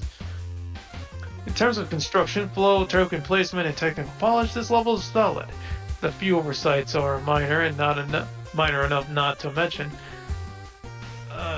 I would like marks to have been hidden in a secret room, or not present at all. The climax of this level is the worst place to receive unnecessary excuses from a Kirby character. I like the level well enough, but I wonder whether I'd be more appreciative or less impressed if I were more familiar with the source material. I mean, to be fair, the only reason why it was there was just to explain that, yeah, boss is unfinished. You cannot just take assets from another game, use them in the same manner as the original game, and expect them to work out well. The Crayon Conquest has specific alteration to the Mega Man style that makes them work in that game, such as the ability to aim, infinite weapon usage, really, I don't remember that, and even little things like oxygen meters. The entire level just becomes a mess and a pretty boring one at that. There are simply too many enemies on screen at any given time throughout the whole stage, some of which come out of nowhere and others blend into the background. Blake takes a lot of unexpected damage. Particularly frustrating enemies were the squids, a waste of time and doesn't work because you can shoot upwards in the source game, and the armored ball, where the solution to avoiding it is to stand still, making it another huge waste of time. The starfish were completely unavoidable if you had not been through a section before, and very easy to slide into, and the rocket fish are pretty much the same issue.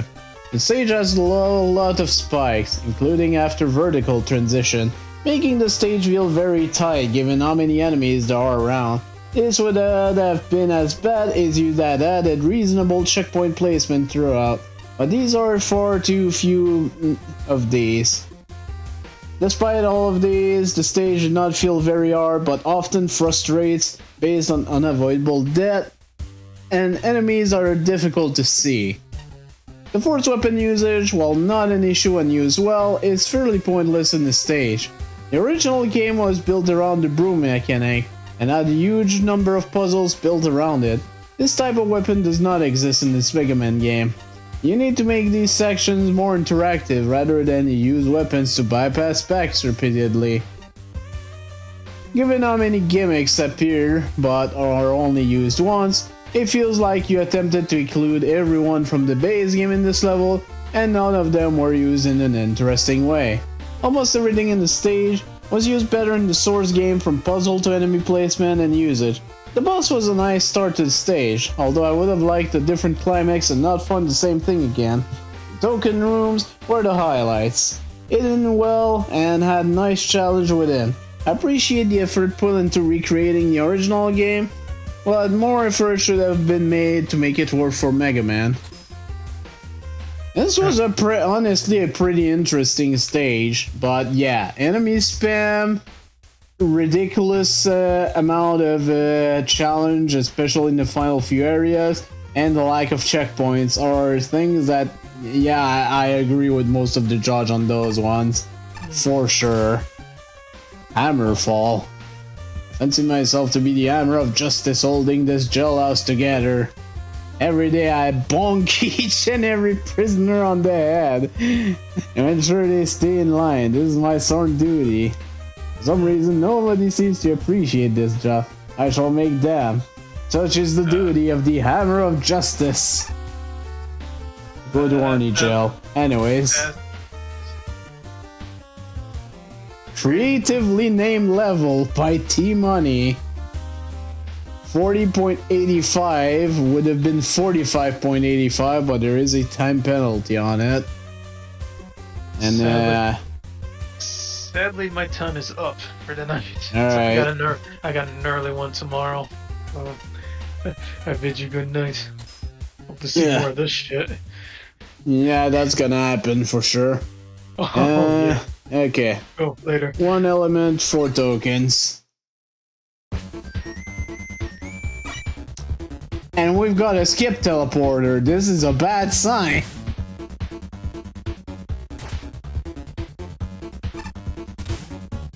Welcome to my castle.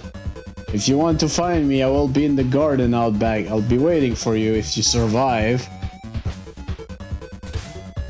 Oh, but the castle door is locked, so I guess you gotta fish the key out of the sewer. I think some guy named Sonic has it. This is the blue hedgehog guy, right? Oh, it's actually a key door.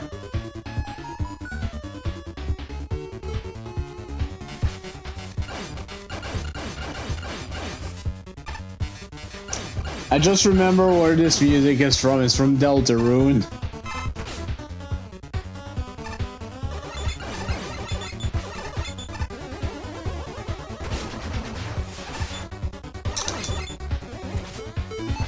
Alright, you know what? Screw this noise.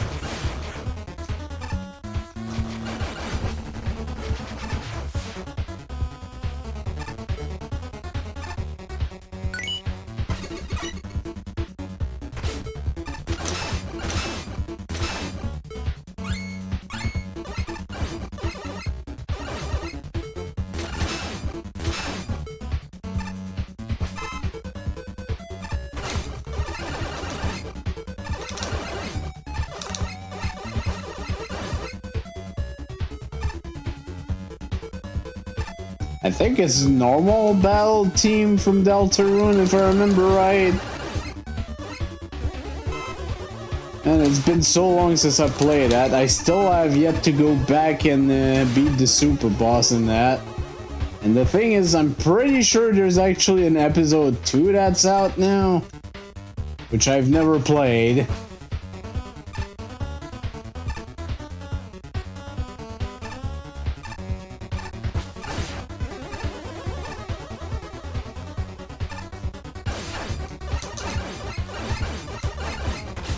Oh, you stupid frog.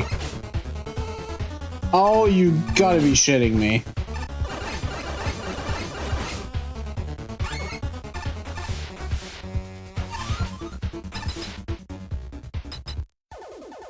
And, oh, speaking of Sonic.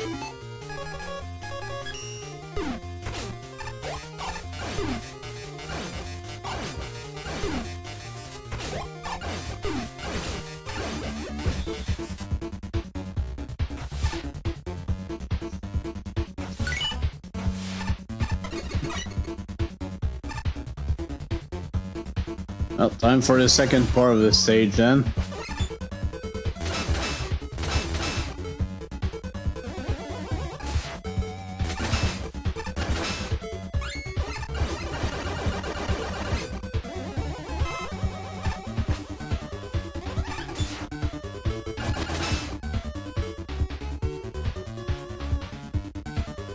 Oh. It's low gravity.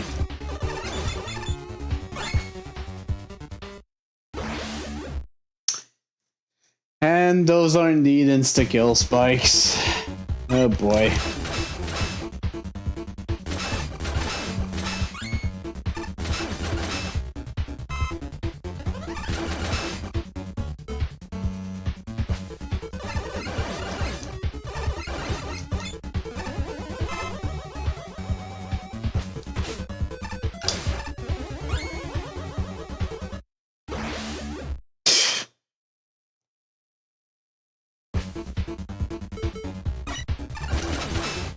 I always feel like I'm either gonna overshoot or undershoot these things. It's kind of a thing.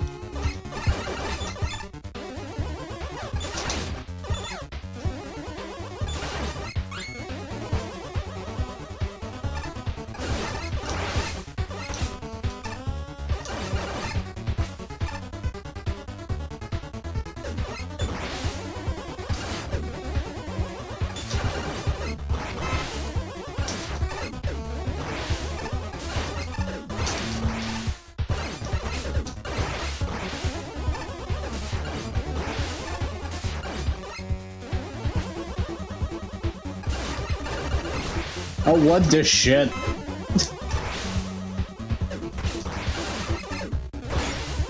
Good lord!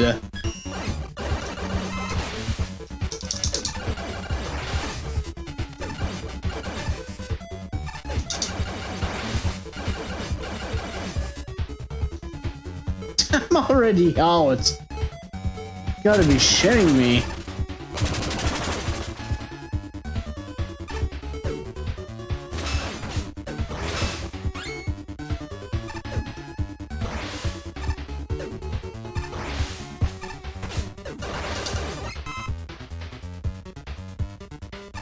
Oh, goody.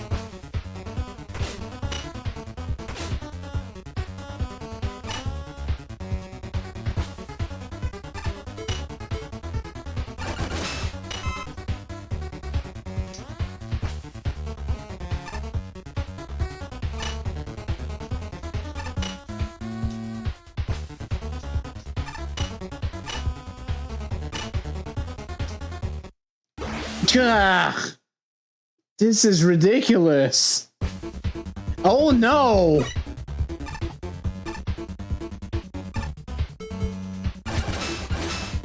I think I'm starting to understand why this has a skip teleporter now.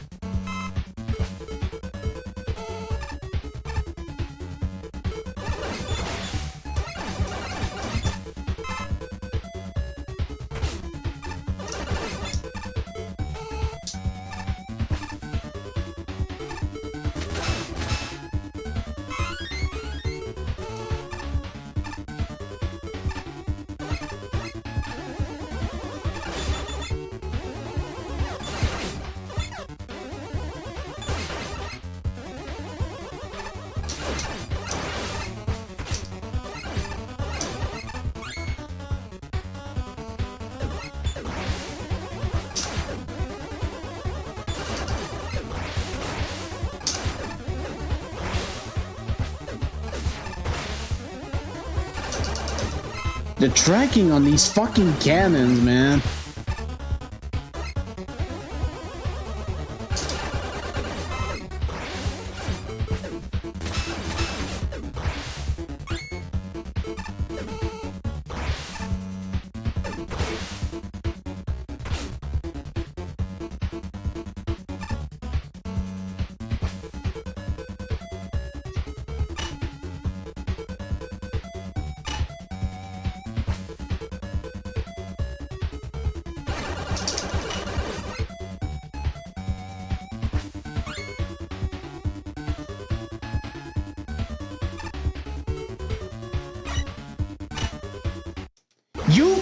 What?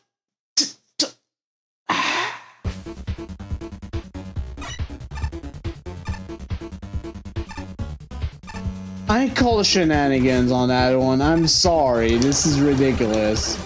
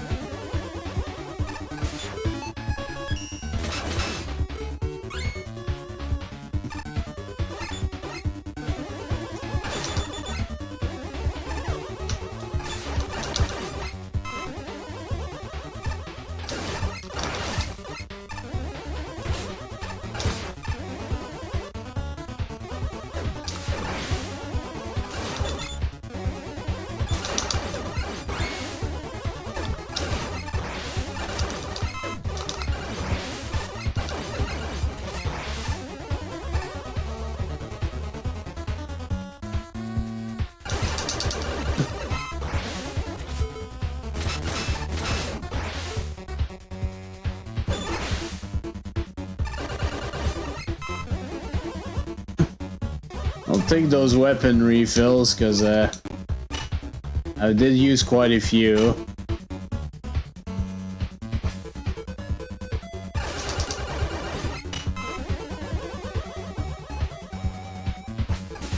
Okay, now seriously, get onto the freaking bike.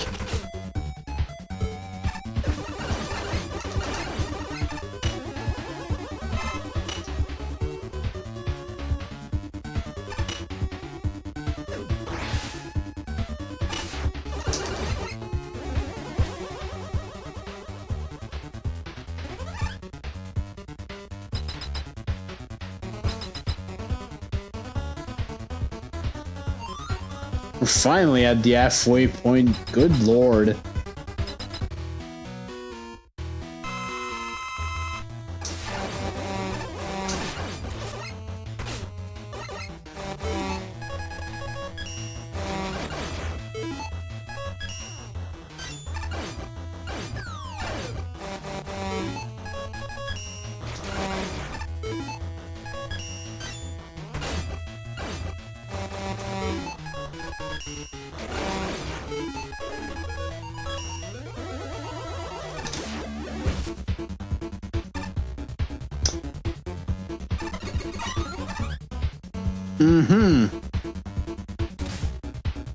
Maybe destabilizer deactivated.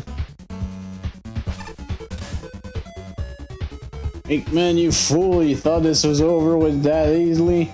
That castle was all a ruse. Centaur, man.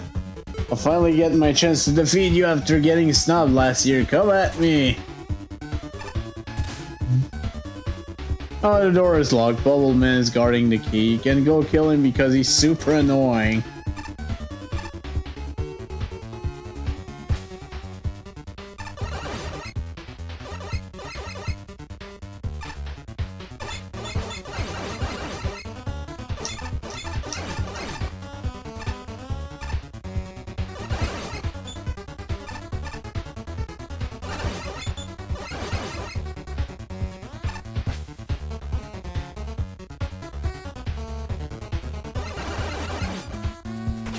Nah.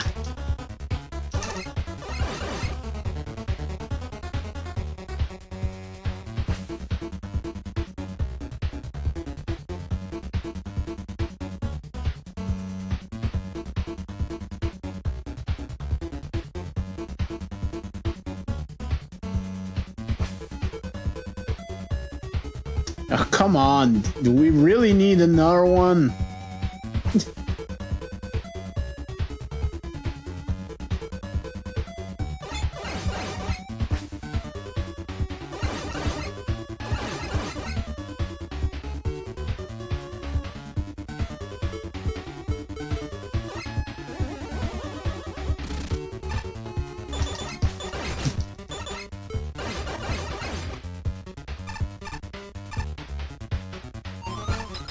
Phew.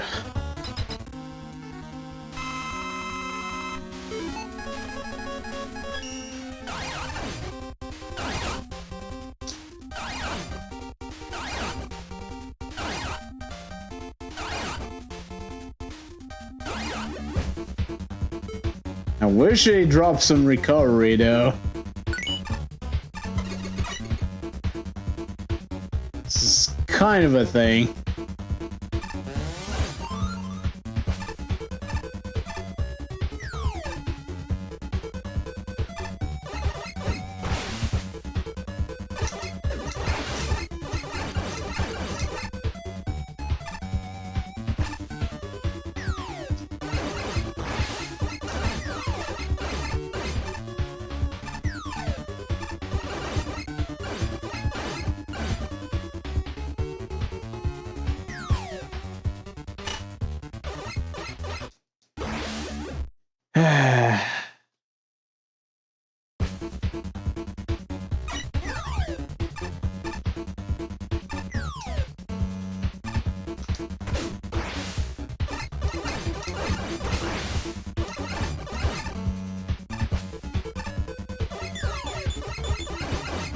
At least if you're gonna implement gravity in your state, make it so the power-up actually falls upwards.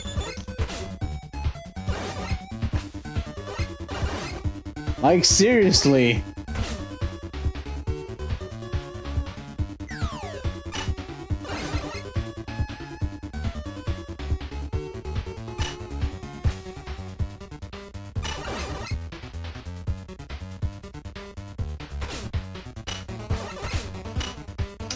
Jesus Christ.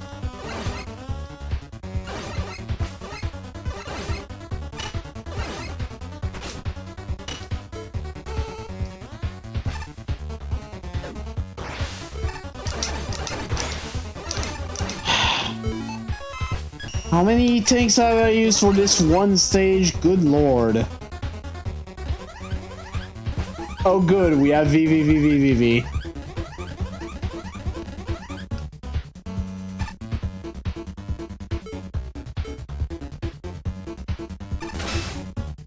All hail Piccato 24. Destroy a world and break men's greatest enemy. Fucking hate Piccato 24, so I guess you're right.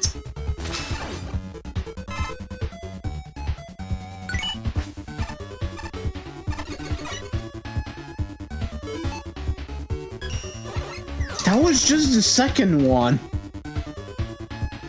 Oh god, that was just the second one.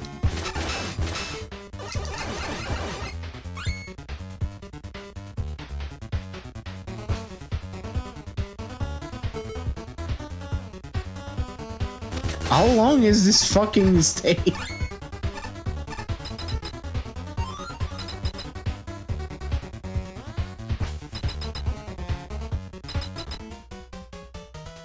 Well, there's Centaur, man.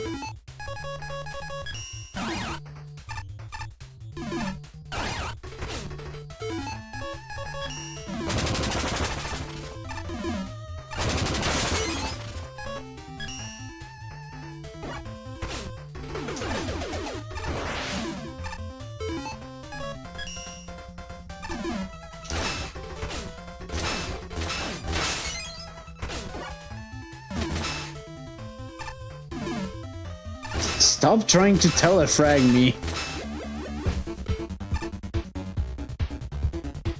And yeah, obviously this isn't the end because we have two more.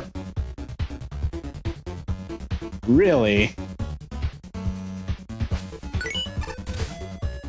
I've never put this in a MMM level, but here it is.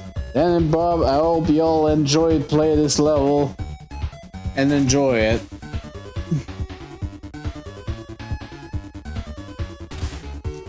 Graphic simulation below 100% efficiency. Eggman, you are inside a simulation of a simulation inside another giant simulation. Haha! It's like Flashman and not Gravity Man because that would make sense. Who will valiantly end you? Breakman, come at me. P.S. My Dr. Wily number is 14, not 85. I do not understand how anyone could mistake me for Tundra, man.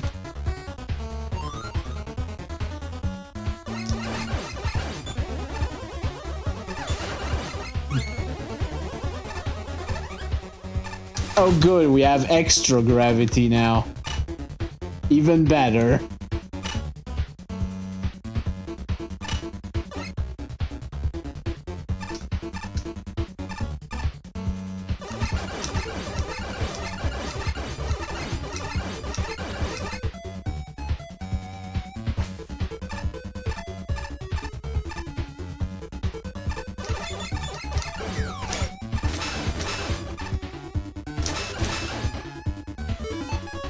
Let's use another one. It was so funny the first 7 times. Oh god! You gotta be shitting me!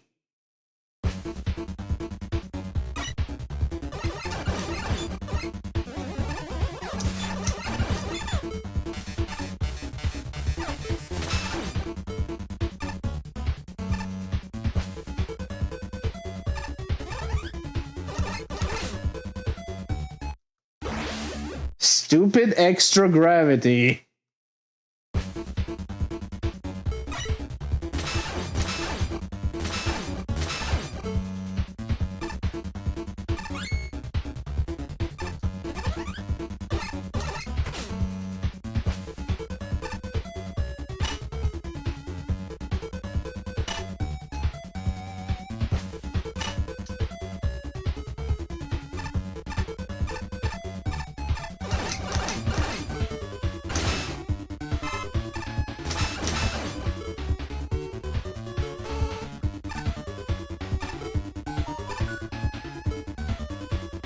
Seriously. You're serious.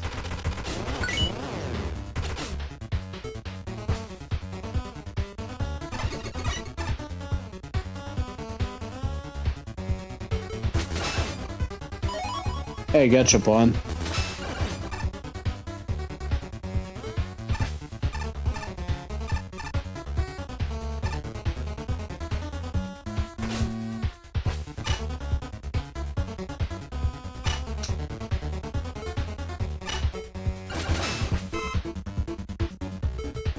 I should have left that equipped. Shitting shit! With the extra gravity, there's no way you can get out of this. And we're all the way back. Why?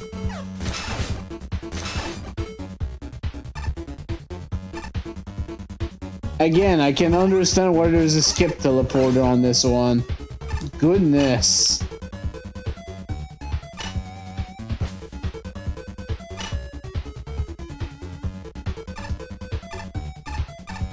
Like a checkpoint, way too tanky enemies. It might not seem tanky, but that's because I'm using their weakness, which I'm almost out of. Oh, actually make that I'm actually out of. I actually have to use a W tank of all things.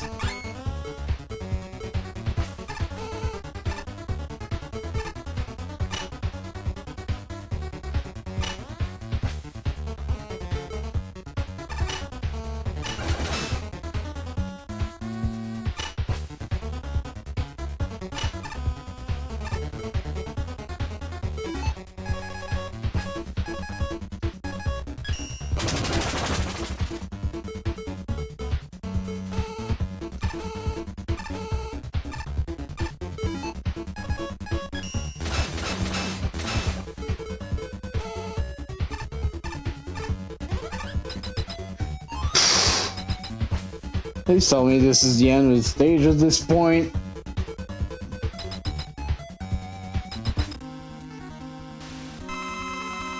I didn't notice I have all the tokens now.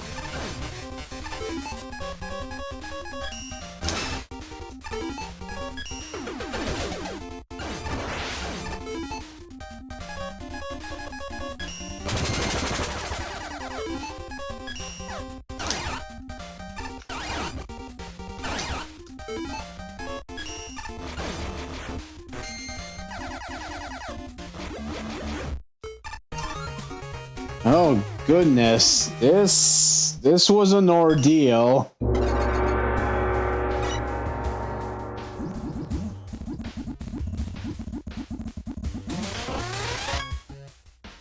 Mega Mini. Megaman fully charged. Okay, before I check the judge commentary, was there a...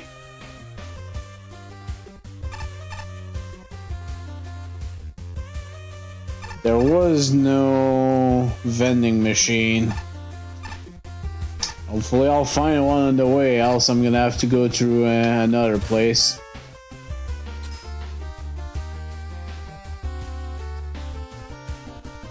Yeah, that was it. So I'm... Oh, he's not happy either. So I'm not exactly sure how, but something about this makes me very angry whenever I play it. It could be the general length of the level, it could be the fairly large number of spikes, it could be the annoyingest sin asset, it could be the sheer number of fake out endings and false starts, or it could just be any combination thereof. Whatever the case, this is not a level I enjoyed, and it's not a level I'm likely to replay anytime soon. To elaborate a little more, one of the prominent frustration factors is in the length. I'm fairly confident this is over 70 screens long for one element, where the average Robot Master stage is 25 screens. A lot of this is owed to the level's penchant for fake outs. You're led to believe that you're going through a castle to take out Honey Woman, but after that it's suddenly an upside down pendulum mess that repeats the same exact story beats, just Centaur Man. And then it fakes out again with the Flashman castle, and by the time Flashman is on screen, I just want this to end. The sheer number of spikes does not help. A single misstep can often get you killed, and checkpoints are very sporadic. Yes, thank you. To make matters worse, the level picks some pretty awkward assets. A gimmick side is alright, although trying to manage dual pendulum and reverse gravity while also trying to not die to those spikes, that's an exercise in frustration. Folks are way better off just abusing Rush Bike here.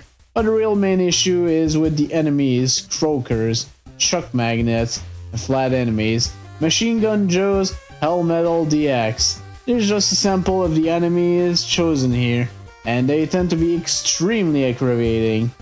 Considering these enemies are so common in the level, it definitely brings down the overall mood. Individually, they might be fine, but all of these together in one super long level is really unfun.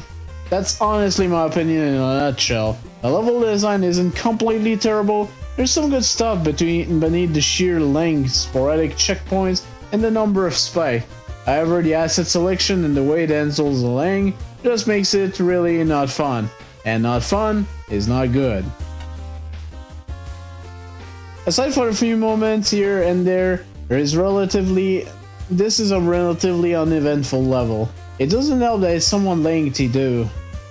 While it might not be as big as some other stages, it goes on for just long enough to be a bit of a slog to play through. The thing is, most of the challenges in each segment aren't necessarily bad, they're just kinda dull. While some of these sections feature decent synergy between the enemies and gimmicks, most of them either end up being too easy or have very slow progression, sometimes both. The upside down ladder climb found shortly into the second area is the prime example of this. For one, it doesn't even work as intended since the water jet can't push you into the spike unless you let go of the ladder for whatever reason. Even if it did work, however, it would essentially just be the same challenge repeated over the course of 3 screens.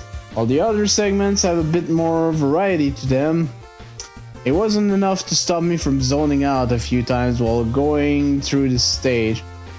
Up until this point, the only other thing I could think to comment on was how the music didn't loop properly. That changed once I reached 2 particular parts, the reverse gravity plus jewel swing section, and the high gravity area with fork blocks. God. Both these segments are a lot more engaging than the rest of the stage, but they also come with their own share of issues. The dual swing section is somewhat ruined by the chuck magnets. Due to their placement, they often end up respawning every time you move the swings from left to right, which can easily catch you off guard while trying to jump to the next platform. The finicky gravity flipping section that follows doesn't really help matters either. As for the high gravity segment, I probably enjoyed it a lot more if the fork blocks were assigned better patterns. That row of 3 right before the Piero bug is incredibly annoying to deal with, to the point where I actually encourage bypassing it completely with Magnet Beam. All things considered, I think the stage could have focused more on refining its more unique gimmick combination, along with probably getting more playtesting. Yeah, that was kind of a thing, wasn't it? Creatively thought out remark. It started out fine, but it got increasingly more infuriating to play through as the amount of death spikes increased, with annoying enemies such as the cannons being so quick to ambush you as you enter their firing range. There needs to be another checkpoint in the middle of the fortress sections, probably right at the introduction to the Jeweled Man platforms.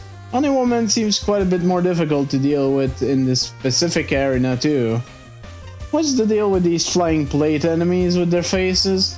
Their hitboxes are either very inconsistent or I just have no idea how to properly deal with them. Again, Challenger from the Future asset. Yeah, it's super irritating having to deal with them respawning on screen edges while swinging around the Jewel Men platforms in order to make it through the spikes while being upside down on top of that. Being upside down adds almost nothing to the later portion of the stage, except for maybe making Bubble Man kind of a joke, I guess. I kinda like that it changes how you approach the Joe enemies, where you have to duck through as they swing their weapons. But the problem is you can still get hit sometimes by the wonky hitboxes. So many shielded enemies littered throughout, which exist only to pad out the playtime. With how much you're forced to wander around near instant death spikes that can make it so you have to redo everything at any moment, not a fan at all. At least this version of Rude Buster isn't bad, bad looping aside. Rude Buster, I'm guessing that was one of the songs. Actually, I know what song it is. That's the Deltarune theme, I guess. Deltarune Battle Team. Before submitting a level, please make sure to A. Proofread your text, B. Check that your music rolls properly, and C. Give your level a real name. Ahem. I like the premise of a continual bait and switch. All the different assets, admittedly a few too many, orbiting around the central core of gravity gimmicks and the creative boss chambers that add new dimensions to familiar fights. The areas with Megaman 3 Fortress graphics combine enemies and gimmicks in terrible ways, minus the water spouts. They only looked like they'll push you off the ladder into the spikes. So apparently I did not have to worry about those. Interesting. Aside from an handful of tiling oversight, the graphics generally look nice, and the music fits perfectly. I'm disappointed about difficult new challenges being thrown at the player without any warm-up. Good luck with Escarou, some gravity changes, jewel platforms, and falling platforms if you never encountered them before, or power-ups essentials. Keys should really be unavoidable, and teleporters should drop you off in front of the key door. I'm also not fond of the entire last section despite some thoughtful challenges. The level starts to drag at that point, and glitchy simulation is no excuse for lazy looking tile work. I really don't like the entire section with reverse gravity and jewel platforms. It's a nightmare of stressfully precise jump and out of nowhere enemies. Togi Hero would have been much more manageable. Special weapons are a must. 2 new gimmicks are then introduced in close succession with no breather in between. Even just throwing in a full screen transition would help break up sections like this. The secret path, while very clever, teleports you to an unfamiliar screen where it's unclear whether to go down, to your death, or up. The highs are very high, but the lows drags everything down. With some editing, this could be a really fun level. Yeah, there's a lot lacking in this level, which would make it more fun. I did not enjoy playing through that. I mean, yeah, lives up to its name, I suppose. And why am I hearing this music in multiple entries at this point? It's from like Undertale or Deltarune, right? It's a nice tune and all, but that looping is terrible. Okay, so we're gonna hear more Deltarune music, I guess. And man, I really didn't enjoy the stage. Well, the biggest positive I can say about the stage is that a couple of the Robot Master rooms really improved the difficulty of the fights in a contest setting. But man, the stage and its issue comes down to the enemy choice and sheer length. And sheer checkpoint length too, now I think about it. It always gets a bit much, and the stage severely outlives its welcome. It's long enough that even making use of weapon to bypass this, the more irritating enemies result in you quickly running out, which happened to me. Lots of shielded enemies that have to be killed so the player can navigate some really awkward platforming segment that involves some very finicky gimmicks. And when the enemy is not shielded, it's arbitrarily hard to hit, such as the enemy from the Wonder Swan game. Which combos really nicely with that swing from Jewel, man. And by nicely, I mean, ugh. And I already despise the hell metals from Game Boy 5 GB. This stage elevates from annoying the little gits an art form, a frustrating art form. And that's about it. That's the core issues with the stage. It was not just incredibly difficult, it passes that mark and head right into well and truly annoying. And while I know that the new room layouts are positive, using end of stage bosses and mid bosses arbitrarily extends the stage and feels redundant. I could make notes on individual challenges and why they don't work, but I feel that would also make for an already fairly redundant comment even more so at this point. The stage is so obnoxious on all counts, and as I said before, I really did not enjoy this. Yeah, this stage was not fun at all. I wish I had anything positive to say about it, but I really don't. Delay Nezumi, hey.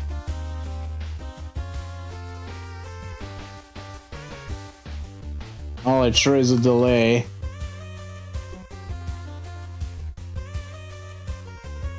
What's up? God. Yeah, an actual fireman. The sheriff is pretty committed to keeping an old West team here, and sometimes it goes a bit far. We don't have a modern sprinkler system here. Actually, just have me sit here and be a fire hydrant. Yep. Okay, before we continue, I'm gonna take a quick break. Just need to check on some things, and I'll be right back in just a bit.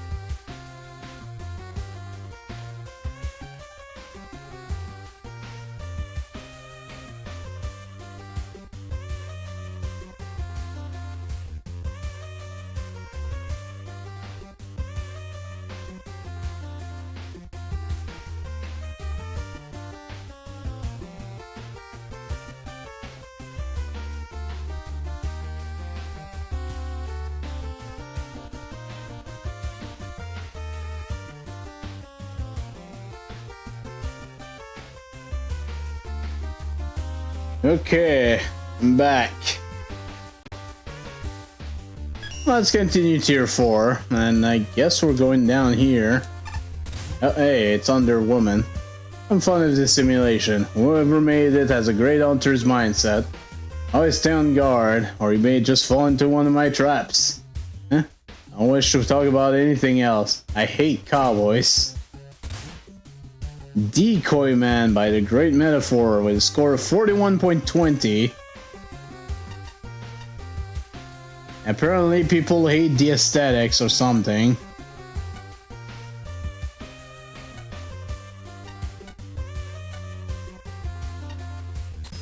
Well, let's see.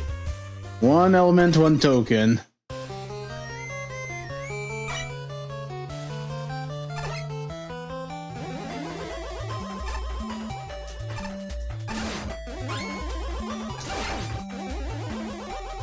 Welcome to the pasture.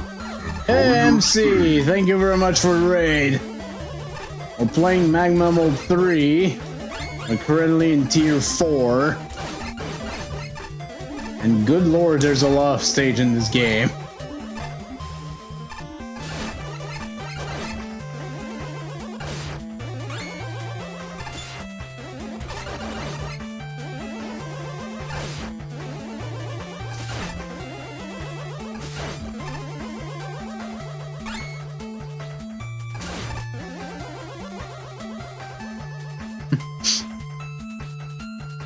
That's okay. I don't mind. I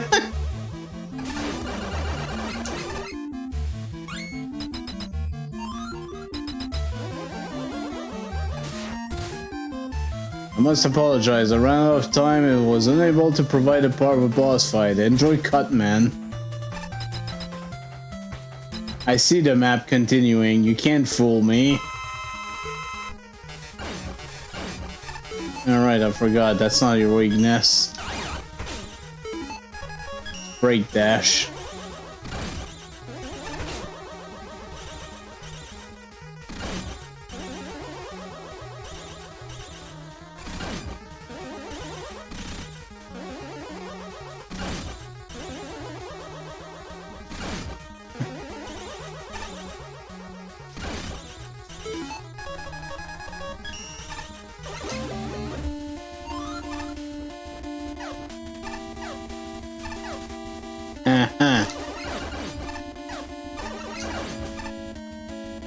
What's up with this music? Psych! Oh, of course. I should have known.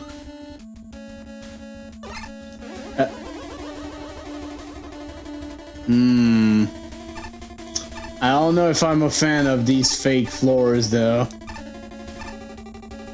Oh, what the heck is this?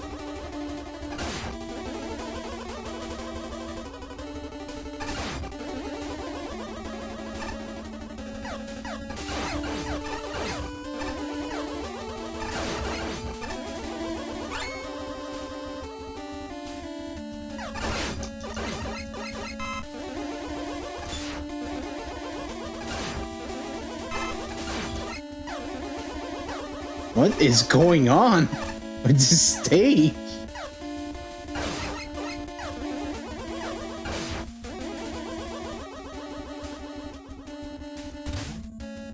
I've heard them talking about us, the energy elements. They said that we have a mind of our own.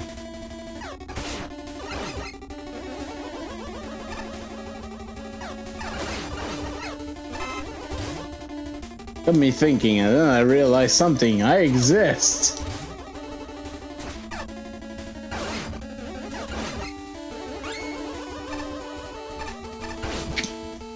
Oh. Okay, I'm glad these spikes are not instant dead, but...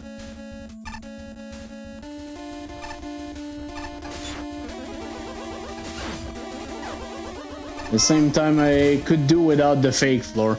I had become self-aware and aware of my surroundings. I was lonely. The other energy elements weren't like me. They weren't truly self-aware. Not on the same level as I was anyway.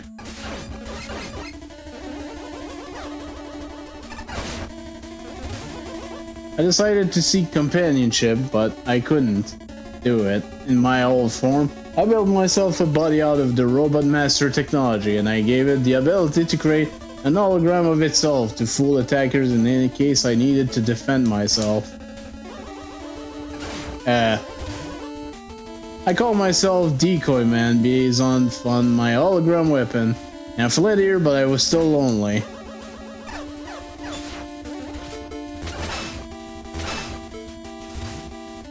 Cutman, one of the Robot Master, needed a place to stay, so I invited him to my lair to keep me company and help me guard my lair.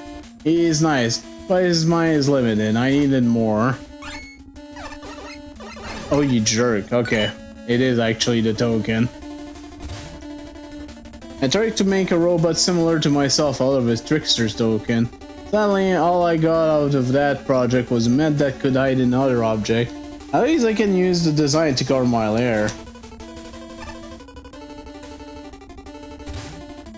Recently, a strange one-of-a-kind sniper Joe showed up here and refused to leave. I let him stay. He's pretty stupid and doesn't talk much. And my smart minion if you don't count Cutman. My search for friends is not over. I don't think it will be anytime soon.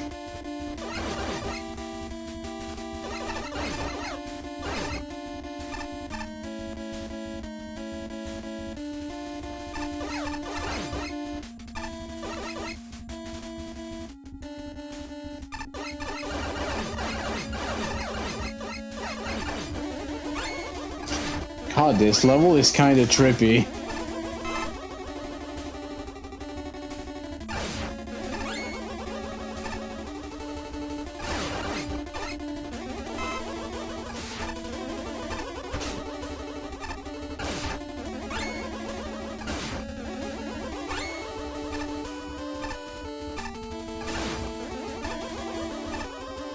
These fake floors, man.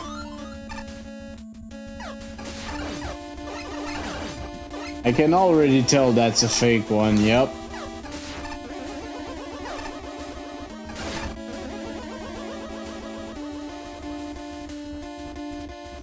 That's probably another mat.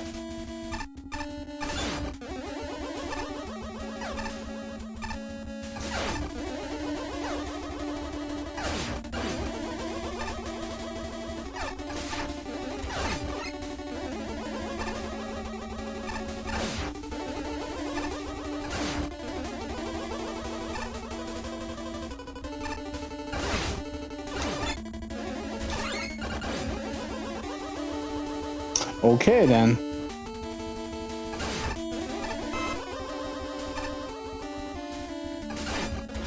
What's over here?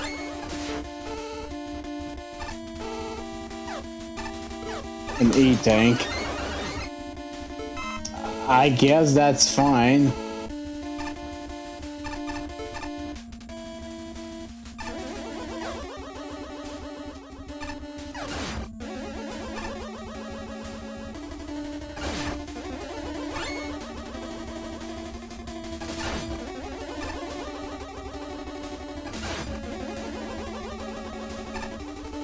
At least the level gimmicks works well with it, I guess.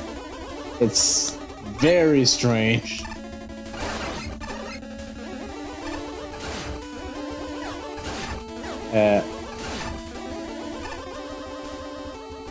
TGM.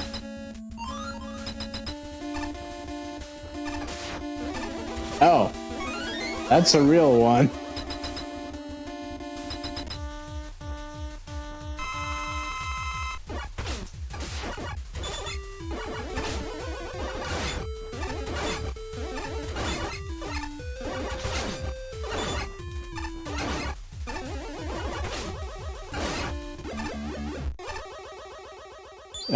Nanny the fuck?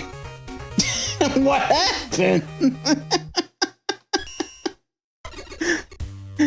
I don't know if this was intended or not. That was just weird. Oh, let's see what the comments have to say about it. Let's start with the fake out, but I didn't fall for it. Decoy Man does a good job making the initial level feel like an authentic rush job. Super quick to reach the boss, easy enemies, poor visual contrast, no real platforming challenge. I would have been fooled if it weren't for the name. To give the level some credits, the Crystal Joes in the rush job have some occasional dangerous placement.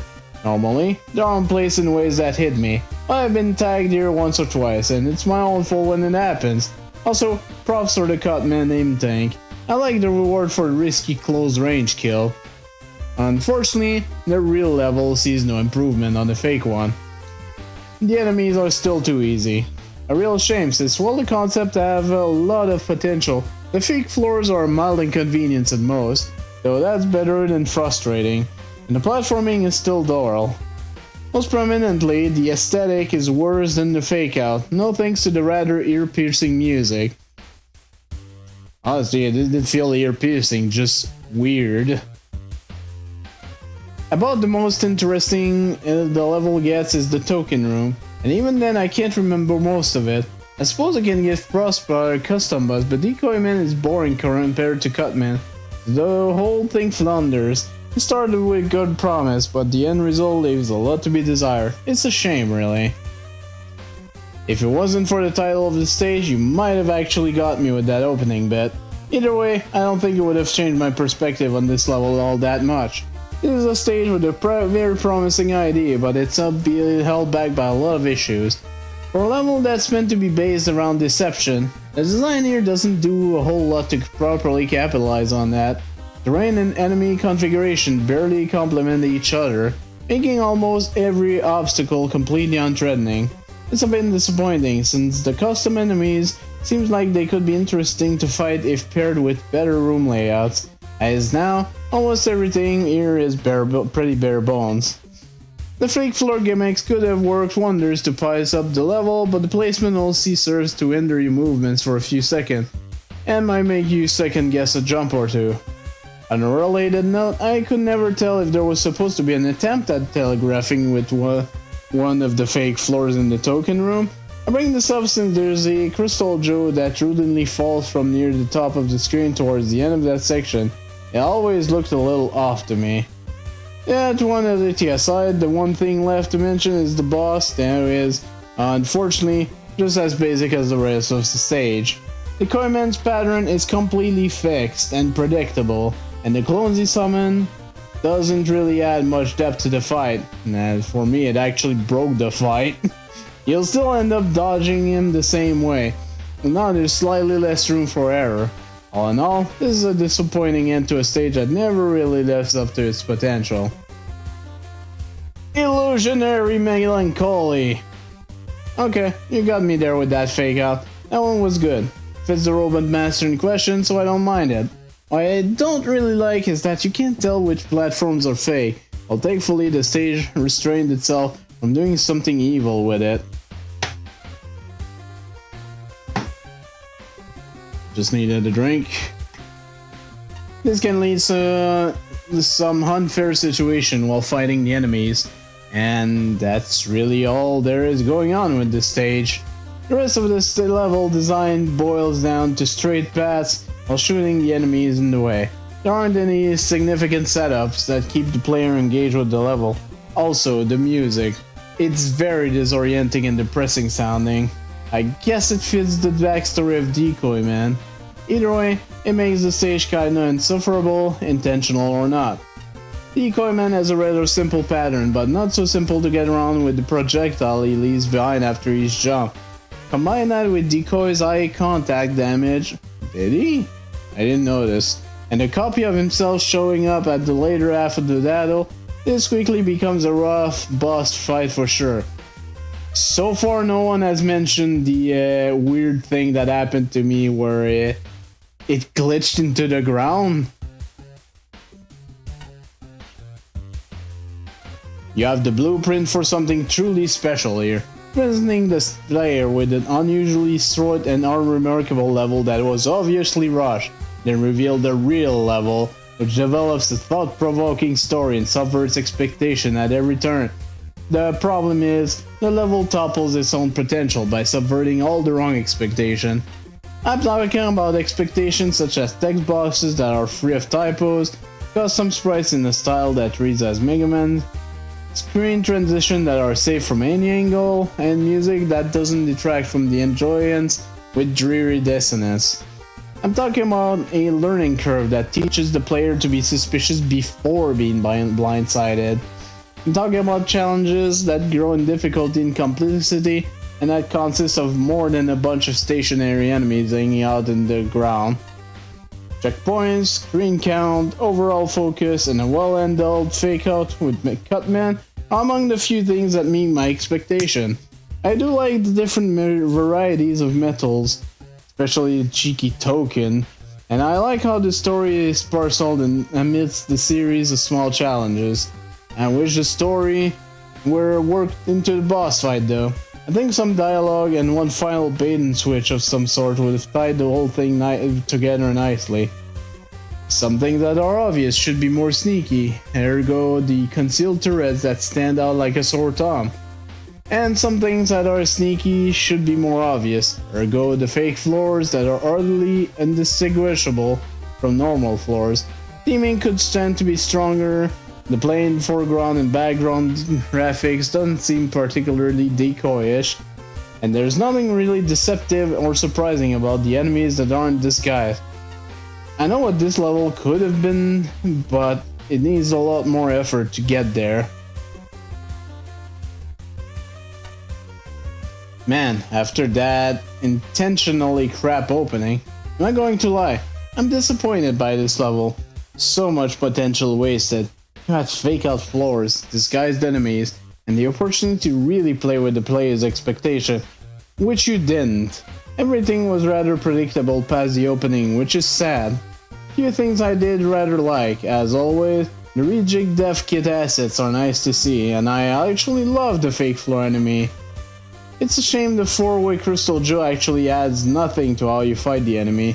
He and the rejig cannon never get placed in position where their altering shouldn't amount to anything. Sadly, the level is just really basic at its core and really doesn't do much beyond the scope of intentionally crap opening, other than a few nifty new enemies. There's also this weird backstory with spelling almost as bad as mine, and I eventually sort of zoned out by the final few signposts. They don't really add much. Also, the music has a bit too many high-pitched notes. The actual tune isn't bad, but the implementation is rather awful at times. Not sure what to make of the Megaman itself. Its pattern is super basic, but it still puts out a challenge as it hits pretty hard, and its small hops don't give that much room to maneuver. I appreciate the hologram, even if said hologram firing out harmful projectiles is a tad weird. Still, the stage is the better for having an original fight, and I burst out laughing when I saw him though, so I guess that counts for something. He has a very raw Mac quality all of his own. So no one had the glitch where he just fell off the floor and died? Interesting.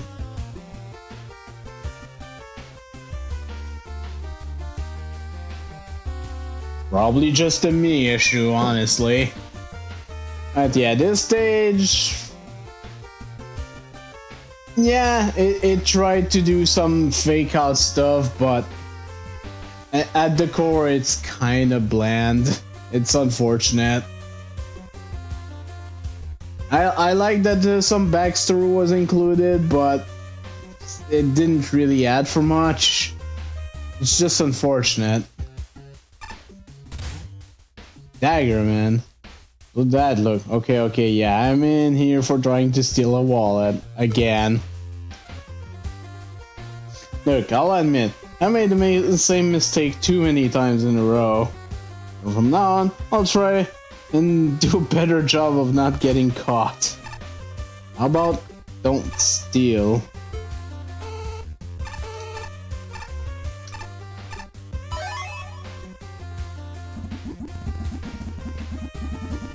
You know what?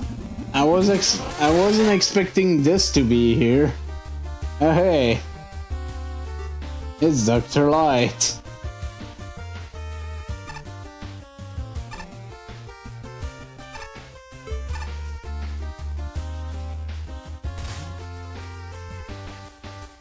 Okay, 137, where no Met has gone before by Alex 9000. Score of 41.40. And this stage is gonna be long as shit. Okay. I better get prepared.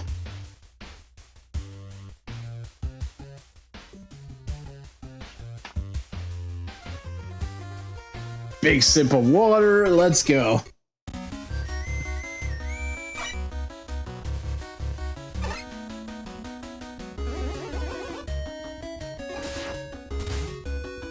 Look at the space! To the exterior of the metal station.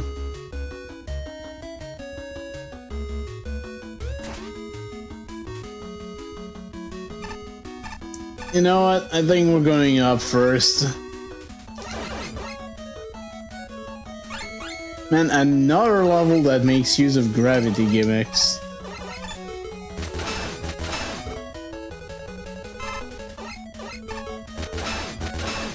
Music is kind of pleasant though. I'll give it that.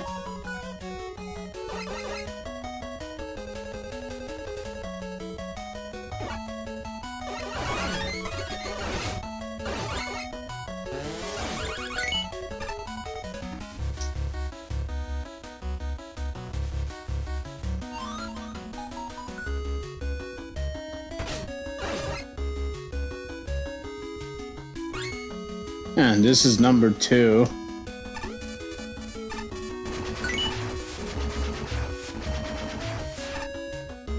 That works.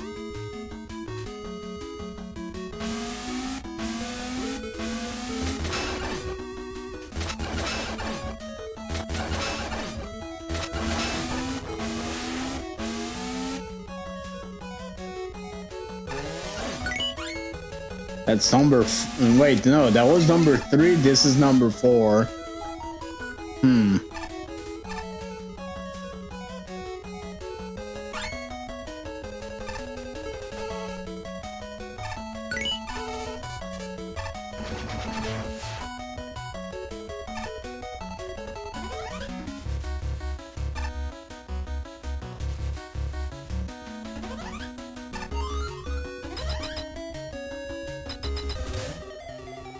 Welcome to outer space. Oh, hi, Quint.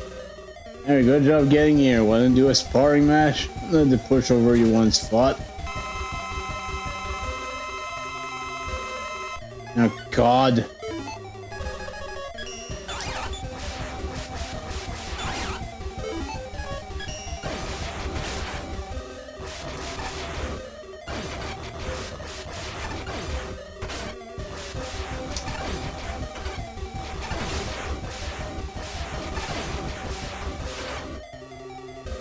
I'm out of that.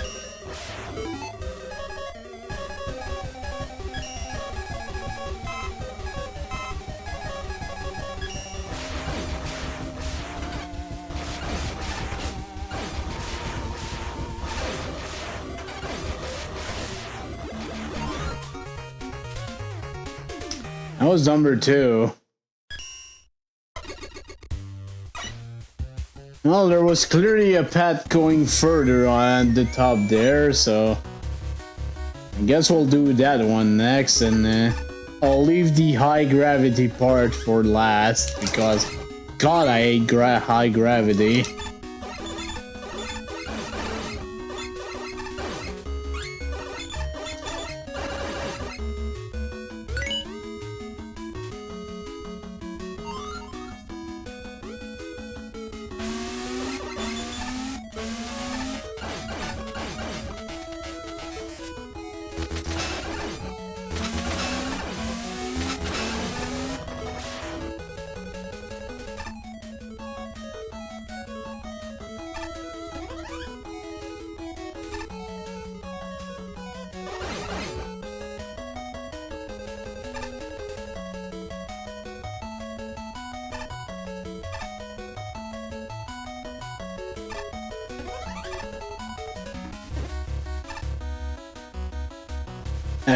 Hi, Pharaoh Man.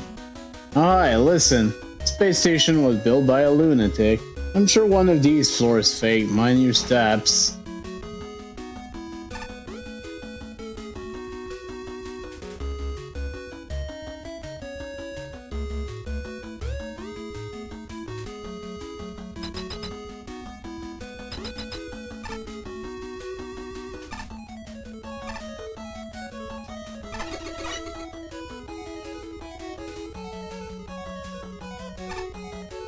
You are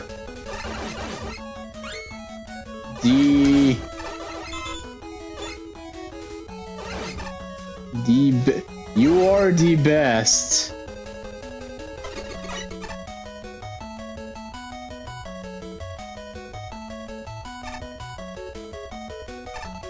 Gee.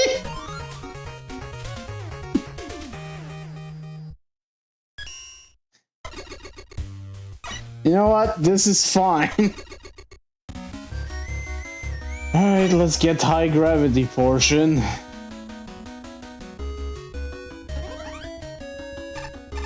Ugh.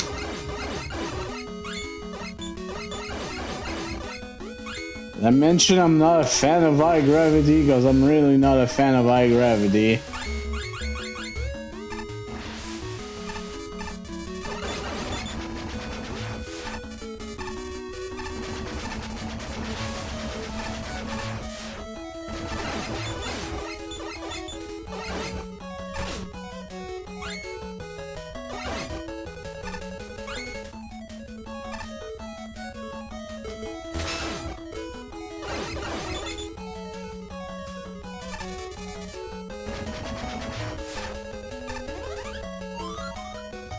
Okay. Hi there, Sonic Man. Room behind me is a mess.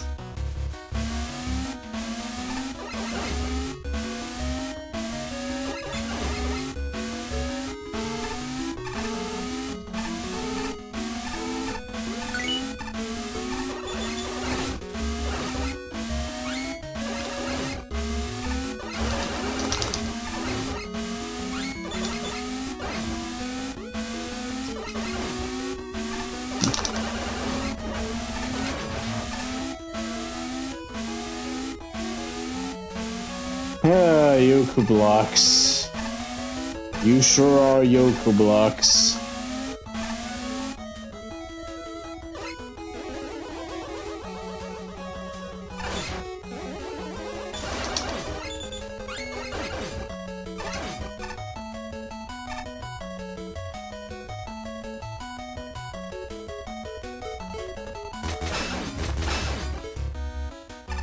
Okay, this wasn't very clear if this was solid or not gonna lie.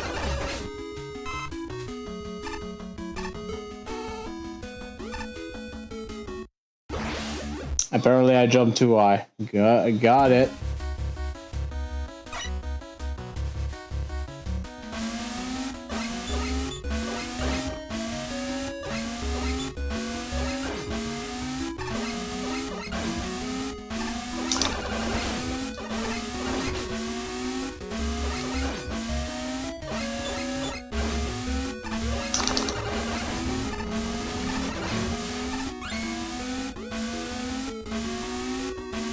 Weep, weep, weep.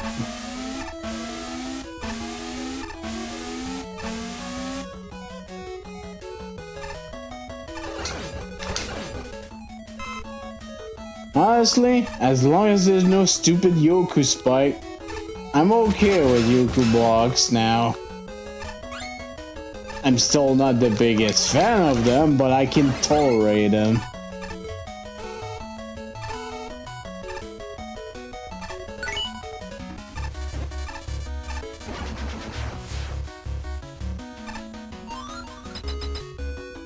Oh. Hello there. You removed the weakness of this boss. Why would you do that? Wait a minute.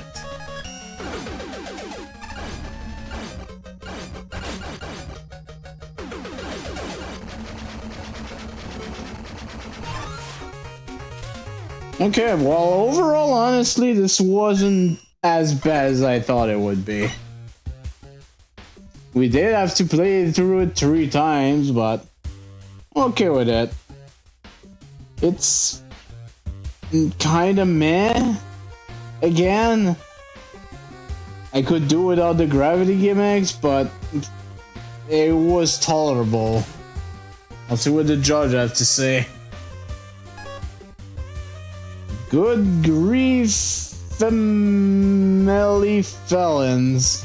That's a lot of collectible for a stage this small. And despite the expectation, the 2 individual paths, high gravity and low gravity, converge into the same element if you go to their conclusion.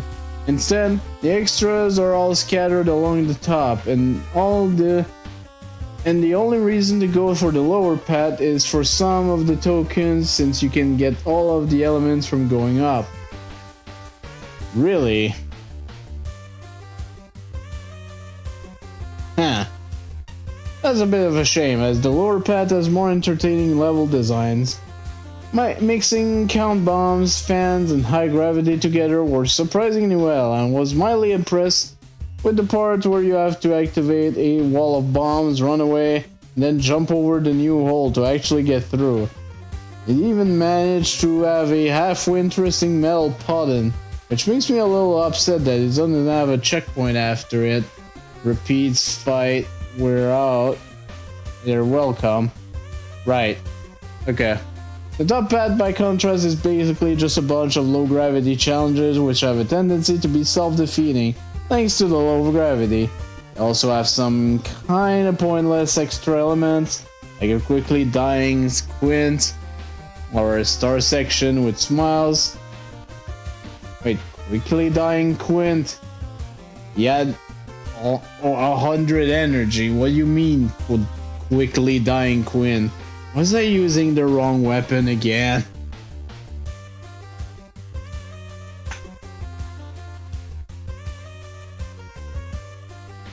Star section with smiles, uplifting messages, and getting briefly stuck in the floor. I really don't have a lot to say about the upper portion. It doesn't seem to have the same level of care. In this current state, this place honestly just baffles me with its constant to collectible ratio, and parsing it enough to get a useful review will prove to be a real challenge. Personal recommendation? Choose the focus on the bottom path. That is a lot more going for it if you ask me. I suppose. While this definitely isn't the most confusing level in the contest, I actually got thrown off by the odd level progression here during my first playthrough. Even after figuring it out, though, there's almost nothing to this stage. Besides the odd level structure, all the room enemy layouts are incredibly easy to deal with. The only thing notable I can think of is the Quint fight, mostly the question why it had to be done for one of the energy elements here. It would have been far better suited as a one-off gag or Easter egg. Granted, it's a gag that's been done several times before in other level, but at the very least it wouldn't have eaten up an element slot, and thus forced us to replay the stage another time for full completion. Other than that, I noticed that when teleporting into the room that eventually leads to the third energy element, you get stuck in the floor briefly, so there's that, I guess. Yeah, I'm sorry, I've got nothing else. Here's a very oddly put together, largely empty stage. I did not notice that part about getting stuck for the smiley element, but maybe that was for exposed judging, who knows. One small step for maths. As expected from the 3-element color, this level was fairly non-linearly designed, but mercifully it is overall not a very big stage. That being said, this level kinda suffers from a lack of challenge, progression, and polish. While each of the paths does offer somewhat its own Korean theming. For example, the top path being entirely played in low gravity, the rooms don't really get designed around that gimmick, as there are vastly empty spaces and over more empty spaces. The gravity flipping on occasion is strange, Some of their room layouts seem to hint that there might be hidden paths that you can use the gravity flip to get around to, but most often they only lead to dead ends. The lower section aren't all that impressive either, using common gimmicks like time bombs and fairly generic platforming challenges. Some misplaced collision objects and spots too, that demonstrate a lack of polish in the stage as a whole. There is that wacky encounter with Quint, with a whopping 3 health bars to boot. Thankfully, his ring of terror was stopped as he was given a severe weakness to water shield. If only I had tried that. Well, fish. Space, the final frontier. These are the voyages of the super fighting robot Megaman. Its continuing mission to explore its strangely laid out world, to seek out life-threatening situations, and completely bypass them with rush jet, to boldly go where tokens have gotten stored. Captain's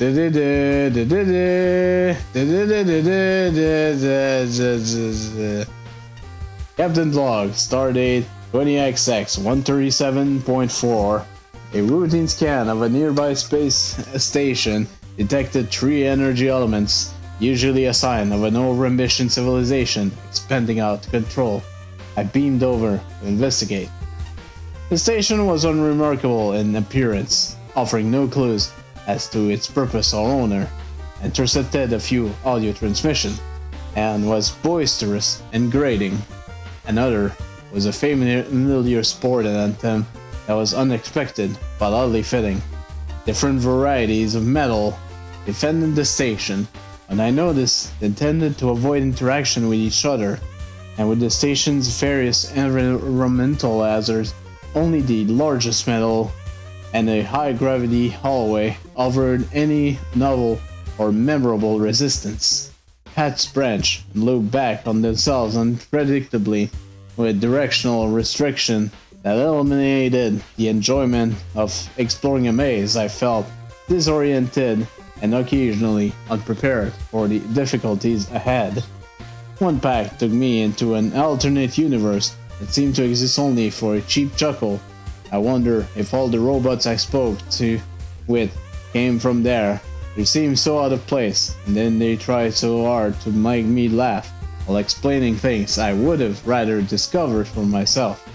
I'm lucky I survived the trip. A poorly constructed teleporter deposited me halfway into the floor. In retrospect, I should have been more wary. I spotted more than one instance of the shaky construction on the station. I returned with all 3 energy elements, with one lingering question. Was the creator of the station truly a lunatic or simply another builder without a cohesive plan? A level this linear should not be this confusing to navigate.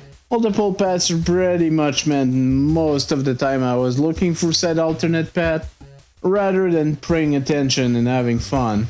It very much led to the detriment and ultimately killed any flow the level might have had. Most of the time there wasn't even much point to them, especially given it's a pretty generic level overall. Gravity count bombs and mats, stage elements we've seen a lot, even just within this contest alone. That all said, this level is fairly well tiled and doesn't look, say, bad aesthetically, but using things such as the base dev kit Yoku block graphic and a rather large amount of tile cutoff in places where you were lacking a tile type do make it look very unpolished. The lower route with the graphic changing needed visual cues to make it obvious where and what happened. An audio clue alone is not nearly enough.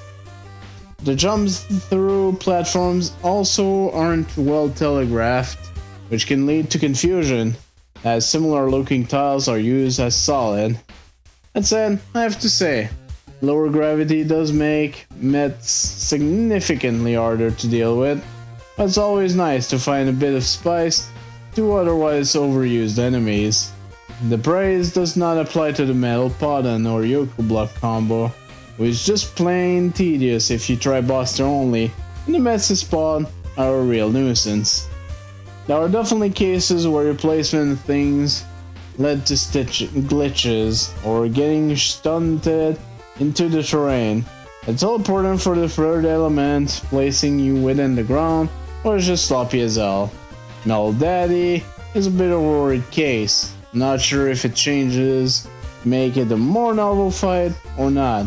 The fight is clearly harder, as in such a way that's unfair. The new starting health is just really strange though. And on topping of the other past boss, Quint. Best way I can describe my reaction to this is meh. Drop off. Boss looks super powerful, but his fell in 1 or 2 hits is overdone to death, and here is done with dev kit assets. As such, becomes even more formulaic, predictable, and thus utterly eye-rolling inducing, especially doing this with Quinn, and everyone's punching bad Quinn. I don't think there's any real way of handling this with just a dev kit, and at this point it ends the level on dem squib rather than anything approaching acceptable climax. Even with 3 elements, I can't say it outstayed its welcome, but it was all rather too basic and never really justified the extra routes. Quinn especially was an unwelcome addition, and focusing on the core portion of the state rather than spiraling all over the place is the only real way you can explore elements rather than just plop them down and make a bare bones mediocre stage. And this stage was, I think I mentioned pretty much everything that was with this stage.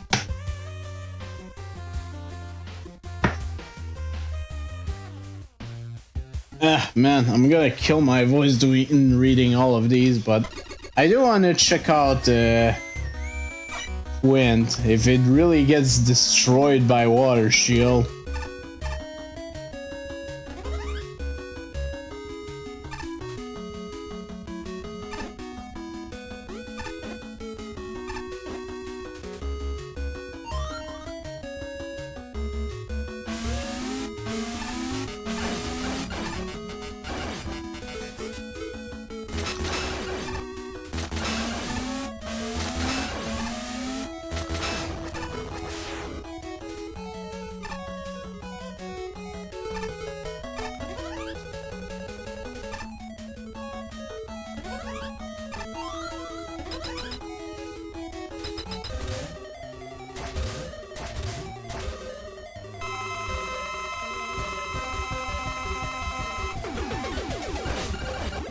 Okay, yeah, 56. Goodness gracious.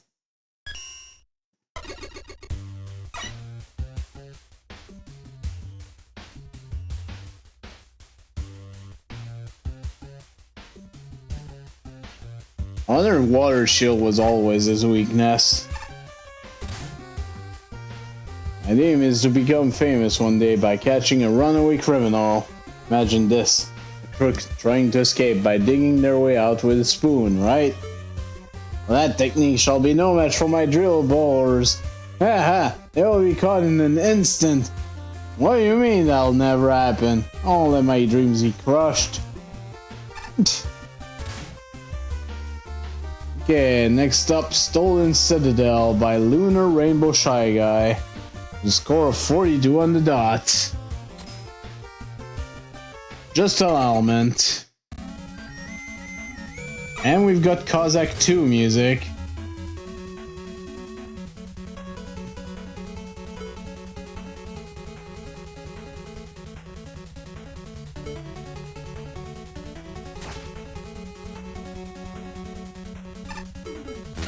Damn you, Mr. X, that's totally not Wily.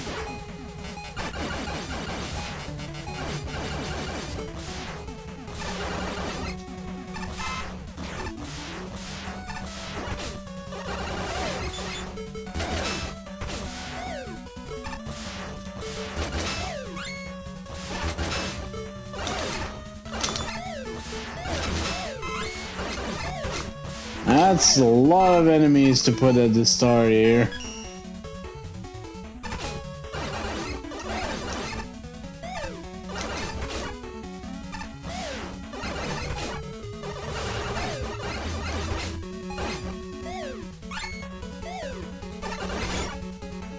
Good lord. Well, I reached the checkpoint, so doesn't matter too much if I die, I guess.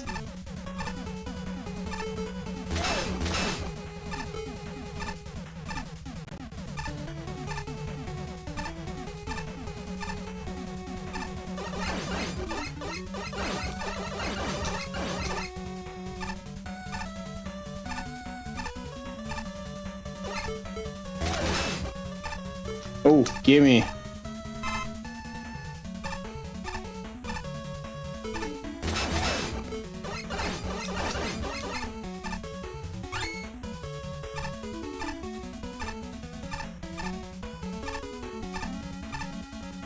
Do. Yeah, this section is kind of outlasting its welcome here.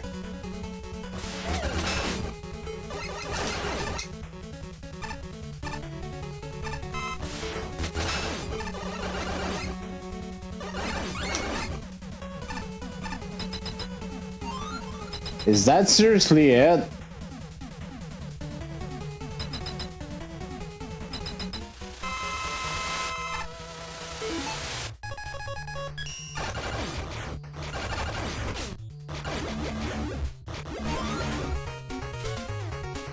Wow.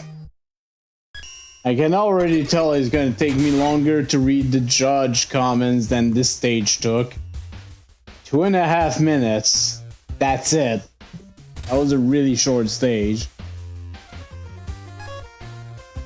A remix of Kozak's 3 staff with Megaman 6 enemies. It's an interesting thematic choice. Unfortunately, while the level design is serviceable, it's too short to really do anything with it. The main criticism I have beside the length is how quickly their place ramps up. In virtually no time at all, it dives into multiple enemy encounters with panditas, Poltons, Tadaboos, and who knows what else. Unfortunately, not only does that lead to a lot of projectiles on screen, a quick ramp up deprives the experience of some variety. The Kozak platform room, by contrast, very much more low-key, but it too barely changes as you advance, being mostly just platforms with the odd Tadaboo or caterpillar. It's short and to the point, which is something I can respect, but this place just doesn't do enough to really be memorable. Rounder 2 exists at the end, and he's at least a little different, but he absolutely doesn't make up for the level. Overall, this needs a lot more work. Yeah, apparently that makes him sleepy. It's basically just a small corridor with enemies, followed by a short segment with Kozak platform. That's it. There's virtually nothing else to this stage, other than those 2 parts and then the boss. As for all those 2 short segment playout, first one is packed with way too many enemies for its own good. I agree with this. None of which really get any proper introduction and are all basically thrown at you in large succession. A large group of enemies, contrary to what some might say, can actually work well in moderation, provided those enemies are properly spaced and are small, squishy enough to give the player an edge over their sheer numbers, with Tilly's being the main example of this. Here, most of the enemy choices are either bulky, have mid to high HP pool, or have shields. Oh god. Yeah, have a good one, Omega.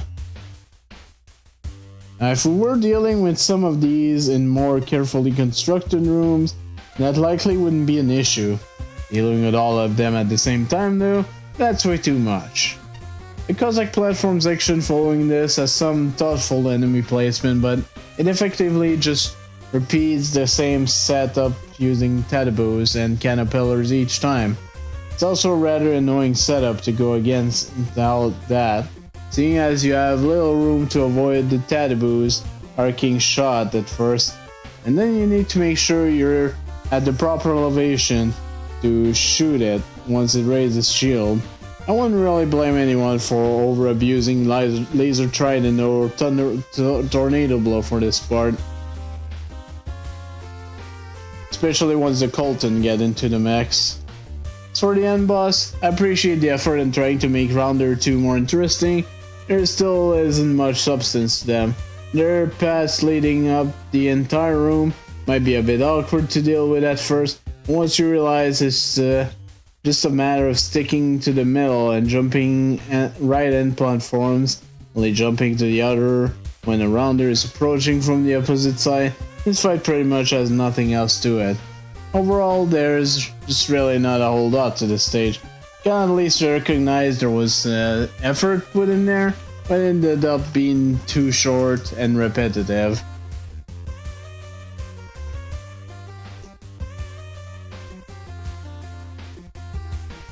Put that citadel in the bag.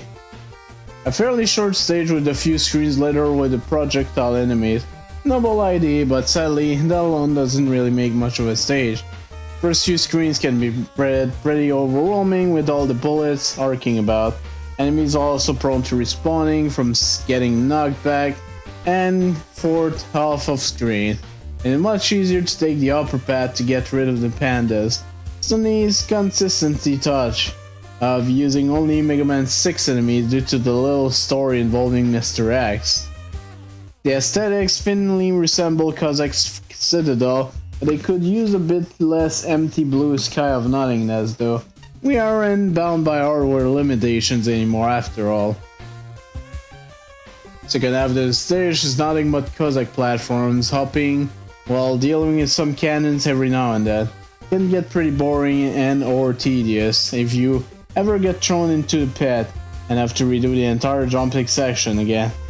The boss is a little wonky with its unclear hitbox with its unpredictable direction change, but overall a fine fight overall. Smashing together enemies for one game and a level from another game is a stroke of genius. I'm super bummed that the design here doesn't do the premise justice. The level looks promising enough at first, the Xbox that gave the level some flavor, a perfectly appropriate introductory challenge, and oh geez, enemies everywhere. Whatever is going on? Hell, there's way too many of them. Why I want this section and gonna skip everything with Rush Jet? Oh look, a checkpoint. Second half of the level is better, though the pacing is somewhat slow and the challenges are fairly repetitive. I recognize that an effort was made to craft a challenge progression and to combine elements meaningfully. Ugh. Experimenting more with enemy positioning and level flow would have helped this section to really stand out. Of all the bosses who could have observed the Cockroach Twins roam, Rounder 2 was definitely the best choice. Not so sure about the Sheepman blocks. A Kozak platform, which a player I've already seen, would have sufficed, or even entering through the ceiling to avoid the platform problem altogether. Disappointingly, due to the lack of invincibility frames, special weapons, and the battle almost instantly. It's thoughtful that the spikes explode when the boss does. It's either an oversight or misguided soft lock countermeasure to allow any spikes to remain.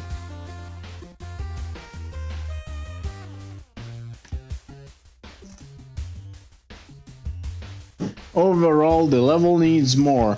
More restraint in the first half, more read any power-ups, more background graphics than the Lone Onion Dome, more places for the player to rest. Additional screen transition would add natural pauses and break up the long scrolling section. More focused teaming, enemies from MM6 are a good start. On the Swordman feeds as Hazard, and there should be some other scrolling to fully capture Megaman 4.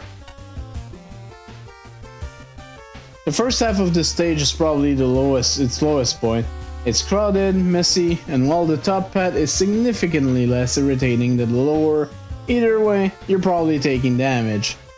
The Hotchkiss flying above the stage, acting as a pseudo-Lakitu from Super Mario, is a particular nuisance. Huh. Right. I forget which enemy that was. Enemy and gimmicks placement get much more thoughtful toward the second half of the stage. That is, you player that doesn't go in F-cock. Good lord. I'm so sorry. Honestly, I really can appreciate the timing challenges here if you go Buster only. It's not too difficult, and there's a stiff and steady difficulty curve. Dare I say, I found this segment fun in its own way. The foreground is reasonably tile. In fact, after comparing the two, it pretty much nails the Cossack 3 tile layout style, which is a neat touch. Unfortunately, the background being almost solid blue is much to be desired. I remember the Cossack 3 dev kit tiles are missing the cloud, but there are plenty of other tile sets with clouds in the dev kit. I'd say this would have been a good place for some more improvisation, but oh well.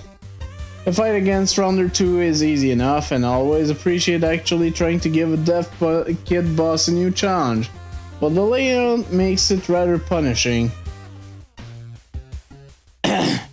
The boss ends up resolving around sitting in one reasonably safe spot, but we're also getting hit does not knock you into these spikes, and jumping into a rounder occasionally.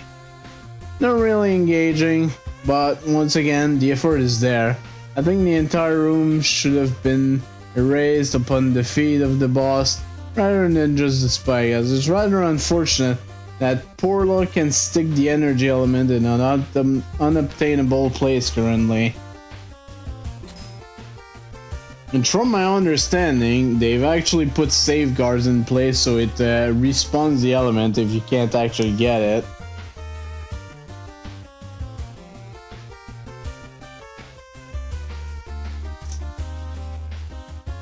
At least if I go from what I saw from Anchor and Decoy, man. Anyways, this stage was very short.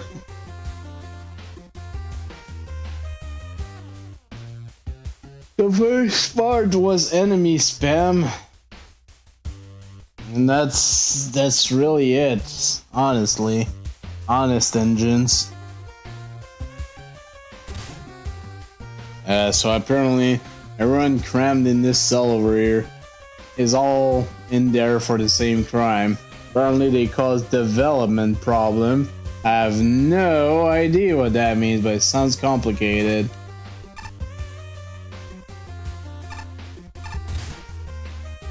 Get out of here eventually. Here's the plan. I'll slow the guard while we go for exercise.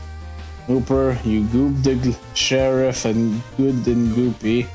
Yes, honey works too, honeybee. Wave Jet Ski, we need you to contact your Frostlet buddy for a quick getaway. Tornado Magnet, we need you to get our grounded friends over the walls. Compactor is too used to prison life, so we'll need him squished. Hey, is that guy outside the cell listening? Walking Bomb, you have a new target for Snitchy here.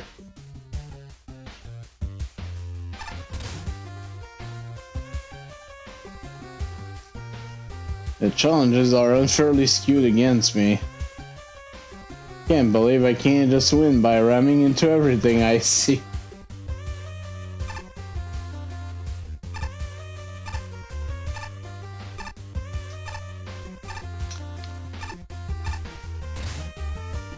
Shh, don't let me out of here. Now, trying to make my grand escape by disguising myself on one of the gears.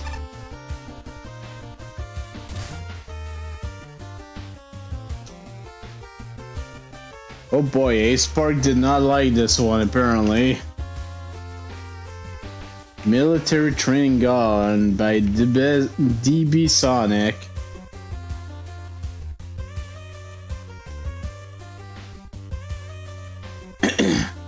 $42.20. One element, 4 tokens.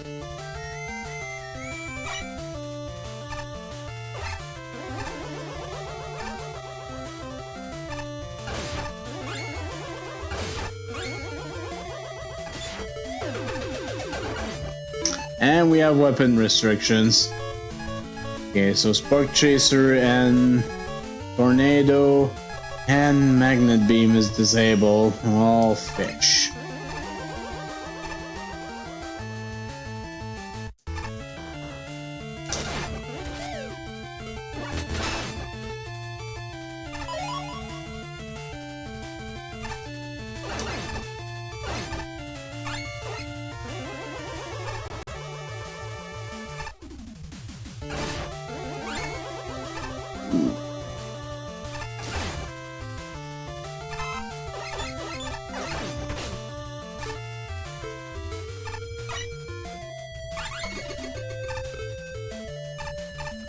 Might as well get some bolts.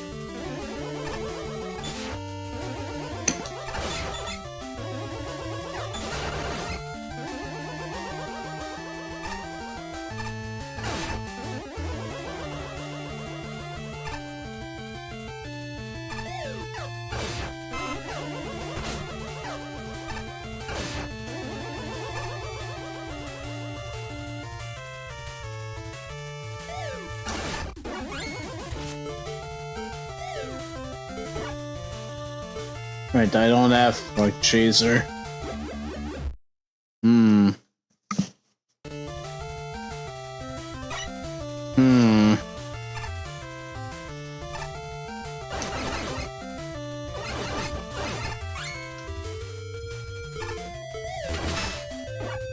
It sucks, but I might have to stop soon because my voice is dying. I'm not even joking.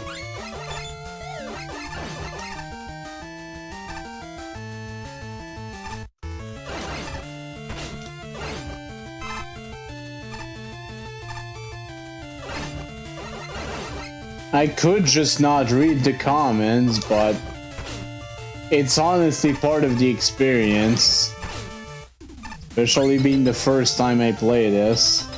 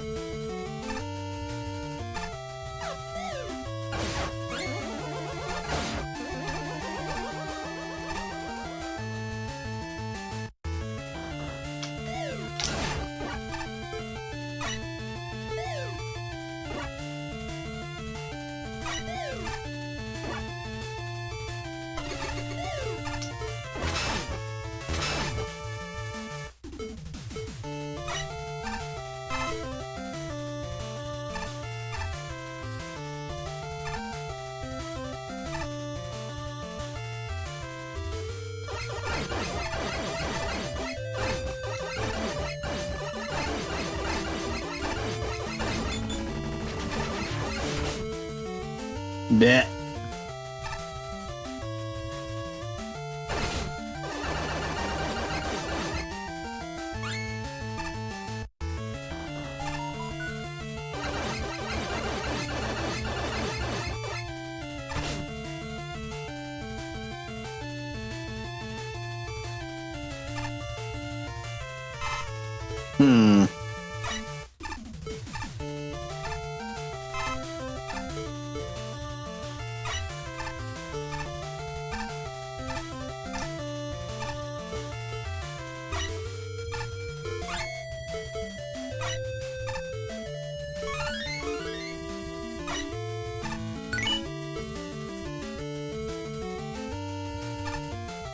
Oof.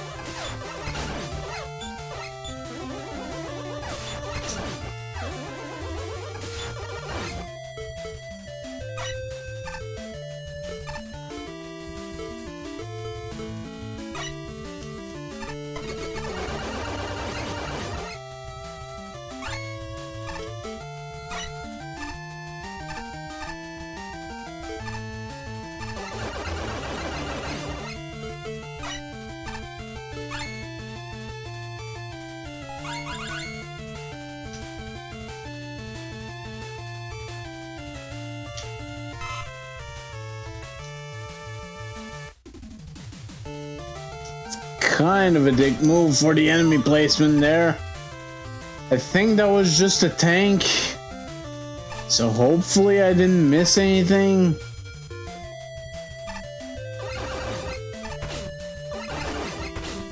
Maybe there was another Easter egg, but...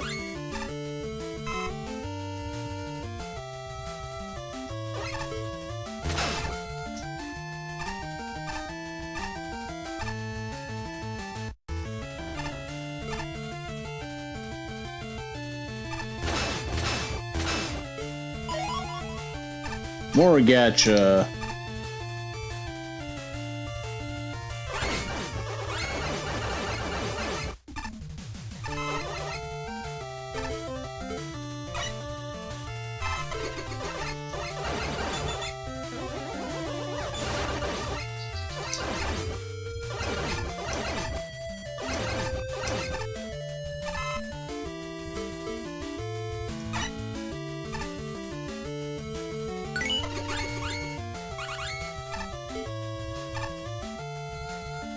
Okay, yeah, this was number 2.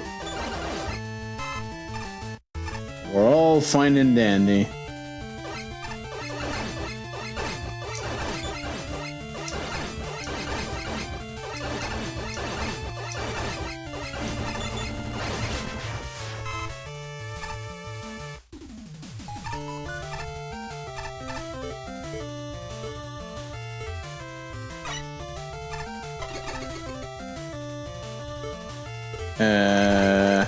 I don't have magnet beam. How does this work now?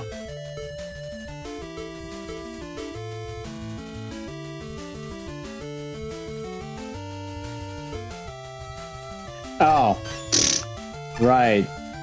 I'm silly. I have ice wall.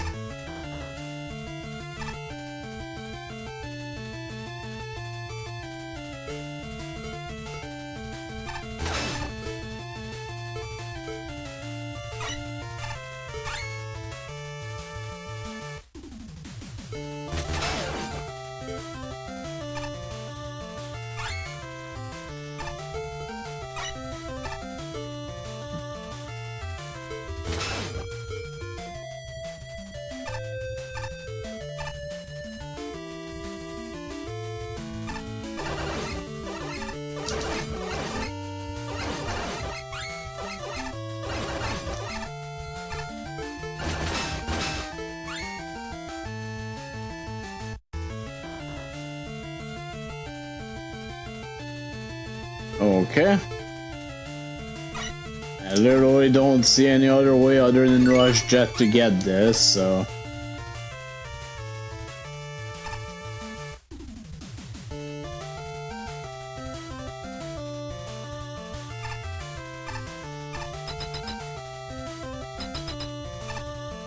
Hey, Eddie.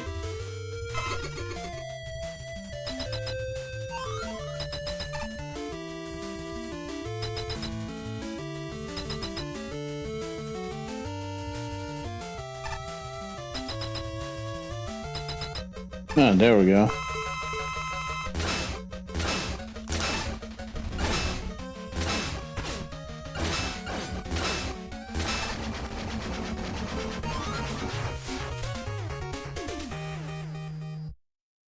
Not the worst thing I've ever played. This was alright. Kind of average, but it was serviceable. Gatekeeper. Oh. Are you talking about the dog at the very start of the game? In the intro stage of Megaman DOS? Goodness. The Walker.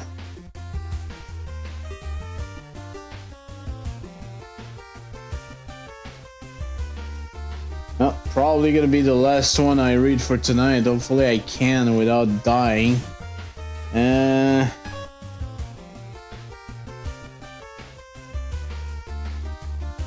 There are supposed to be training grounds for military robots. Why are there so many Dr. Wily symbols? I don't think the level is being honest with me. Silly commentary aside, the first thing to really say about this level is that it's very focused on combat. The occasional bout of platforming to avoid spikes. It's not really a bad thing by itself. There have been pure combat levels in Mega Man before. and they've managed to work reasonably well. Plus, I do have to give some credits to the enemy variety. You don't see GSQs and the Parasirus together that often. And the fact that Hellmetal DX wasn't a pill in the rear in this one to go around is something I commend. Unfortunately, there is a reason why Megaman rarely has level without a few more gimmicks in the toy box. Megaman level, by and large, carve their identities through distinct aesthetics and unique gameplay. That is not present here. It's just enemies and spikes, nothing else. This level doesn't have enough going on to be memorable. Most of it runs together into a mesh of nothing. It's not unfair, or even truly all that difficult. The worst thing I can say is that the number of checkpoints compared to spikes is too harsh for my liking. Otherwise, the main issue about it is that it's really hard to remember much of anything about it. Definitely not the worst thing I've ever played, by any words for sure. For a place that's meant to be a military-grade obstacle course, this ended up being very easy and quite boring. There's not too much to talk about here, other than the sheer lack of gimmicks and the mostly basic level structure. While the enemies are introduced and laid out well, and some of the platforming around them is decent, it's not enough to really make the level feel engaging as a whole. It really could have made use of some gimmick. Oh god, I'm so sorry. To make things more interesting. As is now, there's very little in the stage that actually sticks out. The only really notable segment I can think of is the first token room, and that's mainly due to it being the one part that's actually somewhat difficult, thanks to tight jumps and spikes everywhere. Other than that, there's not much else to discuss other than maybe the odd banning of certain weapons here. I don't understand the decision behind disabling Spark Chaser, Thunder, Tornado Blow, and Magnet Beam for this level. Maybe the token that required you to use Rush Jet would have been easier with them. Even then, I don't think that would have hurt the level as a whole. It'd still be a little using a roughly similar method for obtaining the token either way. That's just my take on it though.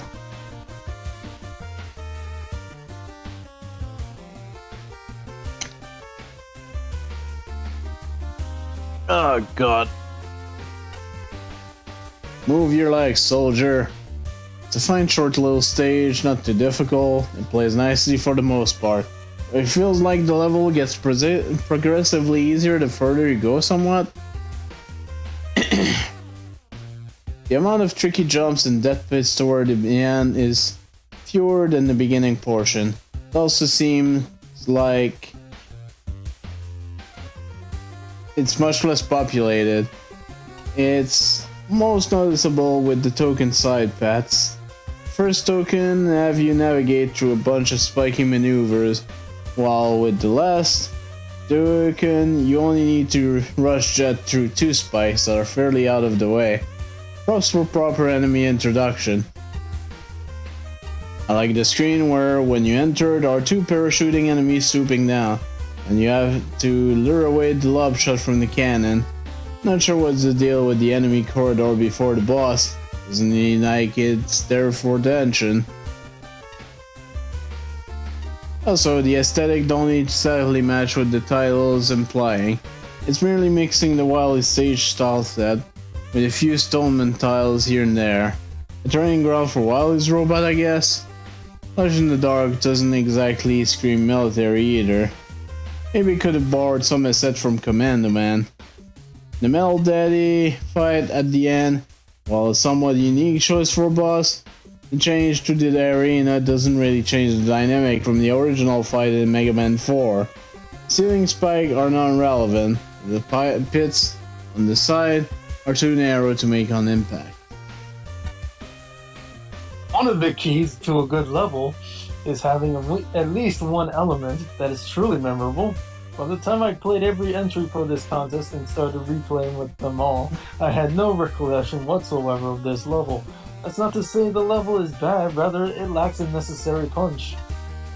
The aesthetics look fine enough, but don't really tell a clear story. Music and tiles from Mega Man 9, Wily 1 plus comparatively over-detailed Stone Man tiles vaguely resembling the rocks from Mega Man 9, Wily 1, equal a level that feels like Mega Man 9, Wily 1.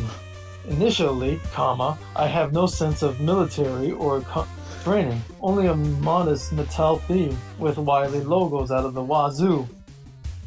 In retrospect, I can see the paratroopers, tanks, and soldier helmets, but why ignore the militaristic dev kit assets from Mega Man 5 and Mega Man 10? I'm also unsure on what the architectural goals of the level are, especially with all the boss gates and empty screens.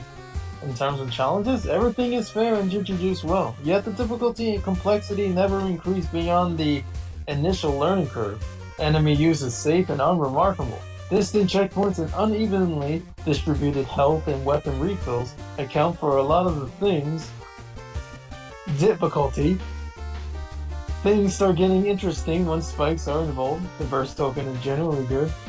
And the simple addition of 2 floor spikes to the boss fight is an invigorating twist. It's what a twist! Metals are the first mini-boss fight, can enjoy to fall through the destructible floor to their doom. Their doom! The players can join them later when mistaking a bottomless pit for a screen transition. I don't know what that it was entirely necessary to disable any weapons, but it's fun to figure out how to enter the E-Tank room, which totally should have been had a token. Hopefully no one will get stuck in there with low weapon energy or notice how the screen continues scrolling beyond the wall. I still can't sleep. That's why I'm here. Yeah, I'm about to end because my voice is getting kind of shot. Because of the the reading. Yeah. Yeah. Do you mind reading this one too? I kind of need to take a break. Yeah. This level doesn't do anything particularly irregularly wrong or right. It is the run-of-the-mill, rather mediocre, polished, unpolished, and fairly generic stage. What could I say otherwise? What could I otherwise say here? I've said elsewhere. But that is to be expected because this rather looks like the first attempt at Mega Man stage creation. Let's get something straight. I am not here to mock or be mean or cruel. I'm just a mutt, a furry, who has been somewhat obsessed with this franchise for many years. But here, I'm going to identify an address and recurring issue throughout this contest. People using Wily stages as reference, this is, in my opinion, a mistake. Probably because they're a generic laboratory. Anything fits in them. Yes, anything fits in them. And so a stage resembling the NES Wily stage levels is easy. The truth is, these stages are often made at the end of development. And most of the effort went to making spectacle bosses. The stages? Oftentimes the developers are starting to run out of money. We got to have money. Time, or cartridge space, or with Mega Man 2, all 3.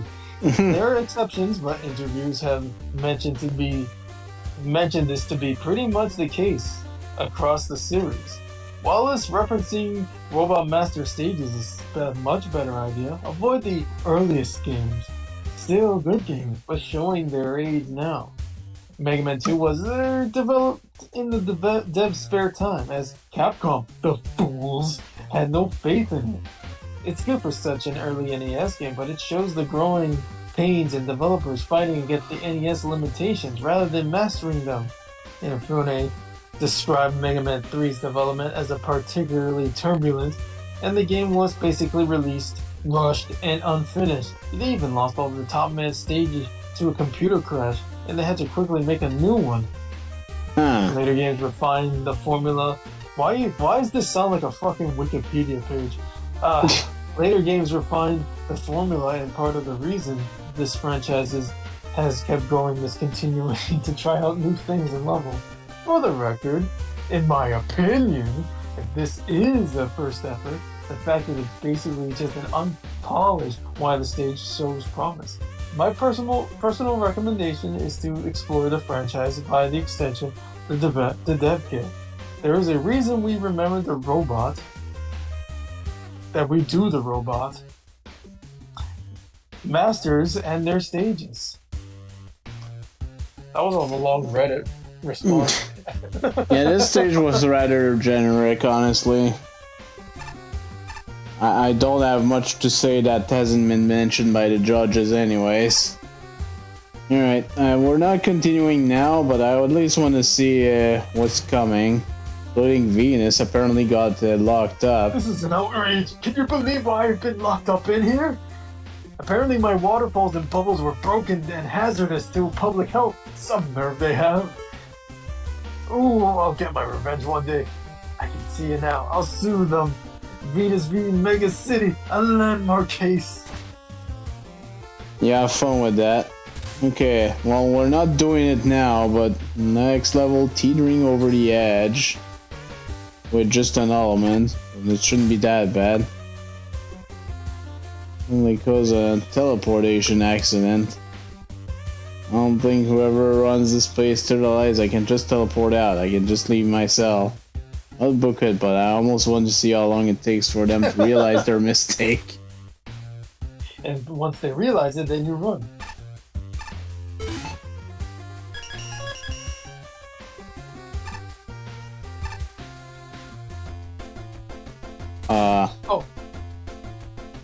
No. Rogues Frigate.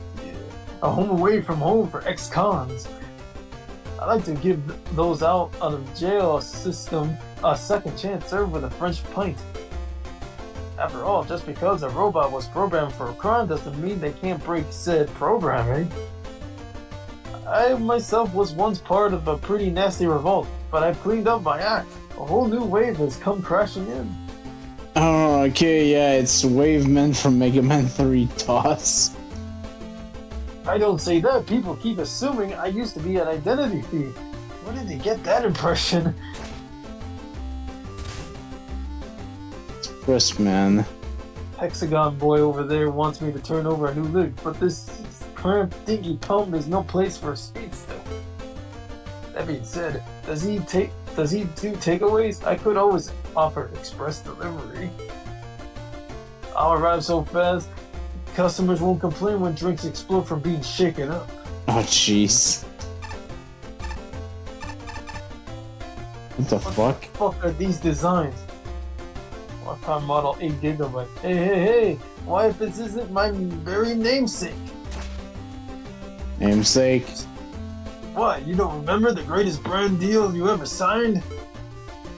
You're looking at none other than the rock car model 8GB, Brakeman. The pinnacle of automobile technology with IC chip powered self-driving smart steering, tilt controls, and all those cheated emissions tests behind me. I'm finally ready to come back in style, just like the Volkswagen Beetle. I can see the jingle now. There's a Mega City car that's exactly what you've been looking for. I need to have a strong word with Dr. Light about the use of my likeness. Ooh, my usual order of extra strength fireball cocktail isn't quite doing it for me today. Ooh, another drink, bartender. As you can see, I'm not looking forward to driving my mom back home after this bender. Especially if I ended up having to borrow that car over there. Why all staring at? Prototype robots take gigs all the time. I think I know who you are. You're a prototype of. Any chance of better in that mug? Don't be a smartass. I'm happy for Windman's success. I don't think that was supposed to be Windman. Oh wait. Buenas noches. Oh. Until of the bandits farming with the rice por dear Mexico. I'm good. Oh. Boomo, boomo, boom. Sorry, force a habit. Hey, out of all the devils I face, I don't think I've seen you before. You wouldn't have. Dr. Wily did build me for one of his harebrained world domination schemes. But I just said no. I just upped and left. What was he gonna do? Call the police? It's not like there's a law or anything saying I have to do what he says, but this bar isn't for dwelling in our past. And I work at a theme park. I spit off blobs from my body and shaped them into toys or pets to give out as prizes. It's a great job. Wouldn't trade it for anything in the world. It's made the back half of my body is a ghastly sight, though. You do not want to know. Okay, so there's a secret stage here.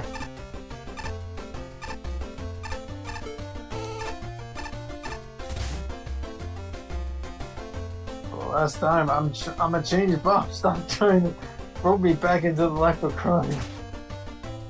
Oh man, you used to be the world's greatest getaway driver. Just asking for one last job. I don't need any last place of glory. Why are you thinking of this when you're still on parole? This ball and chain makes me a dead ringer for you. That's fully locked in here. They'll pin the whole thing on him. Good grief. I hope Puka Plucker doesn't have to put up with this sort of thing.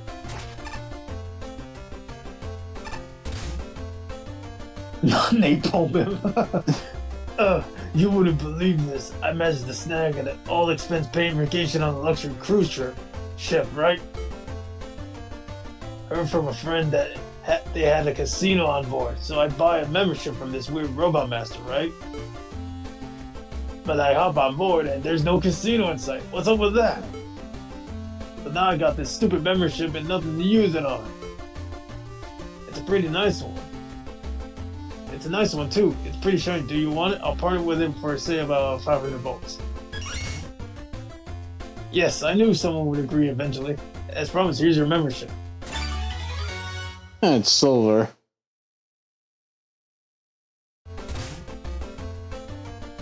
Thanks for this. Hopefully you're more of a casino aficionado than I am. And any luck, I swear casinos are impossible to find nowadays. Okay, so there is a secret level over there. House of Fun. This brings back to the start of the tier. Arcane Man, Chaos Tower, CERN HQ. Oh. Kill you to wait until after I'm finished drill. My daring escape before sliding through random holes. You can't go. He has to make his escape first.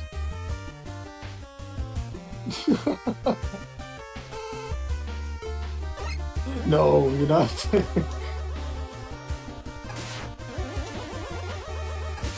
Can't blast him, man.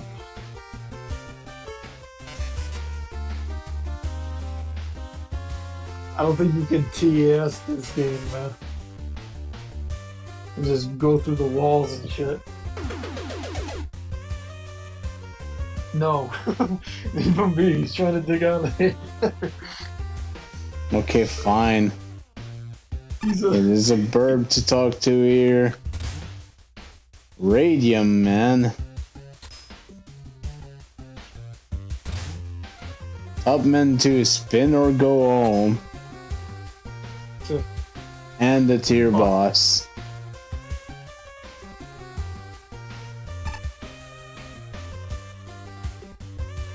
No, we'll see all of that once I get back to this, eventually.